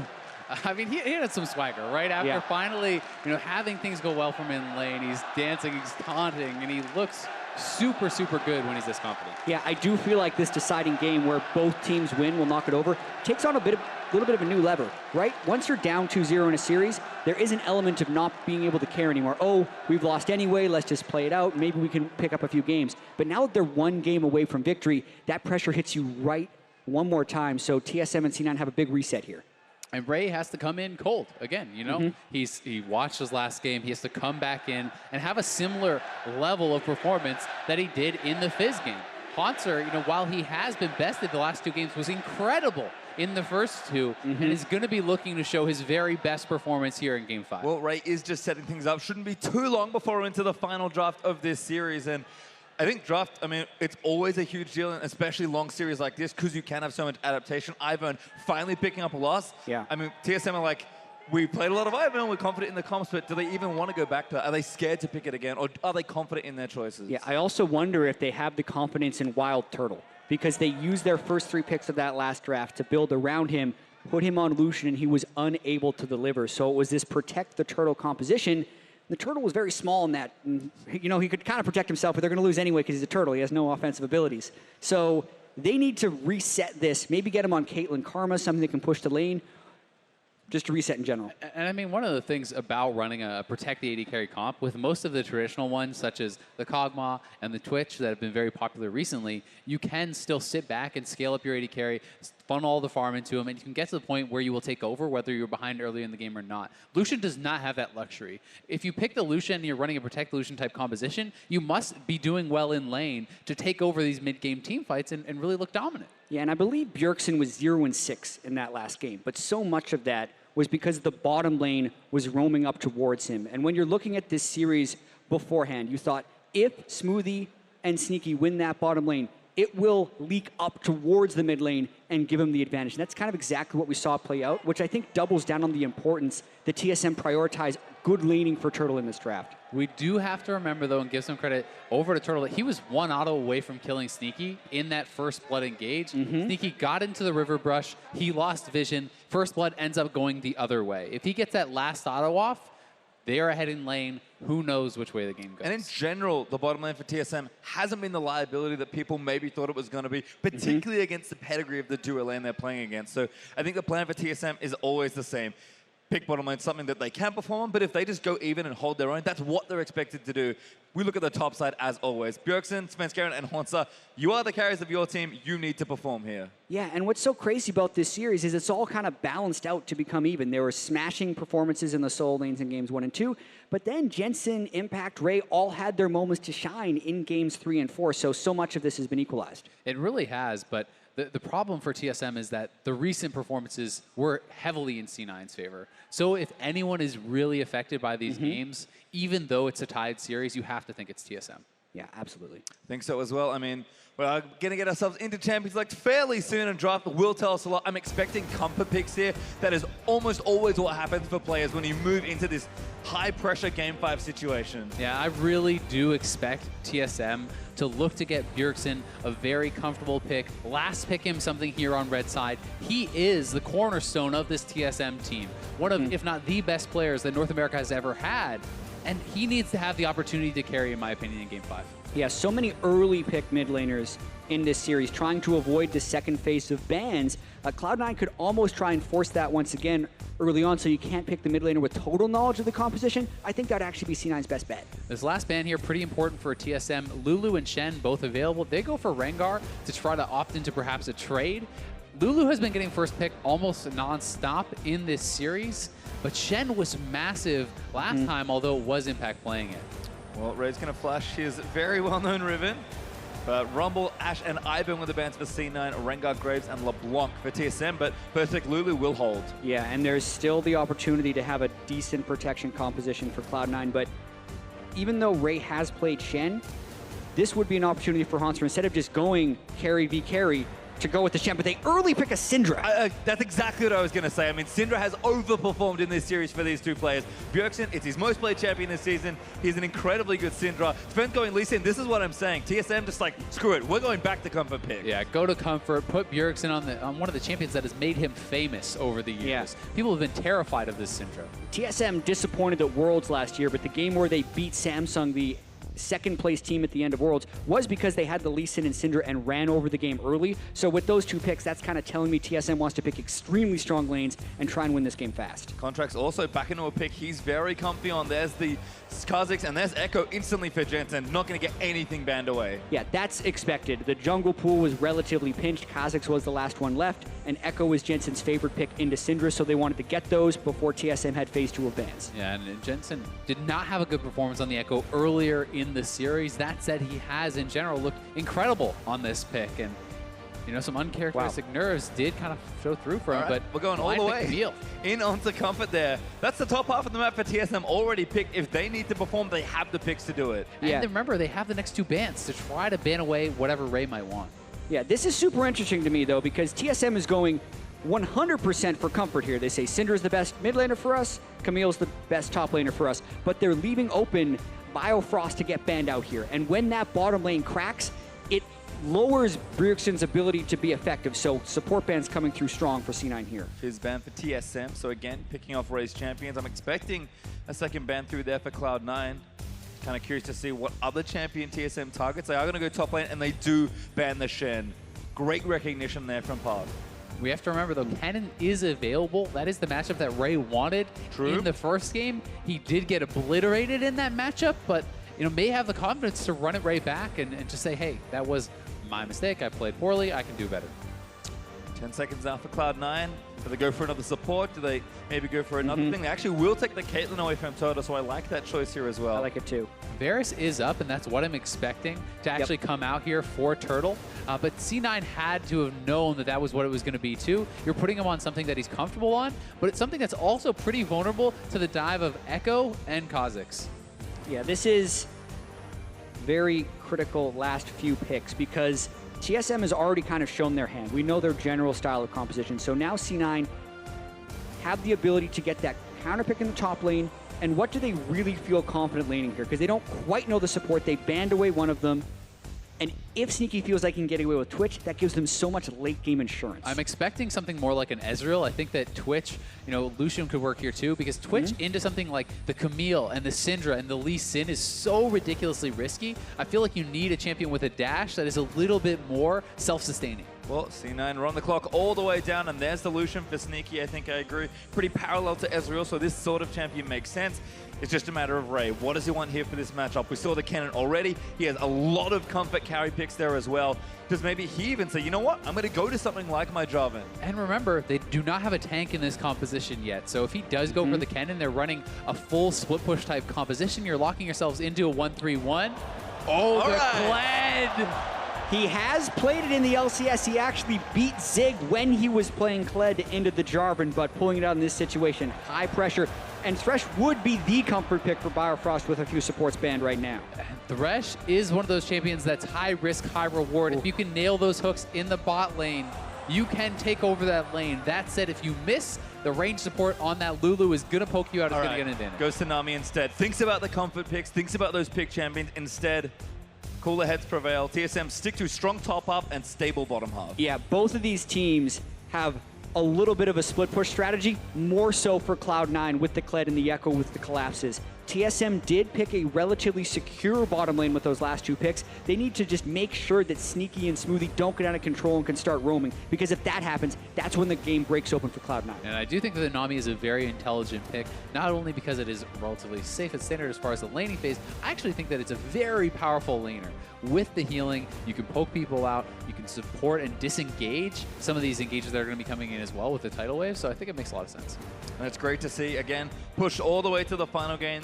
We've got a kind of a good mix of comfort and generally well-built compositions. This is the kind of thing you expect from a final game draft. Yeah, and I also love the way the coaches have evolved throughout this series. These drafts look wildly different than what we've seen beforehand with the Kled coming out. We already saw the Gragas coming out in Game 4. Reaper and Parth also going at it. Well, they'll shake hands for the final time today. And at the end of this game, we'll have a NALCS champion. Will TSM double up, or are Cloud9 going to get their first win? Remember, 3 years have passed, almost to the date. And this is the new Cloud9. This is the team that is trying to forge their own dynasty, that is trying to set themselves apart and is 1 game away from doing so. And a win here really would solidify Jensen in Cloud9, being able to get the title with them after High, fully moving on from all of that. They hate it when you bring up High. Exactly. This is Jensen C9, but until they win, that's going to keep happening. I mean, Jensen at least, the one thing that really lets him down as a player is the fact that he hasn't won. Bjergsen has done a lot of winning on the other side of the rift. So we'll see if Cloud9 can push it, or if TSM will defend their title. Game 5, Cloud9 versus TSM. It's been a 10-game weekend here in Vancouver, and I am so happy. It's hard to ask for any more. And it didn't look like it was going to be. It didn't look like it was going to be at all. I mean, careful what you wish for, Chad. Sneaking in this game. Oh no, not like that. We don't want 6 like that. Cloud9 chance coming in. Well, you can see again, players just spreading out. No deep wards just yet. People will likely play pretty safe in these early stages.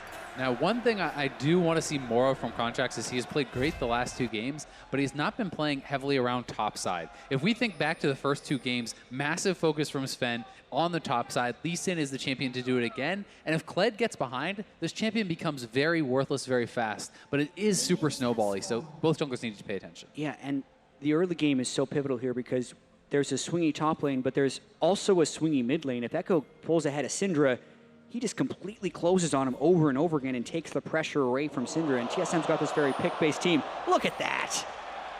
TSM fans were winning by about 10% before, but dead even in this final game. I mean, given how the series has played out, I think that's very fitting. Wow. The junglers will start their final pass of the NALCS Spring 2017. Early on in this one, both junglers with the Raptor start.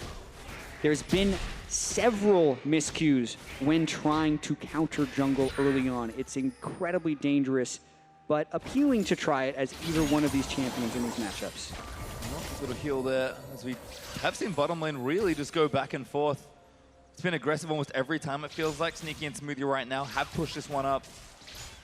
They should hit level 2 first here, and we'll see if they can maybe get something happening. Ignite for Smoothie, but Exhaust for Biofrost. So kind of a different look as Ray fair traps Haunter back. Bit of trade damage, but Haunter not quite able to proc that second precision protocol. Now Ray gonna joust back in, dives in for some good damage. Haunter eating so much on that trade. A really aggressive trading here from Ray, and one of the things that it kind of looks strange seeing these trades, one of the hallmarks of the really great Kled players is knowing when to fight until dismount. Because if you can dismount at a safe location, you can remount back up, you get that health back, and that is something that allows you to get big advantages in extended trading. Yeah, but a little advantage can be gained right here because they just spotted Sven Scarin in the bottom lane. They've already harassed Haunter low. This could even be a dive here. Ray gonna look for it. He's got the dismount. There's the hook shot away, but there's the dive coming in. Haunter is getting a flash on. Contracts the rookie, first blood. And they both get out using the Kled dismount perfectly. The all-important top lane. goes the way of C9. And it was a team play as well, because they never would have felt safe going for that gank if they had not seen Svenskeren down on the bottom side. And it's that push from the bot lane that gave them that edge. So C9 working well across the map, and Contracts off to his third good start in a row. Honsa waiting now, did instantly teleport back to lane. We'll watch this dive again, just so well executed by Cloud9. Landing the bear trap on a rope pulls Haunter back in when he's trying to hook shot away, and then they're also able to utilize that dismount. Yeah, that dismount means you lose that turret aggro. You're safe to go for these crazy aggressive dives like that. What is interesting to note about that kill, though, is since it went over to Contracts, while the wave was in an advantageous position for Haunter, when Haunter got back into that lane after his quick teleport, he did pick up a large percentage of that CS. So yes, the first blood gold goes to C9, but it doesn't immediately put Ray ahead in that lane. No, just a second Doran's there for Ray, which will be good if he wants to play aggressively. But Jensen, you can see, roaming down, trying to get some more happening. Bjergsen, a CS lead right now, but it's been pretty quiet in the mid lane here. So we return back to one of our more aggressive lanes. Oh, flashball from Smoothie, real aggressive actually. Turtle gonna live through this one at least for now. Yeah, that's flash down, exhaust down. Smoothie will be susceptible, but if Turtle steps too far forward, Sneaky has both his summoners, and they're looking to try to counter dive here to stop Ray from being able to collect all this farm under turret. Yeah, we saw yesterday, though, the risk of diving a Kled while he's still mounted. Very close to dismounting, but he will get that frame of untargetability, and Svenskeren calls it off. Smart for them to call it off, but tragic for the potential dive. Here's Svenskeren, they're into the mid lane onto Jensen, does land it in. Jensen flashes out of the way, but Bjergsen gets a kill for himself. Jensen has no idea where the jungler is, goes aggressive onto Bjergsen, baited in, and Bjergsen on low mana uses his last spell to secure that kill. These are the moments that make or break champions, and Jensen goes for a big play right here. It looked like he had a great spot with parallel convergence, but he's doing it blind. Hugely risky play. Bjergsen jukes back in towards the lane. Jensen was going to the parallel convergence regardless. That's when Svenskeren gets him with the Sonic Wave. And Jensen did also not even step into that parallel convergence for the shield before trying to retreat, which may have given him enough health to actually get out of there. Those reactions are sick from Ray. Haunter camping a brush, but Ray instantly gets himself out. I mean, if there's one thing I do know about Ray, he's mechanically very, very good. Exactly. Has been camped at the #1 spot in NA Challenger pretty much the entirety of this year. It's his team play that needs to come in. So those little moves in lane could be why we're seeing Ray on these carry champions. Haunter making a smart move, setting up the wave so that it would kind of slow freeze against him. That forces Ray to TP back and push this out. He's going to do so, gets himself some boots, a pot, and a Ruby Crystal, so no huge combat advantage right now. Yeah, pay attention to that when Haunter hits level 6, though, since his teleport's going to be coming off cooldown. It's a difficult spot in the lane right now for Haunter because he's just got the 1 Dorans and the refillable potion. But if he can keep this wave somewhat split, and he can hit level 6 with decent health and get a recall timing in, that's the opportunity for TSM to pull off a play with the teleport advantage. A good little bear trap for Harass. Jensen getting aggressed on again. Bjergsen just combos him down. Thunderlord's procs. Jensen, no MR right now. Didn't have a whole lot of money to spend, so just the Dark Seal, a Corrupting Potion, and that Doran's is pretty safe for early itemization, but Bjergsen's already got his last chapter. Spotting Contracts out here pretty big. Sven is already on the top side and has the level advantage. Level 6 Lee Sin going to be very powerful, and we'll know where Contracts is at. Well, it's a 6 as well, but no TP, so if he does want to go for something in this top lane, Haunter doesn't have a lot of items to play with. Contracts in the area are going to hit 6, not quite just yet. Yeah, Haunter's sitting on 1,300 gold. Really just wants to stay in lane as long as possible before recalling and having the option of setting up that teleport play. That Svenskeren, I feel like, has been pretty smart sticking around this side of the jungle for here. And again, if we pop back down the bottom Ray's lane. looking for a roam. They're going to go for Bjergsen with the ult, I think. Onto Bjerg. Jensen gets stunned though. Can't quite time it. Ulti up from Syndra. Kled in as well. But now Sneaky's also coming. Everyone trying to take down Bjergsen. Ray wants to get the kill. Flashes forward. Looks for the bear trap. Lands it. And there's the dive from Ray. The roam from C9, bot lane and top lane. Investing in Jensen. Giving that faith over to him that he can carry with the help. Close to a 5-man gank onto Bjergsen. This time Jensen does ult back before he would fall to Syndra. The push advantage that Ray had in the top lane as Haunter was trying to stick around with just Adorns before shopping is cashed in right here with the gank. And just look at how well they all work together. Sneaky tanking up the turret for Ray so Ray can commit to this play. It's a big commitment, but they needed to keep Jensen relative in this matchup. He can't afford to fall too far behind. And it does feel like Kled's propensity and power in tower dives Very nice addition for this team at this stage. I mean, that's twice now that TSM's carries have been dove by Ray. The first at level 3, and now once he has the ultimate. If that was part of the plan for Cloud9, it's working real well so far. And also, you look at TSM when they're going with the Syndra and the Lee Sin, they're looking to try and get that early game push on pretty much every lane. So when they're getting dove in 2 of their lanes, that's trouble. The C9 bot lane really does deserve so much credit. They get the ward on Sven, which allows the dive top. Then they have the push bottom, which allows the roam mid, and Sneaky to contribute to that kill there. So both of the kills have been contributed to massively from the C9 bot lane and their excellent play. Summonerless Bjergsen also seems like a pretty good target for a revisit. Haunter does have his and the TP back, and also went back to spend that money. So Ruby Crystal, Ninja Tabai getting those early defenses up in the lane. But it really has been that bottom lane, despite the fact that CS does look even and the wave is now pushing back to C9. C9 spent so much time pushing that wave up, which has opened up that last exchange in mid. So things looking good so far. Cloud9 up 2 kills and about 400 gold, but as close as we'd expect in the first 10 minutes of this game. This is one thing that TSM can look to get as an edge for them. They have TP advantage on Hansa right now, so they could try to force around this dragon and grab that objectives. Yeah, and if they wanted the right type of play, they need a deep ward, which they actually just got behind the Drake pit. So if C9 do continue to push up this lane, Hunter would have an opportunity to try and teleport. That could have been it, but he's engaged in combat with Ray up top. Yep, he's kind of fighting him there. Ray can cancel that relatively well. Haunter going to back in a brush. This is the setup for TSM. Blue buff also over to Bjergsen. If they want to try and take the Drake, pretty good window to do. Yeah, question mark ping from Ray. He says Haunter is missing. C9 should know that Haunter would have his teleport. Ray can match it soon, but it's still on cooldown. And that's why Contracts has been hanging around the bot side, trying to cover that C9 push in. But now Svenskeren is here. The ward is available. They could look to pull off the play. Ooh, barely missing for that would have been the trigger. That would have been the go button. And the type of communication that C9 are doing right now, being able to have the people in the right spot when TSM is looking to make a play, are the little things that can win them a championship. Keeping this push in the bottom lane, waiting until Ray's teleport back up, put them back in a power position in this game. Haunter again getting aggressed on by Ray. This wave's pushing up is really nice because again, Haunter, if he does want to use that TP, or did want to before, Ray made sure he was pressuring enough that couldn't really happen. Sneaky though, gonna get out from under that bubble, dashes out from under Bifrost Q. Again, the bot lane is still playing aggressively, and Blade of the Ruin Kings will be up relatively shortly. Sven always spotted Gray, but Ray again Contracts is coming up. Now getting stunned, the ultimatum should be there soon. He's going to try and get out, can't get out with the ultimate now as Haunter finally knocks him down, but here comes Contract, leaps into the arena to try and fight, but Svenskeren kicks Ray in, Warhub's in, he's going to get the kill down, and there's the ulti. Haunter barely gets over the top, get the second kill on Contracts. Svenskeren landed his Sonic Wave, waited for the dismount, then took the resonating strike over the wall. So much patience in those incredibly tight situations net them 2 kills. And Bjergsen faster on the roam there than Jensen. Jensen could not get up to help out in that play. That was a big one for TSM. And you can see just how close this game is. Now TSM are the ones with the gold lead, but it still sits under 1,000. Svenskeren committed a lot here, but TSM played this very well. And these are tough games to pull off because Ray is the one who's ahead in this lane. So they trap him in the Hextech ultimatum, and Contracts jumps in but can't get the isolation. But Ray flies over the wall right there thanks to Svenskeren kick, and it allows the rest of TSM to clean up the scraps. And if Bjergsen couldn't have gotten there, Contracts may have been able to actually win out on that fight. The ultimate from Syndra did almost all of his health, and that has Haunter right back to even. Bjergsen stronger again, and TSM out to a slight lead. I mean, look at the gold.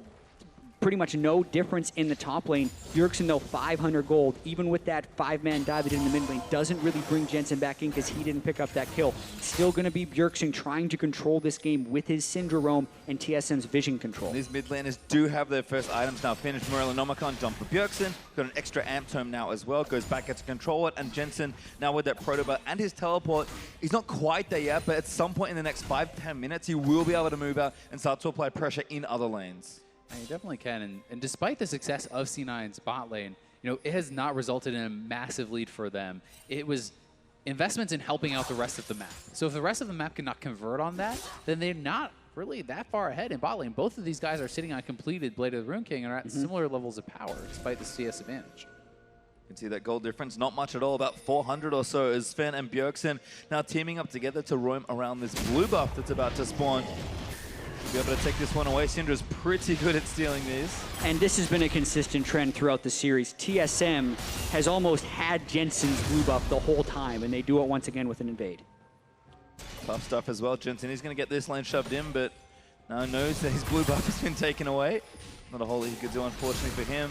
Now going to clean that wave out. It does make them ping towards the Ocean Drake right now. They do have the Kha'Zix who could take it, and they know that Svenskeren had invested something in the blue buff. Turtle. Turtle going to get left on here. Does have his summoners, but has to play it well. Thunderlords will proc contracts. Good chunk damage, but Turtle holds on to his spells. That might be enough for them to try to go over to that dragon, but Nami is healing Turtle back up, and that chunk means much less because you have that healing support.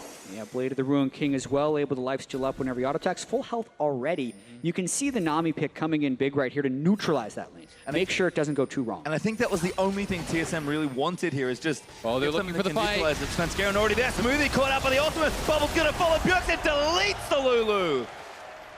Again, Bjergsen on the roam from the mid lane. Jensen following far behind. TSM looks to go for Ocean Drake. Ocean Drake getting low. Sven does have his smite and contracts. He's recalling, so they're giving this one up by the looks of things. TSM play it safe and take the Drake. Yeah, for the third time in this series, Syndra is getting rolling. You know, this Syndra is picking up kills and getting very, very strong. They're looking to try to dive Sneaky. Oh, exhaust down. Svenskeren kicks Sneaky back in. This should be a kill. The flash. Not quite enough. Turtle flashes in. Needs another auto. There it is. But Jensen down towards the lane. Gets one onto Svenskeren. Now Turtle going to get chased away. Flash. How much can he get? There's the wave. Might be enough to just disengage it. Bjergsen coming down as well. But here comes Contracts to meet Wild. Turtle isolated and taken TP down. from Glad. They want more. Bjergsen was coming down. We'll see if they can catch him. Haunter doesn't cancel. Raise here. There's the ulti out as Bjergsen does have his flash. Won't use it just yet. Has to wait out the bear trap, but the damage still being dealt by Kled. Bjergsen finally going to try and turn around, get up, but Contract flashes in to get the rest of the kill. Contract survived! Healing not enough. Contract somehow lives. Haunter in late, and TSM lose out on the trade.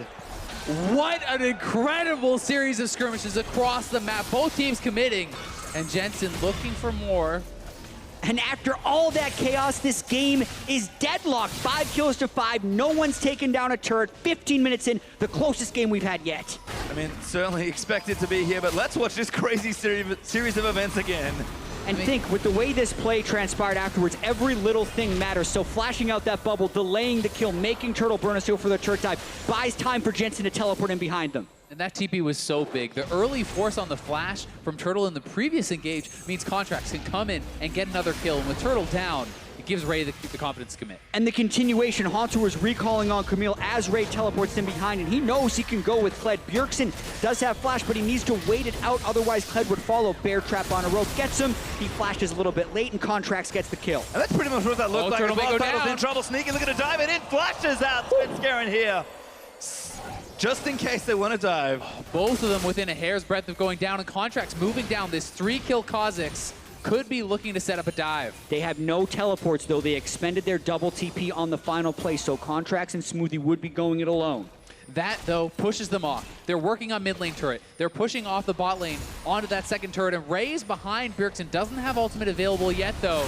Does the kick back in. Bjergsen going to try and combo this down. There's the ultimate from Jensen. He probed about to get a bit of safe. He's going to go down. With the Jensen turnaround. On the back end of the timeline. Haunter here. Looking to go down to Ray. Ray looks for the bear trap. Doesn't get it. Smoothie does to Bjergsen on the bottom end of the turret side. And that Contract leaps in. Takes down Camille. Bjergsen looking to get it happen. Takes out Contract. It's Sneaky. They're going to get aggressed on as well. Slowed down by the hail of arrows from Wild Turtle. Play to the Ruined King down Sneaky. Sneaky's in. Does get the goal on the Bifrost. Still fighting there on the Turtle, but does not get it. Jensen's still going. They're throwing haymakers at each other. All right, Jensen going to run and see who he can find. He will dive, I think, if he gets an opportunity. Ult not up, but I don't think he cares. Turtle right behind his turret. Jensen flashes past the turret.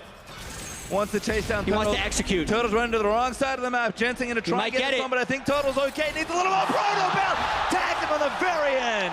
This game is insane right now. Game 5 of the finals. Both teams holding nothing back. So many times in Game 5s, teams go passive. That is the exact opposite of what's happening right now. And look at Smoothie on the roam again. This bot lane from C9 moving up, saving Jensen and starting the fight off right. And then it continues right there. Bjergsen gets the kill on a Smoothie, but everyone sees a play they want to go for. Haunter had just juke bear trap on a rope to set that up. So Contrast goes in with the flash, but Bjergsen then lands the majority of his skill shots to finish off Contracts.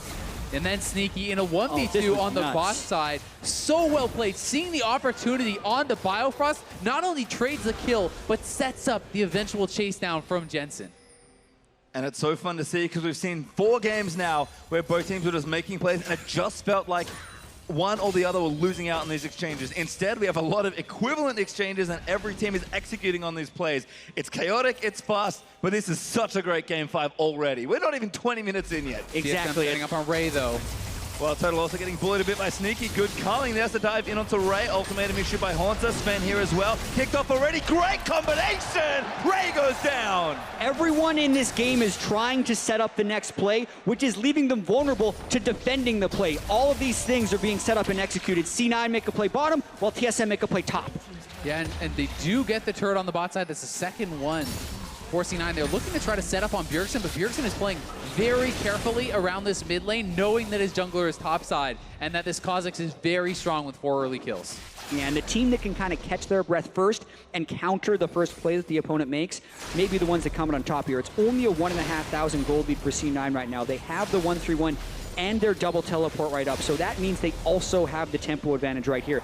They just need to continue to be willing to pull the trigger on these plays and make sure they're doing it right, because TSM do have tools to turn things around. Well, we're going to get some breathing room. Drake up in 50 seconds. The people do need to go back and at least spend their gold, but all this fighting means that these players are super powered at this stage. I mean, 2 items for pretty much both these mid laners.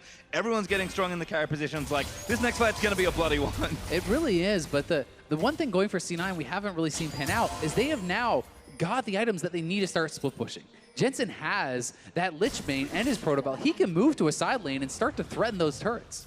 Yeah, and if they did want to go for a Cloud Drake, I think they have the item power spikes over top of TSM right now. Lich Bane Protobelt, I feel like, is exactly what the Echo wants, and there's no Trinity Force as of yet for Haunter.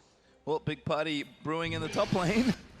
Almost everyone is up around the area. I think Sven just checked Baron, just in case. You never know. Yeah, that's not the way you want to lose Game 5, a 20-minute Baron rush, so playing it safe.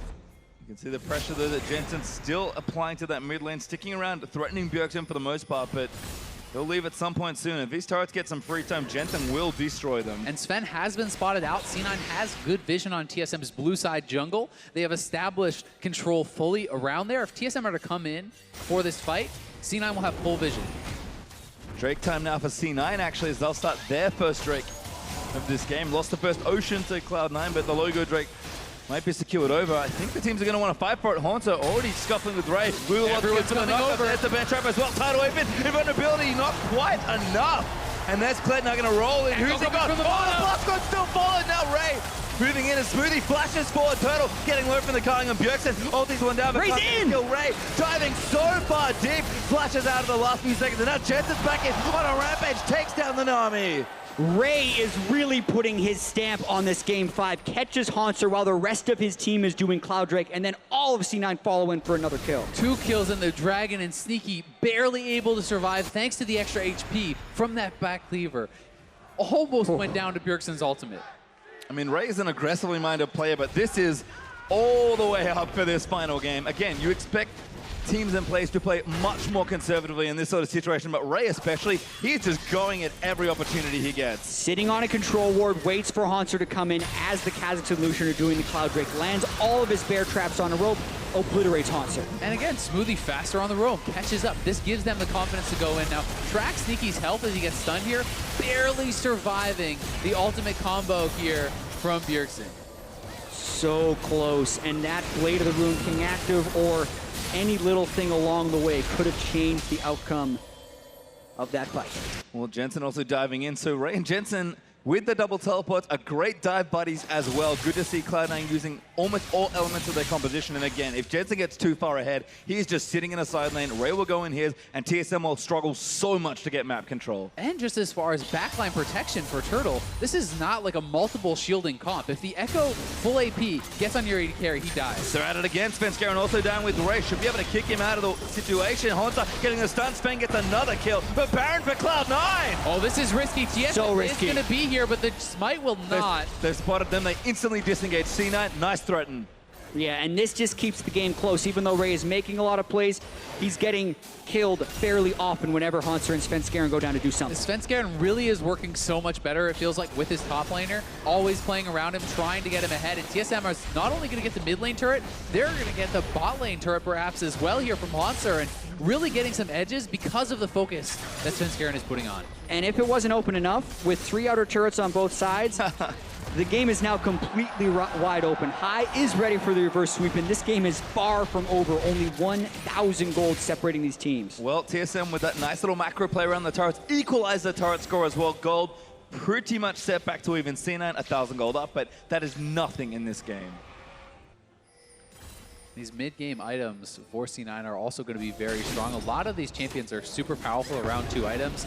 Building Black Cleaver, you can complete it relatively early on, and we have the Black Cleaver, or Blade of the Rune King combo for Lucian. Black Cleaver done for the jungler and the top laner. All these guys are going to be very powerful in skirmishes. Yeah, and if you look at the way TSM also want to pick up plays, it's actually very difficult for a team composition to play against as Bjergsen Cinder right here, because everyone on C9 is so mobile and he needs to be able to land the skill shot stun to get anything going. So that requires a lot of vision control and a lot of setup, which C9 doesn't want them to have as they're really chaotically playing this 1-3-1. Plus there's just so many threats. I mean, there's 4 guys who could take down Bjergsen if he goes in the wrong spot. Jensen's not here as well. Ray actually going to chase him down. Haunted just can't really get away, but Sven's here. Jensen also in the situation as Ray is just going to get aggressed on Jensen. Backing onto Sven, big burst. And now Bjergsen's coming in. Sven is going to follow up with the Q at the last second. Safeguards back to Bjerg to be saved. Jensen burned his ultimate there a little bit preemptively, so a minor miscue. Looked like he might have been able to turn something around, but a very nice timing on Haunter's Hextech ultimate. Yeah, it seemed like just a misplay. He could have actually, like,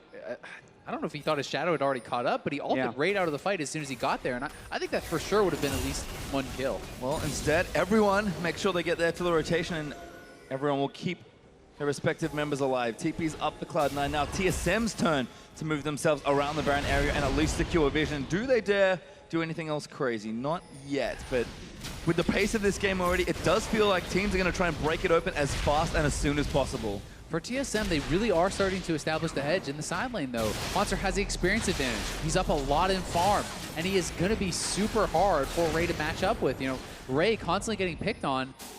He can't fall out of relevance of this split push, or it's going to be trouble for C9.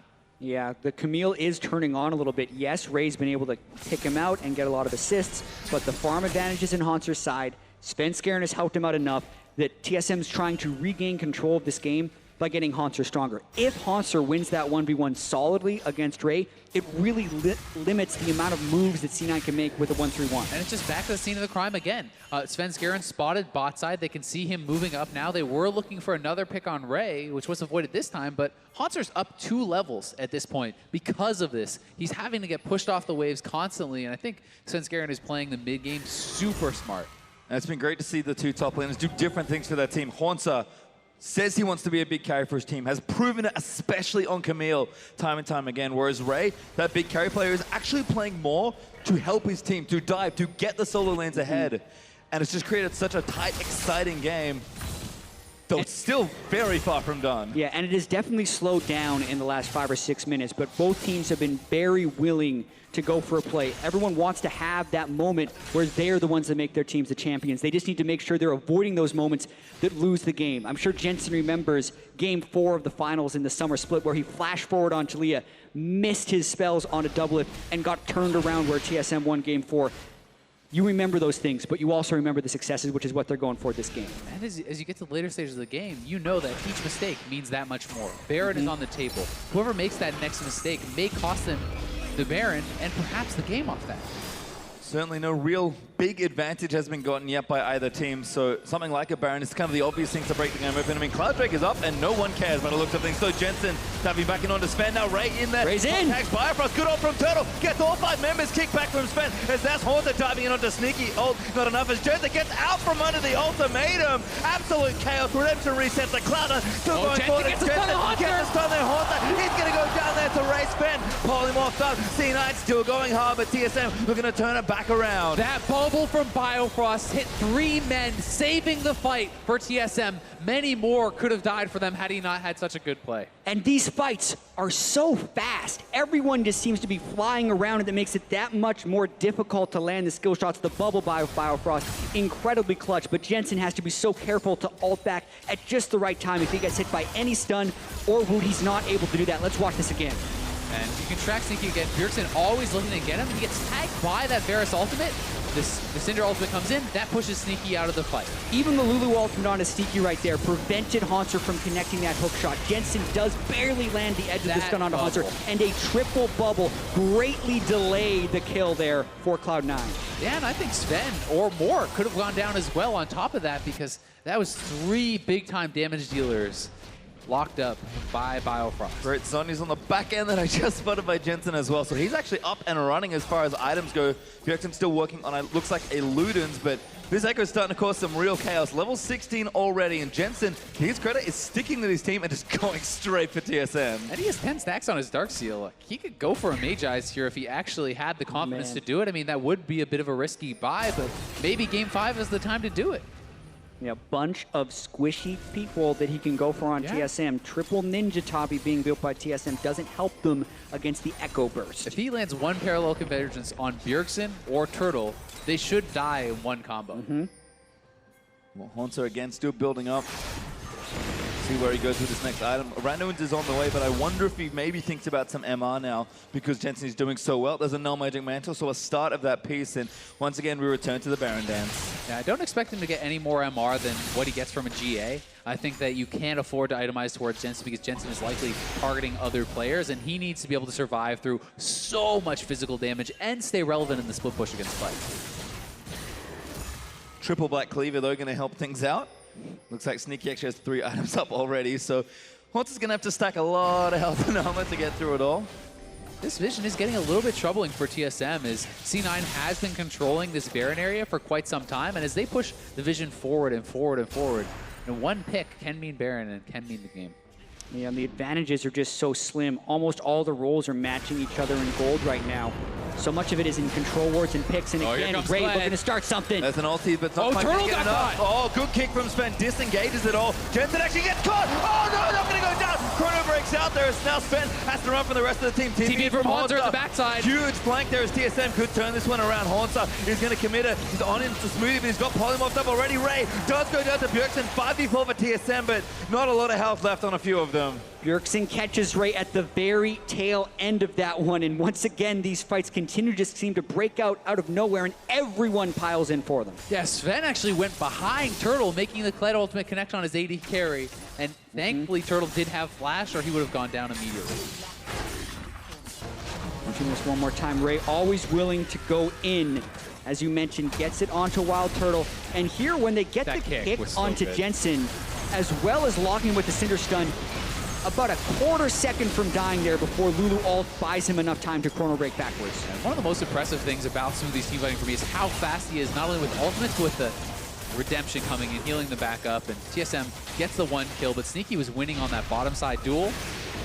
Does end up pushing him back. And we did see in that fight, Ray had mainly itemized for dueling against Haunter with the Ravenous Hydra, Black Cleaver, and Ninja Tabi. Didn't really have magic resistance, so Bjergsen's ultimate did a truckload of damage. Now he's building towards a Guardian Angel. And if this Baron has been the really big point of contention, Haunter with that TP and TSM not winning a decisive fight means that 2 teleports available for Cloud9. Yes, Jensen has been sticking with his team, but Ray can now split push. So if Ray can actually shove this wave in, C9 will establish vision control around the Baron. They can look to TP and fight. Svenskeren must now either collapse, immediately get a kill, then get back to the Baron, or they need to try to contest in a 4v5 manner. And man, this game keeps getting closer. 600 gold now at 32 minutes, only 1 kill different. Turret's still the same. Raptors getting fought over. Sven gets, I think, the bulk of them. Contract's going to eat the honey fruit. And again, Cloud9 just spore strong towards this top half of the map around that Baron. Ray has been so good at not getting himself caught out. And now with the GA, an even better threat, either in the silent if someone helps or in a team fight. I think the GA is going to be the trigger for C9. I'm expecting Ray to push up bot side. C9 play safe until he does. Once he does, look for him to make a TP play with this Guardian Angel and try to force a 5v4 fight. Yeah, and then TSM is doing so much to try and counter this engage. They have the Nami wave and Bjergsen's knockback, as well as Svenskeren's knockback. Then they're hoping that they can get the Wild Turtle ultimate onto the rest of C9 and probably focus Ray while he's in there. So while the Guardian Angel is up, that buys them a lot of time. That hurts. And alternatively, TSM can just try to force the Baron and get the TP out of Ray to deal with it that way. A lot of decision trees here, and these guys have to make sure that they're making the right one. TSM classically very good at making map-oriented decisions, but Cloud9 have shown, particularly this season, that they have just risen and risen in power as a team. Their teamwork's great, their individual talent is pretty staggering, and they've definitely cleaned up a lot of that map movement. And again, they've had control of this Baron for like 10 minutes at least, and TSM are just constantly reacting. Yes, they're getting themselves into a decent spot. Nobody wants to make a mistake at this point, and now Jensen going to get kicked back by Sven. Kronenberg going to get him out, and he almost turns it back around. And they're starting Baron off that. Sven Skjern got chunked out. They're already on the Baron. Do they have the confidence to go for the 50-50 with the rookie jungler? TSM going to go in for it there. Big stun onto Smoothie. Haunter going to get caught in the front, but Ray's kind of trapped in the ultimatum redemption. He's going to try and reset, and Cloud9 might want a team fight. Ray gets low, but he's back in! Jensen on the back line. Jensen trying to make the play, gets exhausted there by Biofrost, and now Ray is a little too low. Damage is there, just enough for Bjerg to kill Ray. Ray goes back in with the blast cone and pays the price. Jensen also had no ultimate before that fight started, so C9 were trying to force something, but pressed a little bit too hard. Yeah, I'm not even sure he meant to go back in with that blast cone. That looked pretty strange. He wasn't mounted, and now TSM will force at Baron. C9 must contest. Round two, Jensen's ultimate's up. Contract's not a lot of mana, but he does have his smite. They're going to try and force the fight instead. Smoothie chunked low, but Jensen, oh, this could be juicy.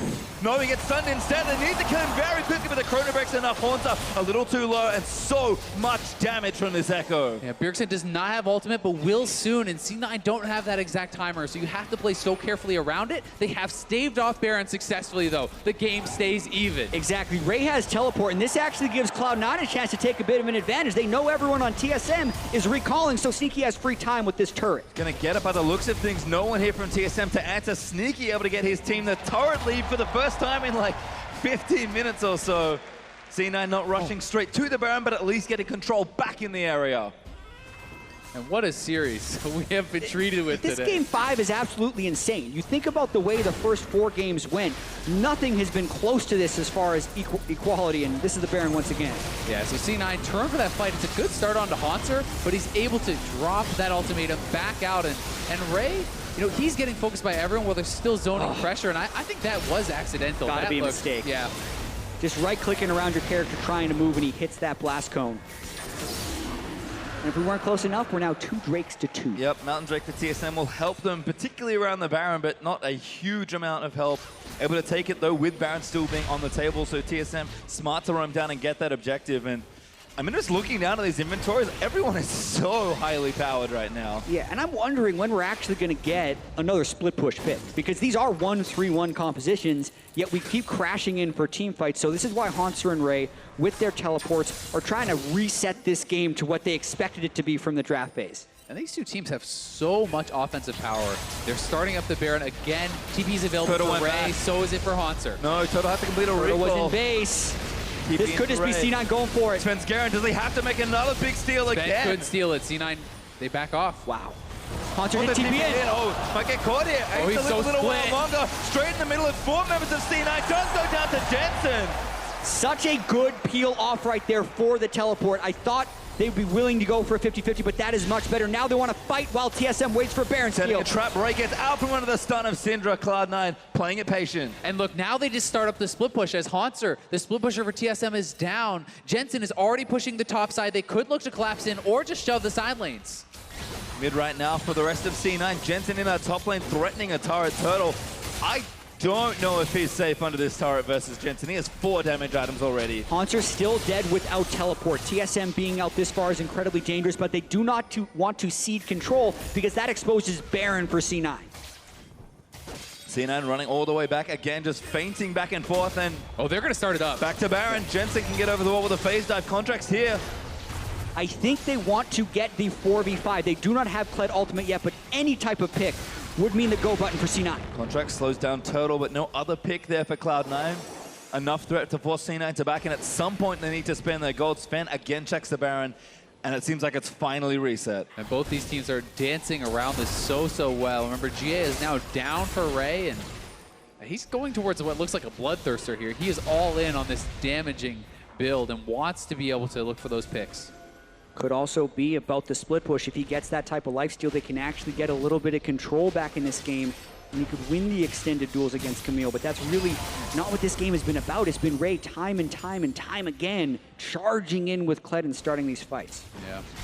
C9 in general, I mean, they have a 1-3-1 core, but they're playing 4-1 for the most part. It's really TSM that are trying some sort of split push, but everyone knows one mistake in a team fight costs you, and these team fights have been that close for that reason. And I think part of it is all the engage that's available, and Jensen really far up here. Is this the mistake for C9? He may be caught out. C9 need to push mid or go for the Baron or do something. Jensen is just trying to buy time. He's pretty fast right here. Haunter goes, can he get in range for the ultimatum? Tagged by Sven, but Ray, can't make it over the... Whoa. They collapse, and they have the inside track on mid lane, but the minions have not been pushed. Yeah, C9 looked like they were pushing mid lane, but they go to save Jensen instead of leaving him to solo run away, narrowly escaping that one. Does cost him the Cloud ultimate. Again, feels like the teams are really playing tightly knit together.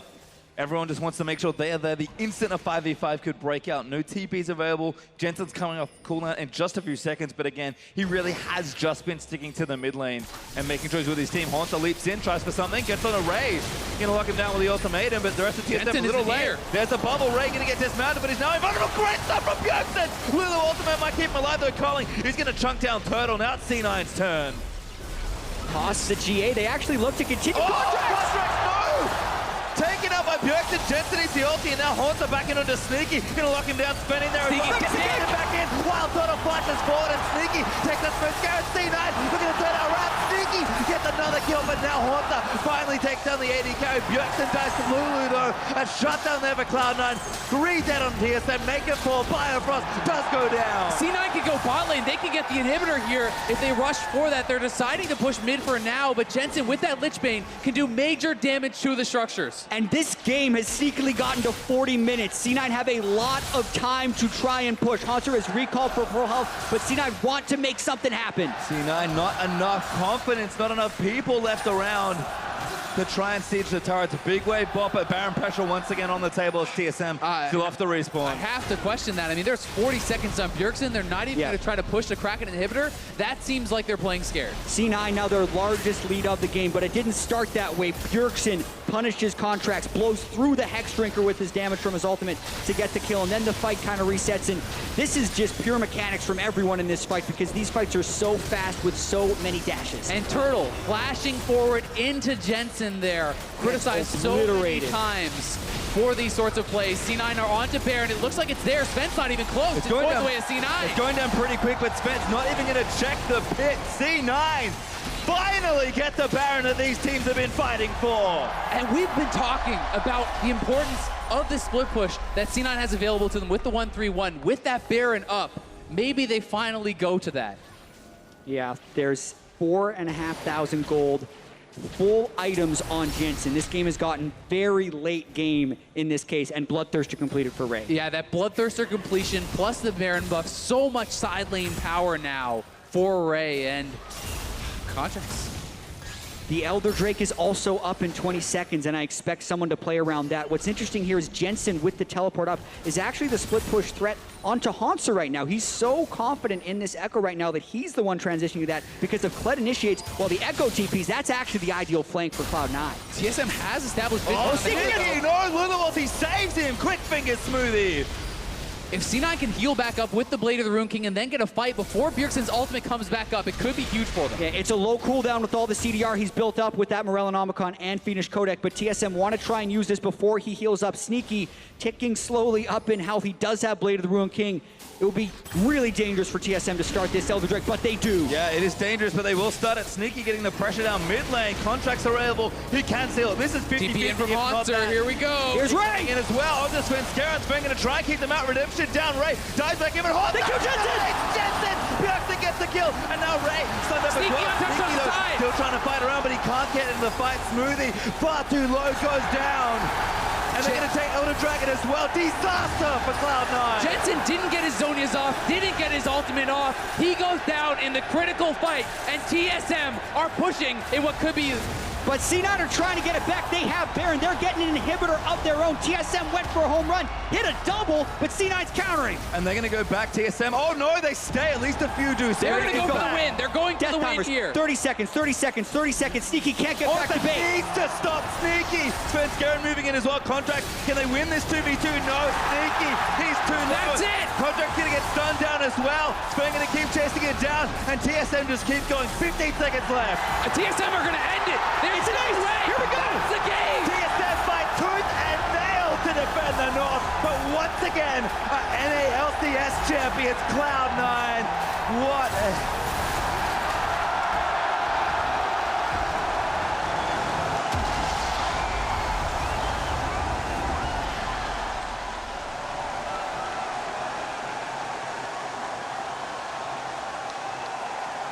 And such a chaotic game ends in such a crazy fashion right there. One continuous fight all the way to the Nexus. It's those tiny moments in these games that make or break the teams, that create these heroes. And Jensen in the final fight, not able to get his zone use off, not able to get his ultimate out, and that ends up costing him. And it just felt like that game was only fighting. It was. Yeah, and that's how it ends, right? Begins just in the same manner. A little bit stunned. The near reverse sweep by Cloud9. TSM come in just at the very end, make some critical macro calls, going for that Elder Drake, and without the Cinder ult, posting the trophy.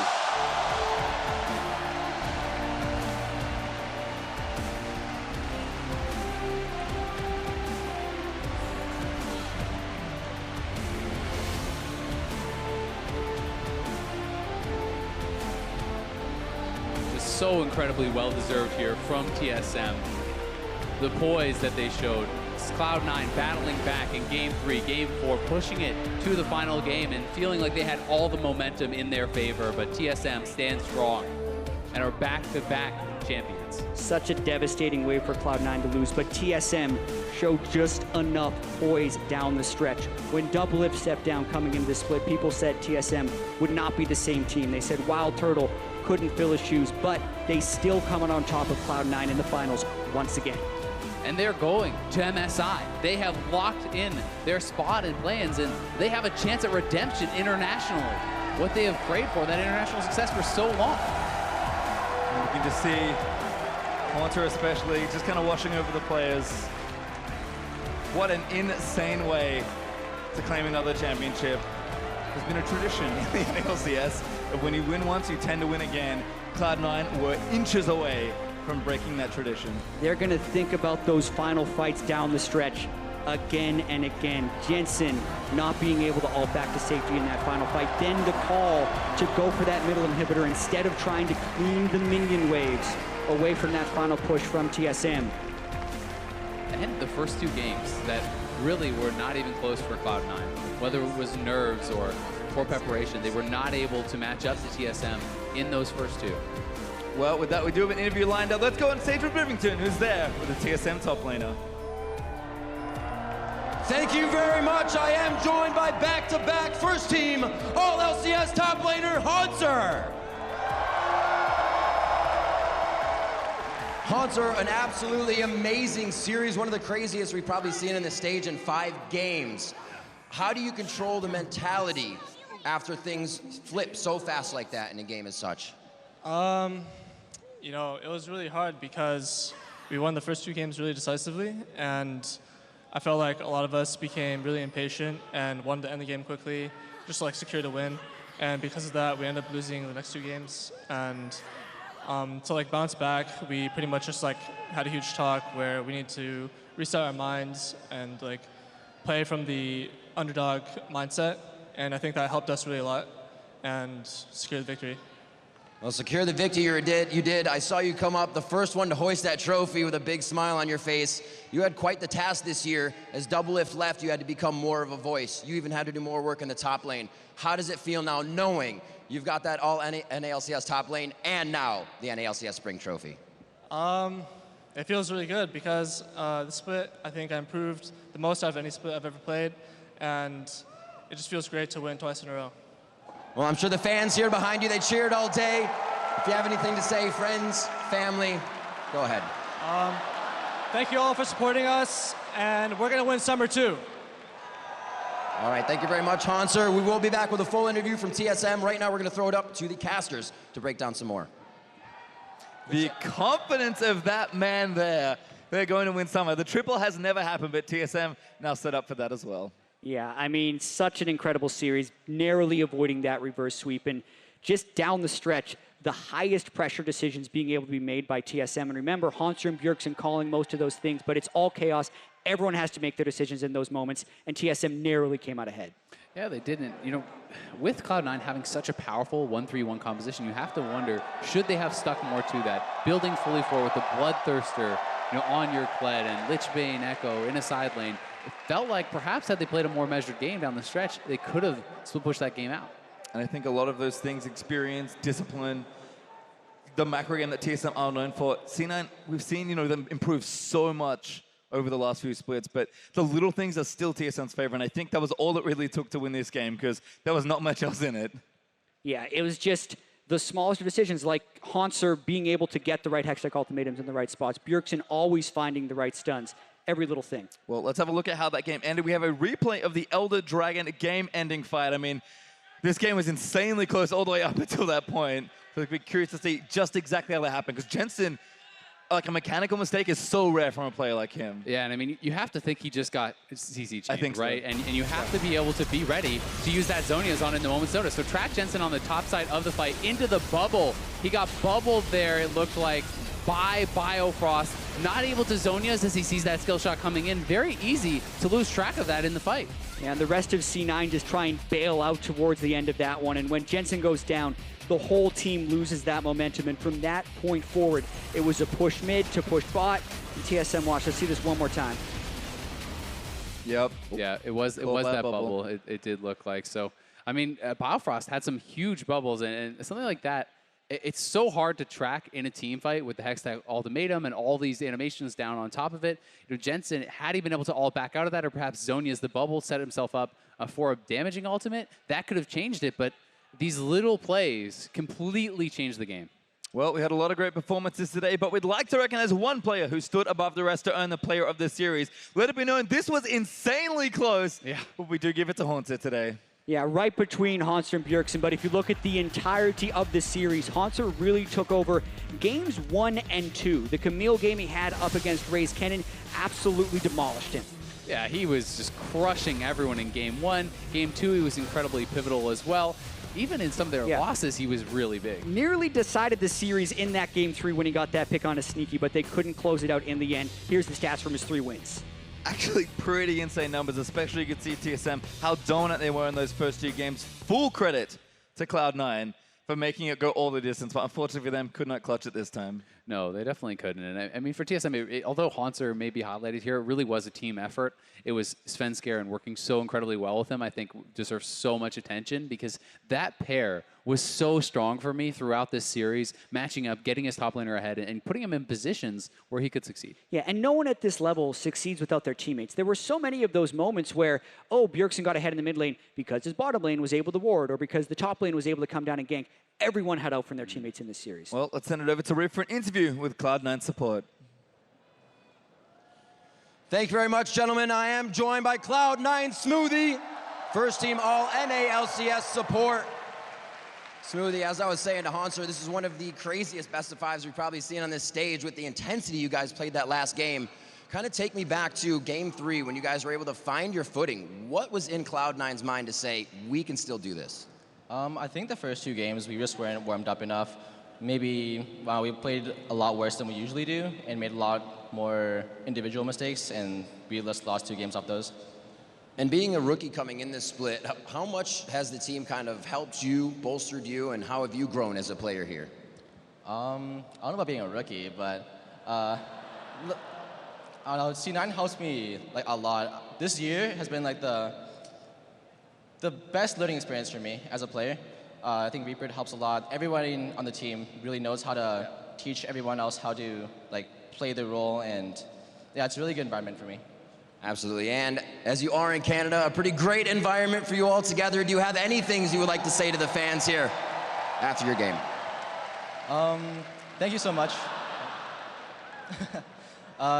Just thank you so much for watching, and sorry you didn't make it this time. I failed twice in Canada, like to win the split, and it feels really bad, but Vancouver's been really nice to me, and just thank you, everybody.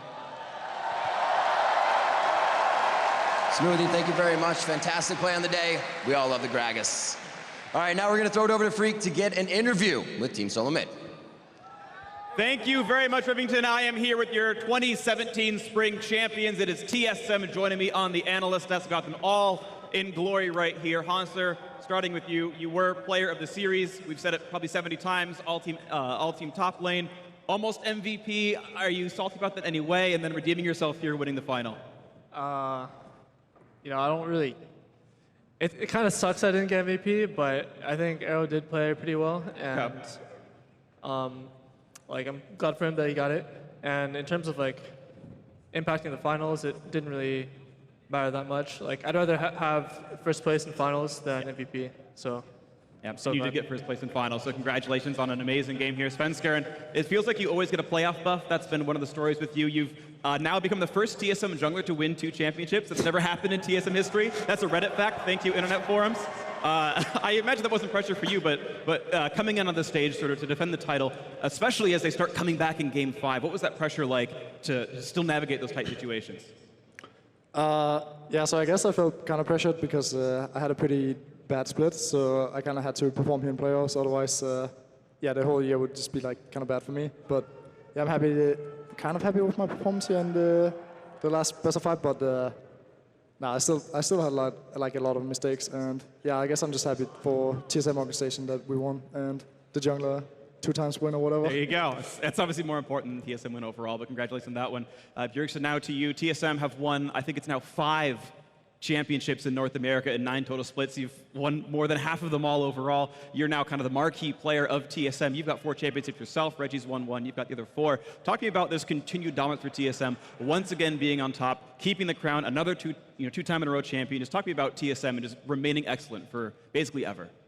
I think a really big reason why TSM always does well, always gets to the final or wins, is largely because of Reginald. Because every time we struggle, every time we having trouble improving or not doing well, he steps in and he reinforces those rules and the mindset of how to look at the game, and it helps us improve so fast. That's why you see oftentimes when Reggie comes in, he doesn't have to be there every scrim every day. He just enforces a mindset, a way of thinking the game, and then that just skyrockets our improvement. So I think that's a really big reason.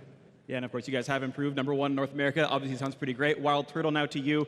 The first few games you guys won lane so hard. You're up 20, 30 CS, and then it felt like the bot lane came back and you had some rough games in Game 3 and 4. And then coming to Game 5, you've got to bounce back from this. And talk to me about how you kind of focused into this one.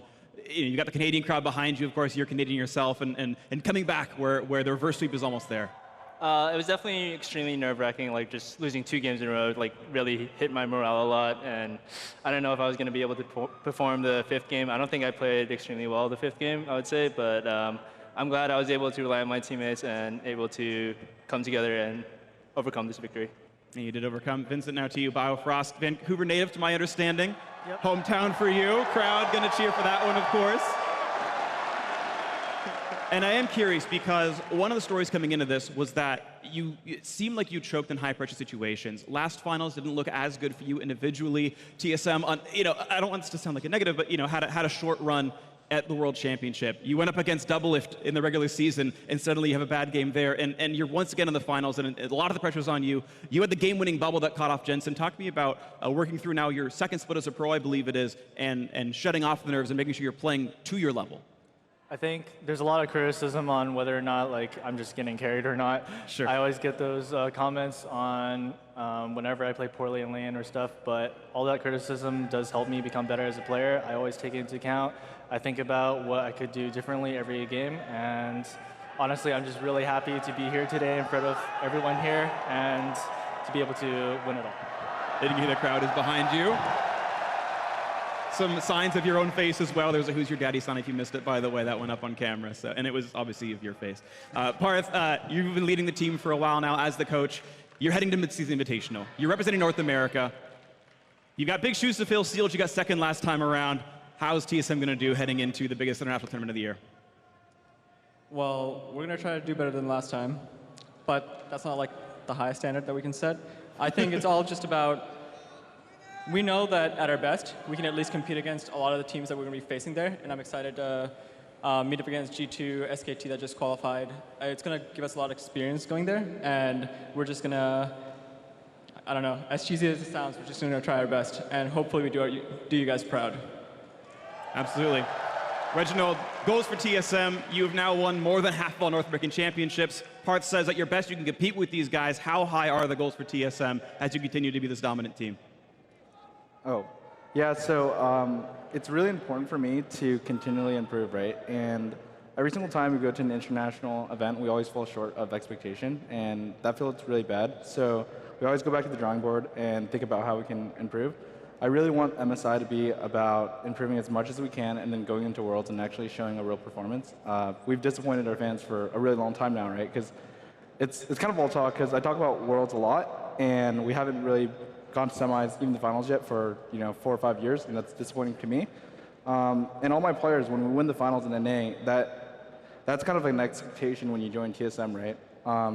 The expectation is to go and dominate the finals, and we won the first 2 games really clean. The first 3 games were really messy. We have to just constantly look at that performance and improve on it, and go in MSI, try our best. And I do want to say that we're going to go to Worlds a lot stronger this year than last year, and I think that we're going to go really far at Worlds this year, for sure. Absolutely. Of course, the crowd excited to hear you do well. This will be the last time we get to hear from you until we see you on stage at the Midseason Invitational. Would anyone like to share some final thoughts to share with their fans, to share with North America? Parting words before we see you at Brazil. I love you, Bio Daddy. Thanks, Vancouver, for having us. It's been amazing being here, and I really love this place. So thank you. The crowd thanks you as well, and we thank you for all of your time and all of your hard work in the North American LCS. We'll see you in Brazil. The Midseason Invitational. TSM, of course, will be representing North America in the biggest tournament of the year so far. And for more of our thoughts looking ahead into Brazil, join myself, Kobe, and Jat on NA LCS tonight after our broadcast. We'll see you there in 5 minutes. But on behalf of myself, TSM, all the players, all the casters, the entire broadcast crew as well, thank you so much, Vancouver. Thank you for watching, and we will see you at MSI.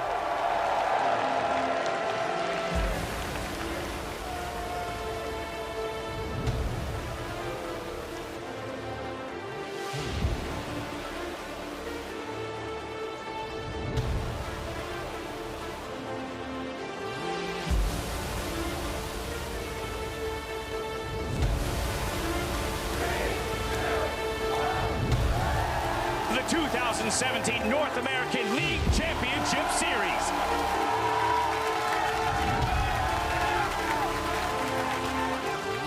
What is it with rookies in the jungle? He's going to go in for it. There's the exhaust down. Arcadian. Oh, again! He got it again! First blood. Arcadian, another first blood. Looking for number 5. Here comes the damage up, and he does! 5 solo kills for Contract! This is insane. Heel support? I don't know. It's not a mispick. Gates actually got the leap. He's maybe ready to go. Oh my god, he left it on! You are kidding me! That's first blood. There you go. That's why you pick it. They're going to go ahead and top down one of the turrets, and Bjerg's going to be there to stop it. Oh, the rejection! Ignacio wins the game! Thanks to Sunday in the base! That was perfect! What a play! GG for Team Dignitas! A hop, skip, and a jump right back. A triple kill for Immortal Jungler. Immortal, beautiful. Batting order. That delivery. Shut down. Stixxay and Huhi completely in sync there, playing so well. He's looking for more of the shockwave. And again, what about he's got more? It's on to Bjergsen. That was amazing high. Arrow goes over the wall. Full man mode, baby. Double kill. Can he make it a triple? Yes, he can. Arrow going off. Maybe we'll see the Dark Medius versus the Light Sneaky. From top to second, and P1 comes up with the victory over Cloud9 in 2 games. Seraph looking to turn it right back around. Seraph, he doesn't have the damage. Seraph, what in the world? Envy turns this fight around. An ace from Jace. There's going to be a little bit more at stake than just the result of the game. I believe you two have a bet also placed on this match. And Hotshot GG is going to have a TSM logo on his face as TSM wins the match. I can't see it. What the? No! That is not that easy to pull off. That definitely... Oh, wow! Deadly flourish! Sneaky volley! Happy birthday to you. You're all muted. Team Liquid, they made some changes, but I don't necessarily know if it's what people expected. Piglet debuts mid lane in style. 12, 1, and 8. Who's the better mid laner? Faker or you? Doublelift is back. I don't think I'm holding this spot for Doublelift. Really confident that I'm a better player. The biggest impact I can have is just smashing lane, trying to take over the game. Biobuff and Turtle gonna be jumped on. See you later. What an upset! TSM will fall to Team Liquid. We are Cloud9 in a way that we're also not Cloud9. It's going to be a question of who's the better C9. The slugfest from C9 and FlyQuest, but Cloud9 will stand tall and hold the #1 spot in the North American LCS. To a lot of teams, it might not matter that much to them if they finish first or second in the regular season, but I want to be a dominant team. Oh! He got it! That's the kill! There's pretty much no less than first place. Second place might as well be last. And that's going to be a kill. TSM, they storm the throne room. Can they topple the kings of the NALCS? They will. And in Cloud9, their first loss of the spring. People are going to be afraid of us, and I want them to be afraid of us. We've got plenty of energy in the crowd today, kicking off the playoffs right as all of these teams are fighting for their road to the finals. Big shockwave! Ryu is honed in this game. And ladies and gentlemen, that is it. Phoenix 1 is going to Vancouver. I get the kill. Nexus open and FlyQuest. Reverse sweep CLG. What an upset and what a turnaround from FlyQuest. A triple Contracts for the Contracts is an absolute beast. Cloud9 will be looking for the finals in Vancouver. It is TSM making it 9 unbroken final trips in a row. The dynasty continues for TSM.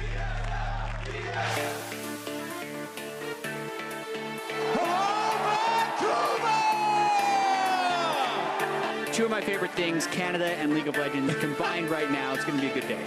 Living artillery to the fountain. Will they be able to charge? They want the Penta. He's going to give it to him. Is it a third game Penta? Yes, it is. The Vancouver native gets a Penta kill.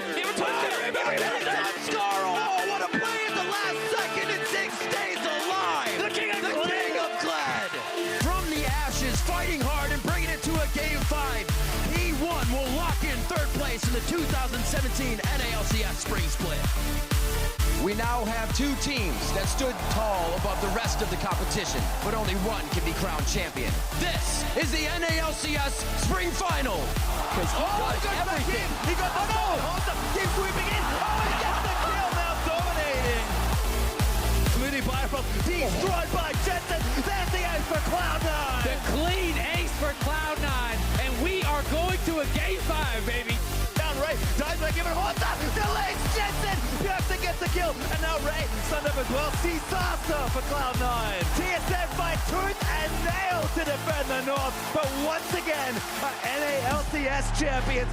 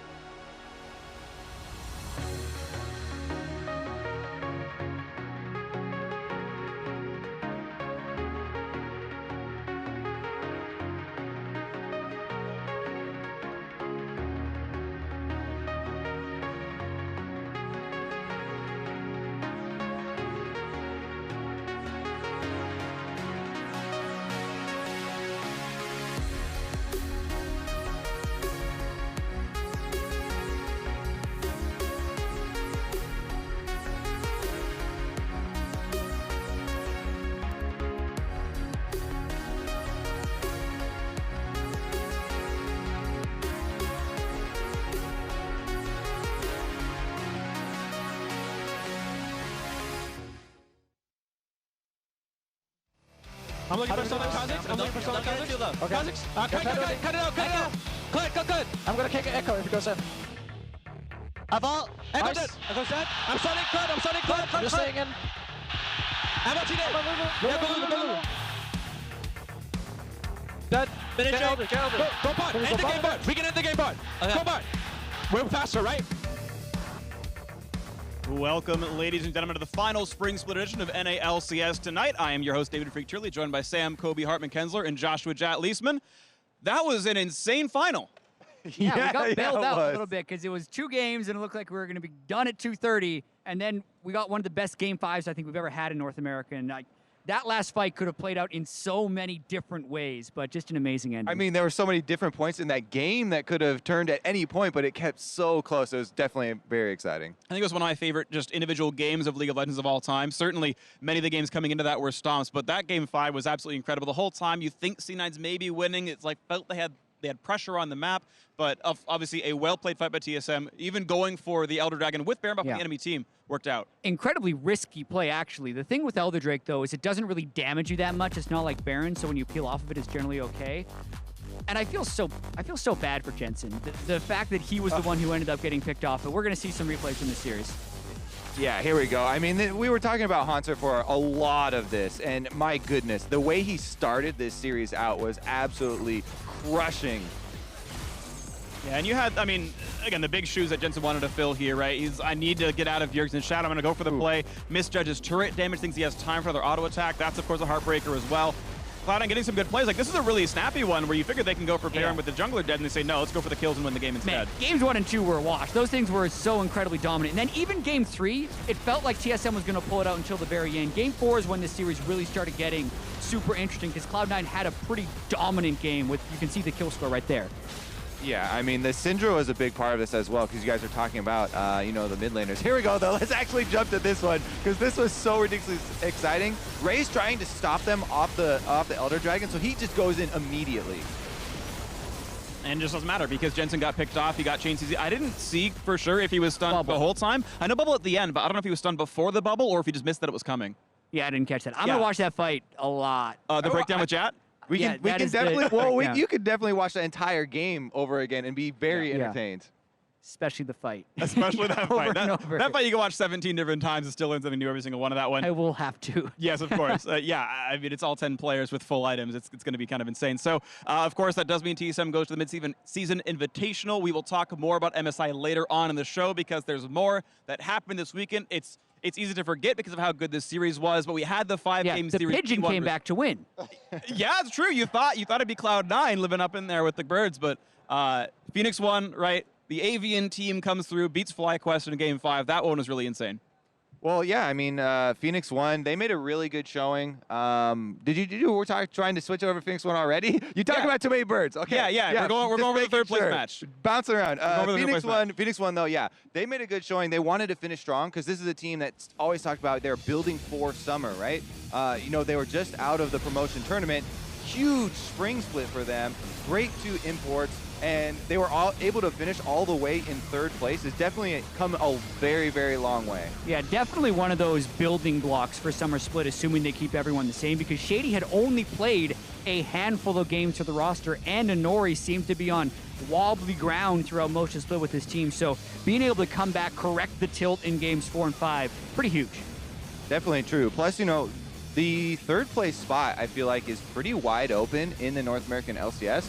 Whereas, you know, historically we've always had the CLG, C9, TSM, and then maybe one of the other 4th place team like Dignitas or Liquid or something slotting in there. And it's been these old organizations. This is really the first time where we've had new organizations making a super strong push early on in the year for that 3rd place spot. And it definitely is up for grabs. Yeah, I like Phoenix 1's organization. They did make a lot of roster changes, but that's because they really just want to keep iterating until they try and win. They're not just going to settle to be middle of the pack. It looks like they're going to keep trying to change until they get better and better. And, you know, hats off for them for being able to pull off this 5-game series. We maxed out in Vancouver. We got all 10 games. Yeah, it was just beautiful to see. Sadly, Europe didn't go for all 10. They had a 3-0 and a 3-1. Just more proof that NA is better. Europe's asleep. They can't call me out on that one. it's like 2 a.m. over in Western Europe. Either way, though, I mean, You're this was in obviously British Columbia for the yeah. NBA Well, Finals. that's true. I might have screwed myself over in this one, but shout out to all the Canadians who played very well. We saw earlier that Zig 1v2 double kill under his own turret. We had Wild Turtle do well. Altic got a penta. Like, there's a lot of great players from sort of home court in a way, and if you can call it that, but just the individual play. Smoothie, he was so sad about losing twice in Canada. Well, yeah, I mean, someone's got to lose. There's a lot of Canadians that were I mean, here. there's Canadians is on the both thing. teams. Like, someone has to lose. Yeah, I mean, everyone's always so surprised. They're like, oh, that Canadian, or they're trying to pick the few ones When like out. 30% of the players are Canadian Exactly. anyway. Yeah, like the North American LCS, a large portion of it is Canada. Infiltrating North American culture. Just yeah, NA, LCS, Canada. I don't understand. It doesn't make sense. Yeah, it's North of America. That's why it's here. That's. Yep. I'm going to get Good jumped one, on. Freak. And Good someone will say one. sorry to me afterwards. Okay. Now, well, let's talk about the fact that we're going to move into the Mid-Season Invitational. Third place match, finals got covered. TSM are representing NA. And it's funny because so much of it is going to be a rematch of last year's MSI. SKT is back. Flash Wolves are back. G2 is back. Supermassive might be back. Royal Never Give Up might be back. Like, there's so many of the same players, and it's TSM instead of CLG. There's a chance that the group stage is 5/6 of what we had last time, and then TSM was also there in 2015. But we have the play-in, right? TSM still has to win the play-in because there's a bunch of groups that we drew on Thursday of what used to be the wildcard regions that are going to play, and the best one's going to play against TSM. Exactly. It's kind of complicated, and not a lot of people have looked at the actual play-in format for this year's MSI, because this year's MSI is so much different. But not only North America, also the LMS have to actually play for their spot. It's not guaranteed like the other regions, and that was kind of judged by how well you've done at Worlds and MSI previously internationally. But yes, first thing on the list for TSM, their #1 objective is to actually earn North America's spot at MSI, along with a bunch of these other teams that we're going to go over here for the plans. Right, so these 8 teams fall down to 2. Those 2 face off against both TSM and Flash Wolves. 3 of those 4 teams make it into the group stage, which will join, again, G2, SKT, and the winner of China.